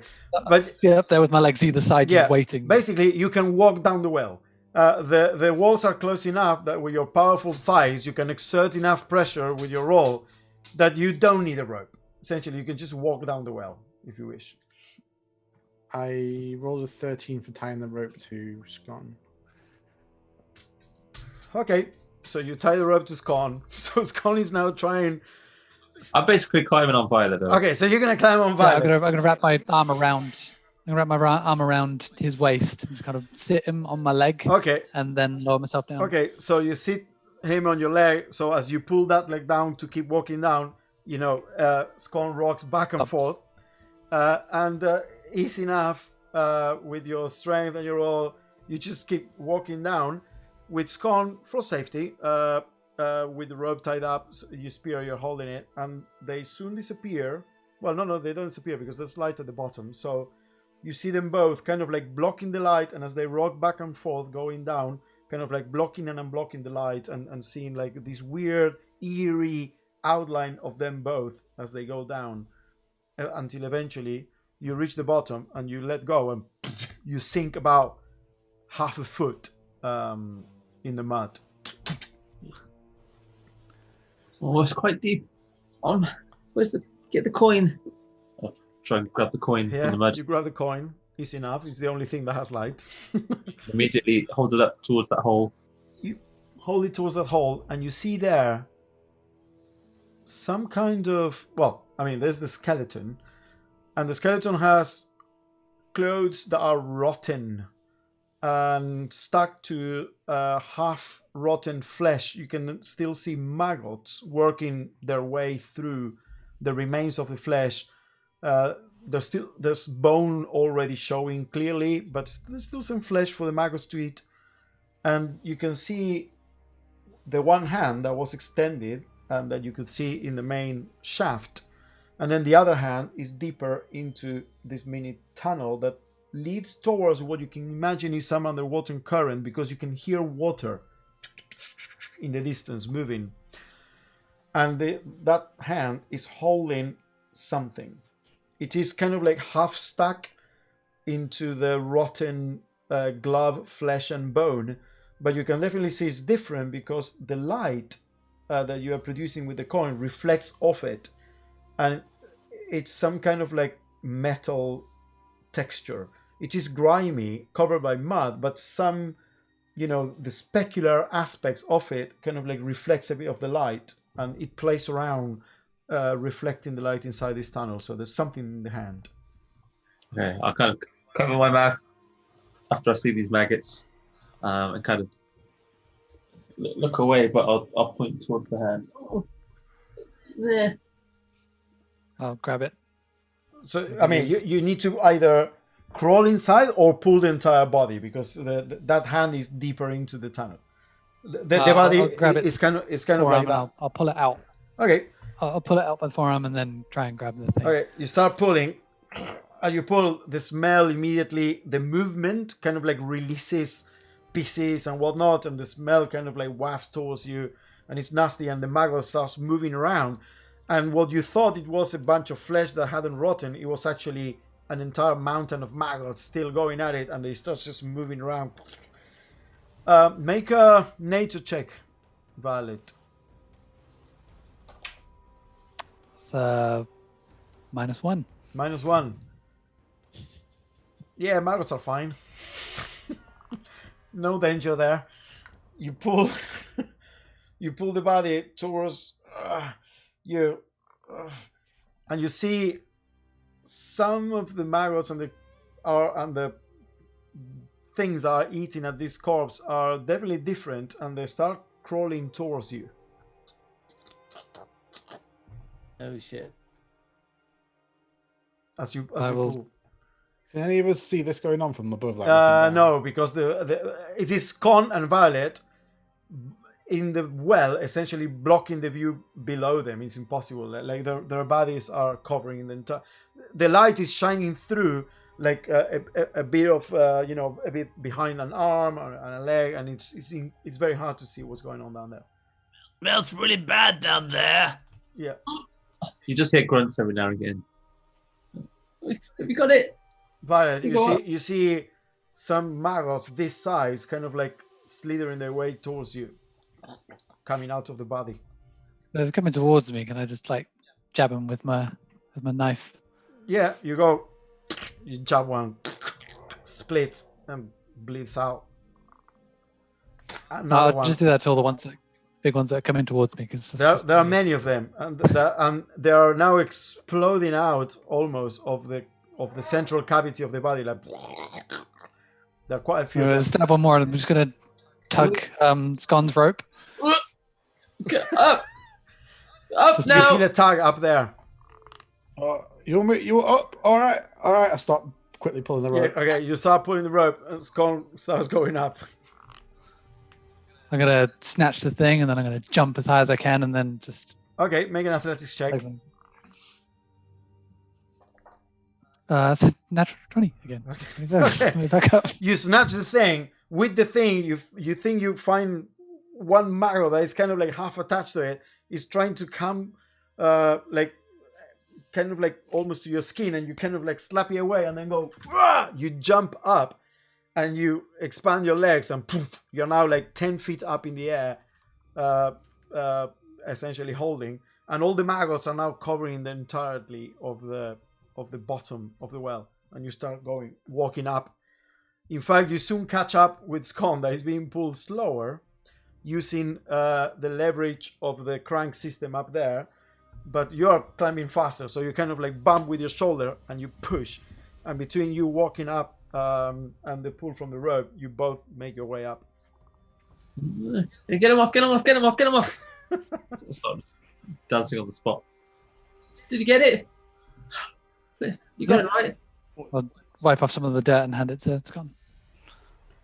Yeah, it looks like some kind of strange circular metal piece. It is of very fine construction. The circle, it almost looks like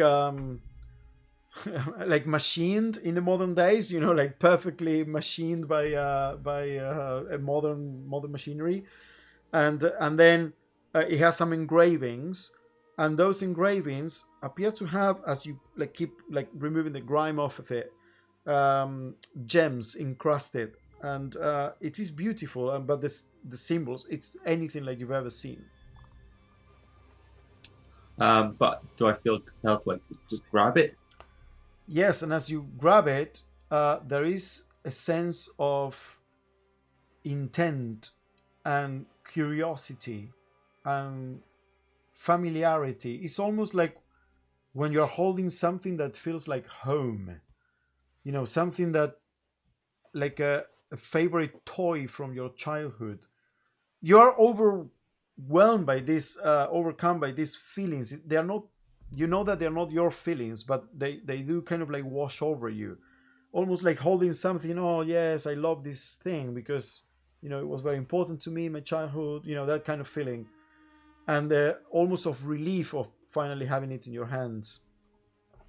But there's nothing. I can't read anything that's on it. No, but Koda, you're there, same as everyone, and So I kind of hold it in my hands, Coda. yeah, I mean, Koda, you don't even I'm cupping it. I'm cupping it like this, and I'm just staring at it. What is it, lad? I mean, something immediately jumps to your mind, Koda. The symbols exhibits the same type of calligraphy or pattern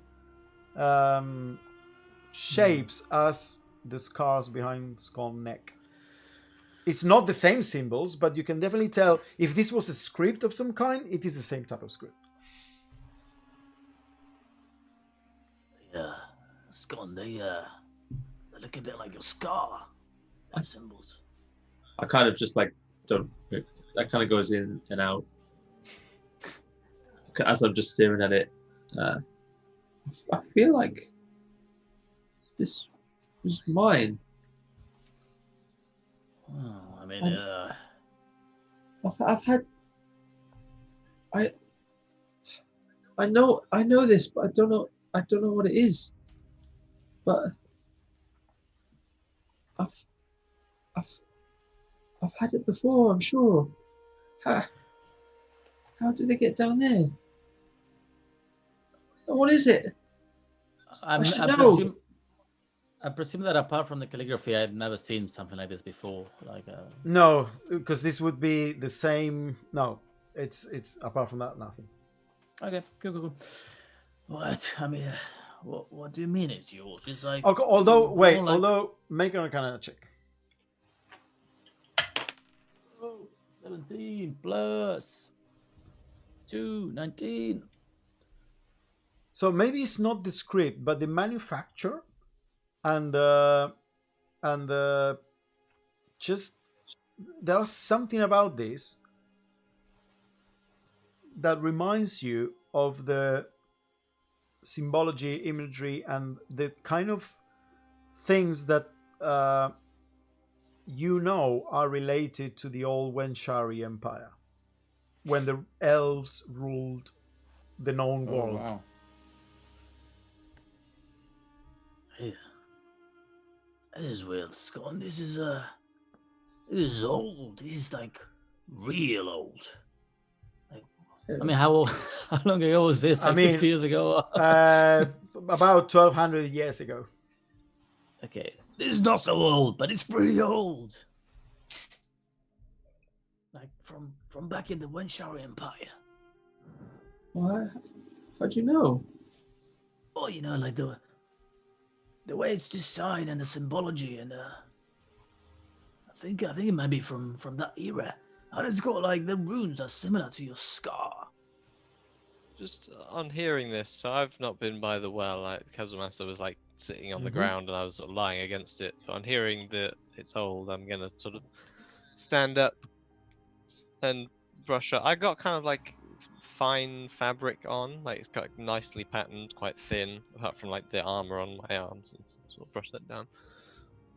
Would you mind if I take a look? You said it's old. Oh, he says it is, but I mean, I'm not that old, and I don't know. Yeah. Do I recognize the script at all? Make an Arcana check with advantage, but not for what you're thinking. Not for. Interesting. 15. So you don't recognize the script at all, or the symbology, but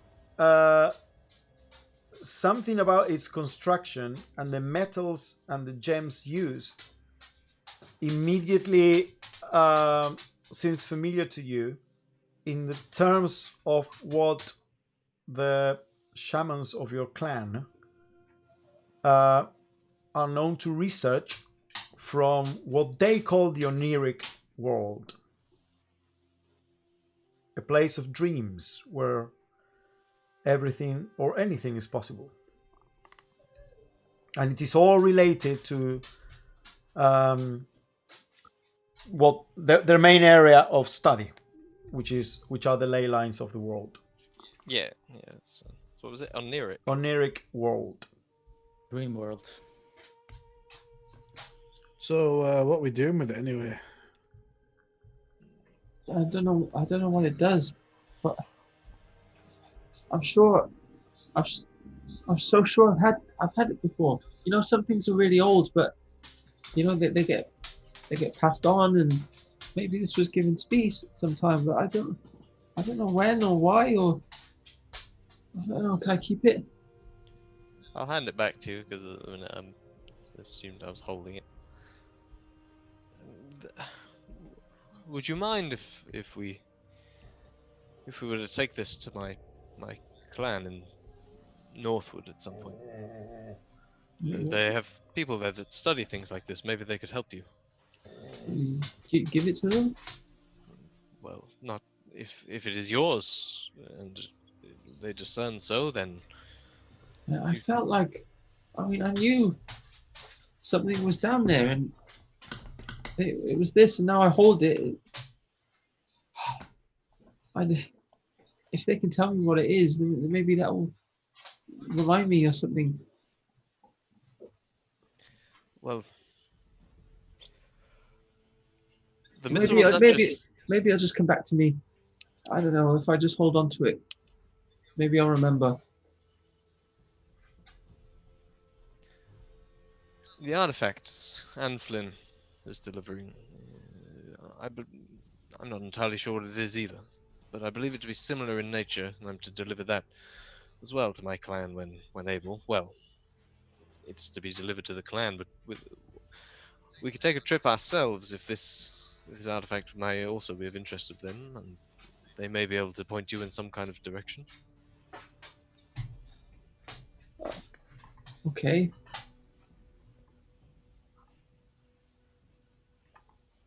Well, what say the rest of you? Oh, you know me, I'm just here for, a bit of adventure. So we were going to go to the Enclave first, because Scum was actually going to, he said it was really nice. He's actually going to buy me that drift globe I've been going on about for a while. Finally. Yeah, I know. Right? So, been saving up, but he says he's going to get it for me, and there's a nice present, which is really nice for him. So, I mean, whatever Scon wants, really, if he's helping, if he's doing me a favour, I'll do him a favour. So, listen, lad, Scon, I know this is all quite a lot for you right now, but you don't have to. We don't have to do any of this. We can go back if you want. We can just turn around. It's your choice, okay? Well, we're learning things all the time, and it can't all be for nothing. I know. I just don't want you to feel like you're getting swept up in the events. Things. I mean, how can we leave things when they don't make any sense? Surely, the more we travel and look around, and maybe there's more stuff like this, and it'll all just start to make sense. I mean, I do agree that it makes for a great story, one that would be good to tell, but perhaps I can offer. Oh, please continue. No, it's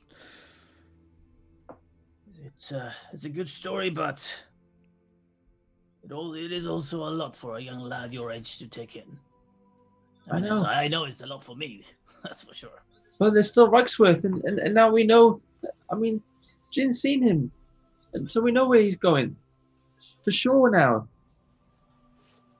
Well, perhaps I can offer you some middle ground in all of this. This fellow, Reichsworth, as I say, he's gone deeper into the... Well, underneath the Deep Delvers Enclave there is a force, an energy. I don't fully understand it, but I seek it to learn. For no ill means, just my clan wishes to better understand these things. As a Sansiki, it is my job to explore and uncover. Reichsworthy has expressed interest in a similar thing. Him and his team, they've descended into what he dubbed the Cathedral. I do not know what he will find down there, but signs say that more artifacts like this one, like the one that is being gifted to me by the Mithril Duchess, may exist down there, so ideally I would go myself, but it is dangerous, and... You tell me about this now. You said there was like some powerful artifacts down there or something. Well, I've not been able to go down because all the Deep Delvers are busy helping deal with this bandit threat that has become more and more prevalent in Zadar, so... If you would be interested, and with your connection to it, perhaps it would inform you further. You may assist me in an expedition down there, so we may all learn something. I mean, there's more reason to do it now, so I'm more pumped than ever. We may find your friend Reichsworth yet alive if he has been cautious. I mean, as long as we're going to get there. We'll get the drift globe first, all right? Yeah. We're all agreed on that part. Yeah, I'll get... No problem, I'll get you that, I promise. All right. Well, yeah, I'm there then. Let's do it. Oh, what about the bandit camp thing, though? The jackals? A camp of 30 men is too much for us to take on. Oh, okay. We can report this information. And then, should they conscript us to help otherwise, then so be it, but... We are not fools. As your friend has said, charging at that place, running, we will be shot full of arrows. We know it's uphill, we know it's well defended. That is enough to know that we would not stand much of a chance if we chose to assault it.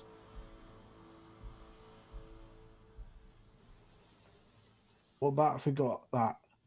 Oh, I remember that ship we saw the other night flying. What if we got one of them? And then we could just fly over and like come down on ropes or something. That'd be really cool. Oh, if only we had one of them flying ships there. Be amazing. Oh, wow. One day, maybe it's gone. Yeah. Can we buy those anywhere? I don't know. Never asked, really. That's the first time I've really seen one, I think. Maybe skip the drift globe and we just buy one of those. If the same price, I mean, then sure, we just do that. I mean, it'd be silly not to, really, wouldn't it? Yeah, I mean, I'm really excited now. Should we stay and talk to the farmers in the morning? Or I don't know if they're safe. I mean, we need to know if we're all on this together. I mean, Violet, what do you think? You seem to have had your doubts about our procedures. Only have doubts about your approach to things. If we are going somewhere, you find your Ragsworth, I find Entlin. This is why we came here. Should we leave them some money just in case they come back and demand stuff? And at least they can keep themselves safe. Well, I'll tell you what, if we take the bodies and we move them somewhere further, we probably get them further away from it. If we leave the bodies here, there might be a bit, if we move the bodies somewhere a bit further away, and maybe make it look like it was a battle of some sort. Oh wait, do you have any bandit stuff left? Do you have any bandit stuff left from the horses? We can make it look like they fought the bandits or something, and the bandits killed them. I mean, we don't have any bandits and the jackals to fight each other, and that would just solve everyone's Some of them got away though, remember? So yeah, I'm not sure this This is gonna fly if We could just take the bodies with us, leave them in the forest. Maybe your eagle can just. I mean, can it stay around here and let us know if there's trouble? Oh no, she can't really tell. I can only really keep in touch with her in like very short range. sure the No. animals will eat them if we leave them in the forest. What's wrong with this? You want to be rid of these bodies, and if you feed the animals, it's good. Yeah, that's what I mean. Oh, We'll leave them you there. sounded negative when you said it. Sorry, it's my accent. Sometimes it gets confusing. Kind of would have already looted the captain at this point as well during the short rest. I don't know if you had anything, but we should. Never know. No. You know, and also, you That's know, we your should, sword, isn't it? Fussy sword. You know, we should probably check the other ones if they got any gold. Maybe I don't know. You Like, some of find, these- I mean, you did went through the bodies. I wrote it down. You found 18 gold pieces, 89 silver pieces, and 145 copper pieces. Mostly were held by the leader. Plus a bunch of weapons. Studded leather armor, bows, arrows, short swords, scimitars, daggers, heavy crossbows, hand crossbows. Any bladed boomerangs? Not the weapon of choice for these guys. Shame. Leave the money for the villagers. It came from them anyway. These Yeah, taxes they levy are heavy. maybe just take a bit of the gold for. Spear. It is not ours to take. If it's definitely theirs, I mean, but you know. We're being paid to do this job by the Mithril Duchess. We do not take from the land as well. Oh, that's true. All right then. Maybe everyone else got these bows. Maybe I'll have a bow. Let's have a go. Let's have a You grab a grab on the bow. bows. I'll have a shot like a tree just to see. Yeah. You find, I mean, between them they have 18 arrows and two longbows. Oh, let's have a. That thing. I'm proficient with it, but I've not. I've got minus one deck, so. I'm gonna grab a Ooh. hand crossbow, which I can actually use. Yes, you're gonna grab a hand crossbow, and between the two people that have hand crossbows, they have 20 crossbow bolts. All right. Oh no, I'm not very good with this bow. I'm just gonna stick with it. Yeah, I'll just keep my hammer. It's fine. I'll pick up the arrows then. Mm-hmm. If they're, Okay. if they're going. What if we leave the money in the well bucket with a note? What if it falls down in the well though? I can't believe I'm saying that because minus 2 wisdom. But... From the squishy. There must be an alderman around. With these Well, they're going to bed, aren't they? Just put it on someone's doorstep, it'd be alright. I'm Sure, sure no. they- Priest would have been good. I look around. Is there a house that looks fancier than the others? Like there would be like the alderman's house or something. There is a bigger house, which is the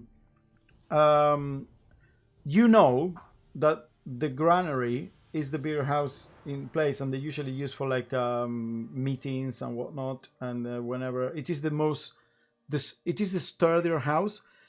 In this type of farmlands, if there is a massive storm, it doesn't matter if the house where people sleep falls down, but the granary where they keep the food for winter, that must stand. So that's the biggest, more sturdier, more important like building where, and that's where they do the meetings and whatnot. So you imagine that, I mean, there are like many places there where you can leave it, where people keep things safe essentially from the elements. I'll go into the granary then. Oh wait, where did Reginald go? Which house did he go in? He was really looking out for his people. He travelled all the way to try and help them. So maybe you leave it with him. If you trust this man, give him the gold. Ask him to distribute it to some of the local villages nearby. This wouldn't have all come from here, and they would need the help as well. Well, I'm sure he will. 18 gold is wasted in a place like this. So make sure that they get it. Okay, which I'm just going to point out whichever Okay. house Reginald went into. Yeah, I mean, everyone went to their houses to sleep. but Reginald is still kind of like around. In fact, he was, because he had sleep last night very well. He's now basically putting the bodies in one of the carts the farmers have, and Just really happy to do it. and he's just carting bodies away, like super happy about everything being solved here. There he is. Hey, it's Colin, lad. How are you doing? He's been there the whole time. Yeah, just carting bodies out. I don't know what to do, but I heard what Violet said. Like, leave them in the forest for the beasts to eat. It seems like a good idea. Yeah. We don't want to bury them here. Oh. No, it's just it's okay. Unless they'll attract bigger beasts. Well, but this they way. will eat the bodies, so it's fine. Yeah, maybe just put them quite far out. You know. Oh yes. I think I'm gonna move them like an hour away from here. We have a place where we sometimes dump rotten carcasses of livestock and such. Yeah, and look, hey, good news. Look, see, we have all the gold and stuff that they took from you. So it's all here.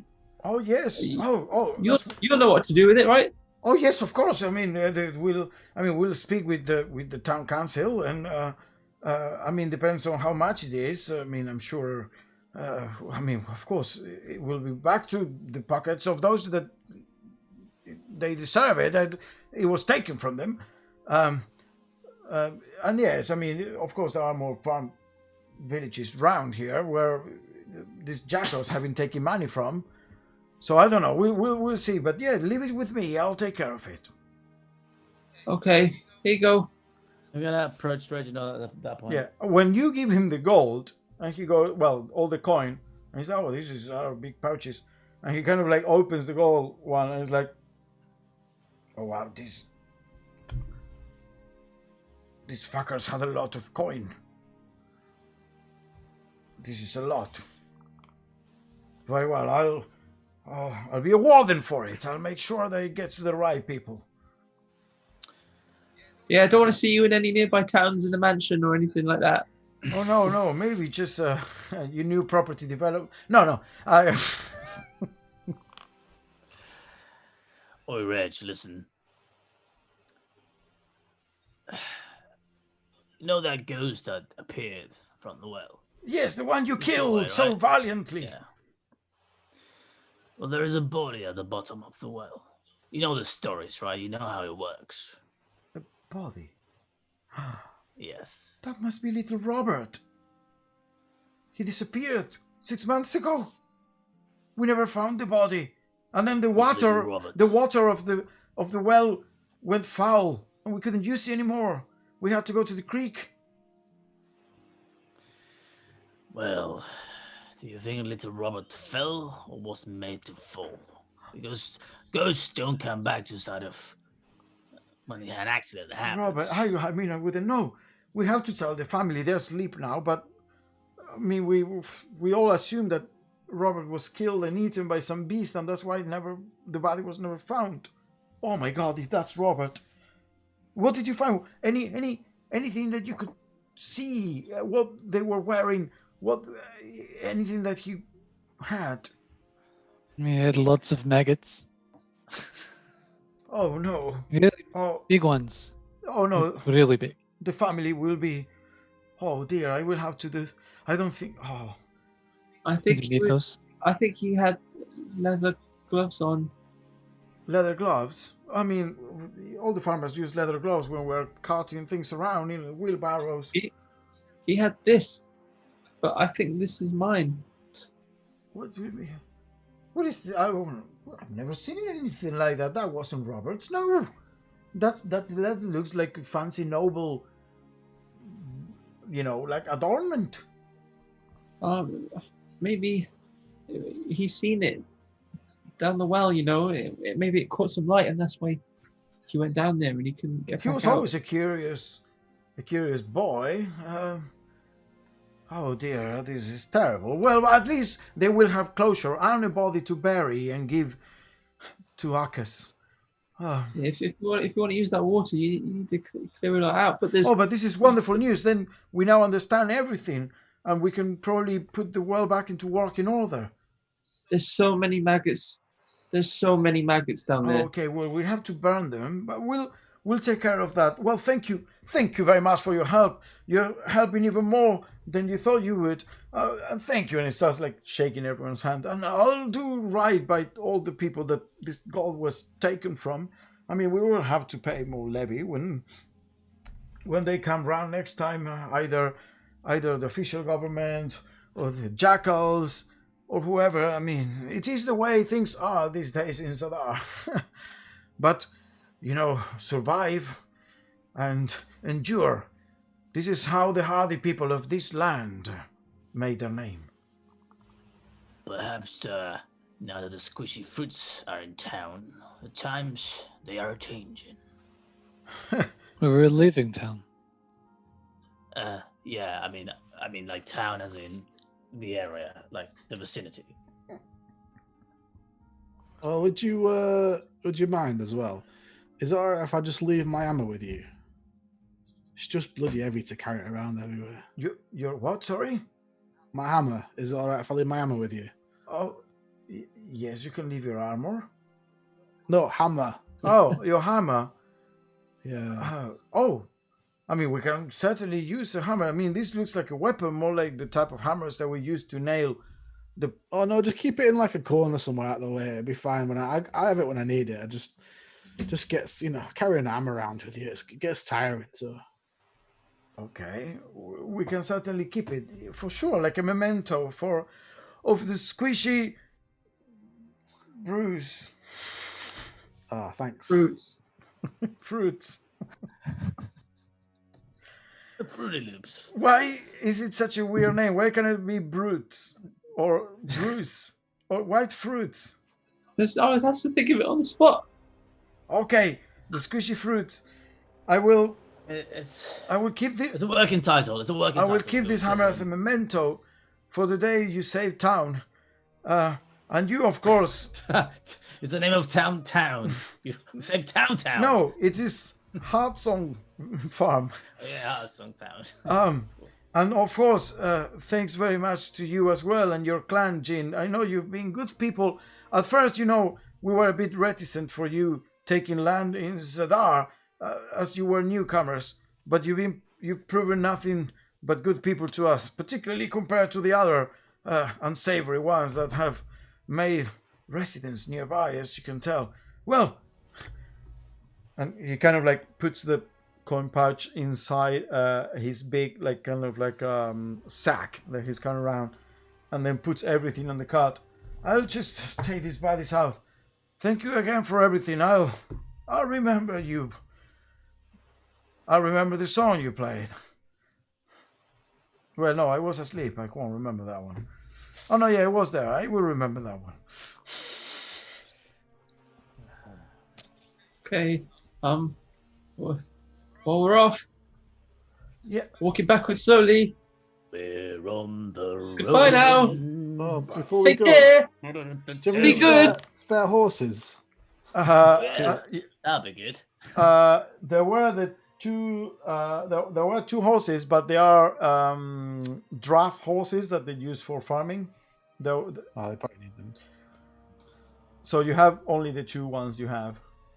That's fine. And obviously the elk.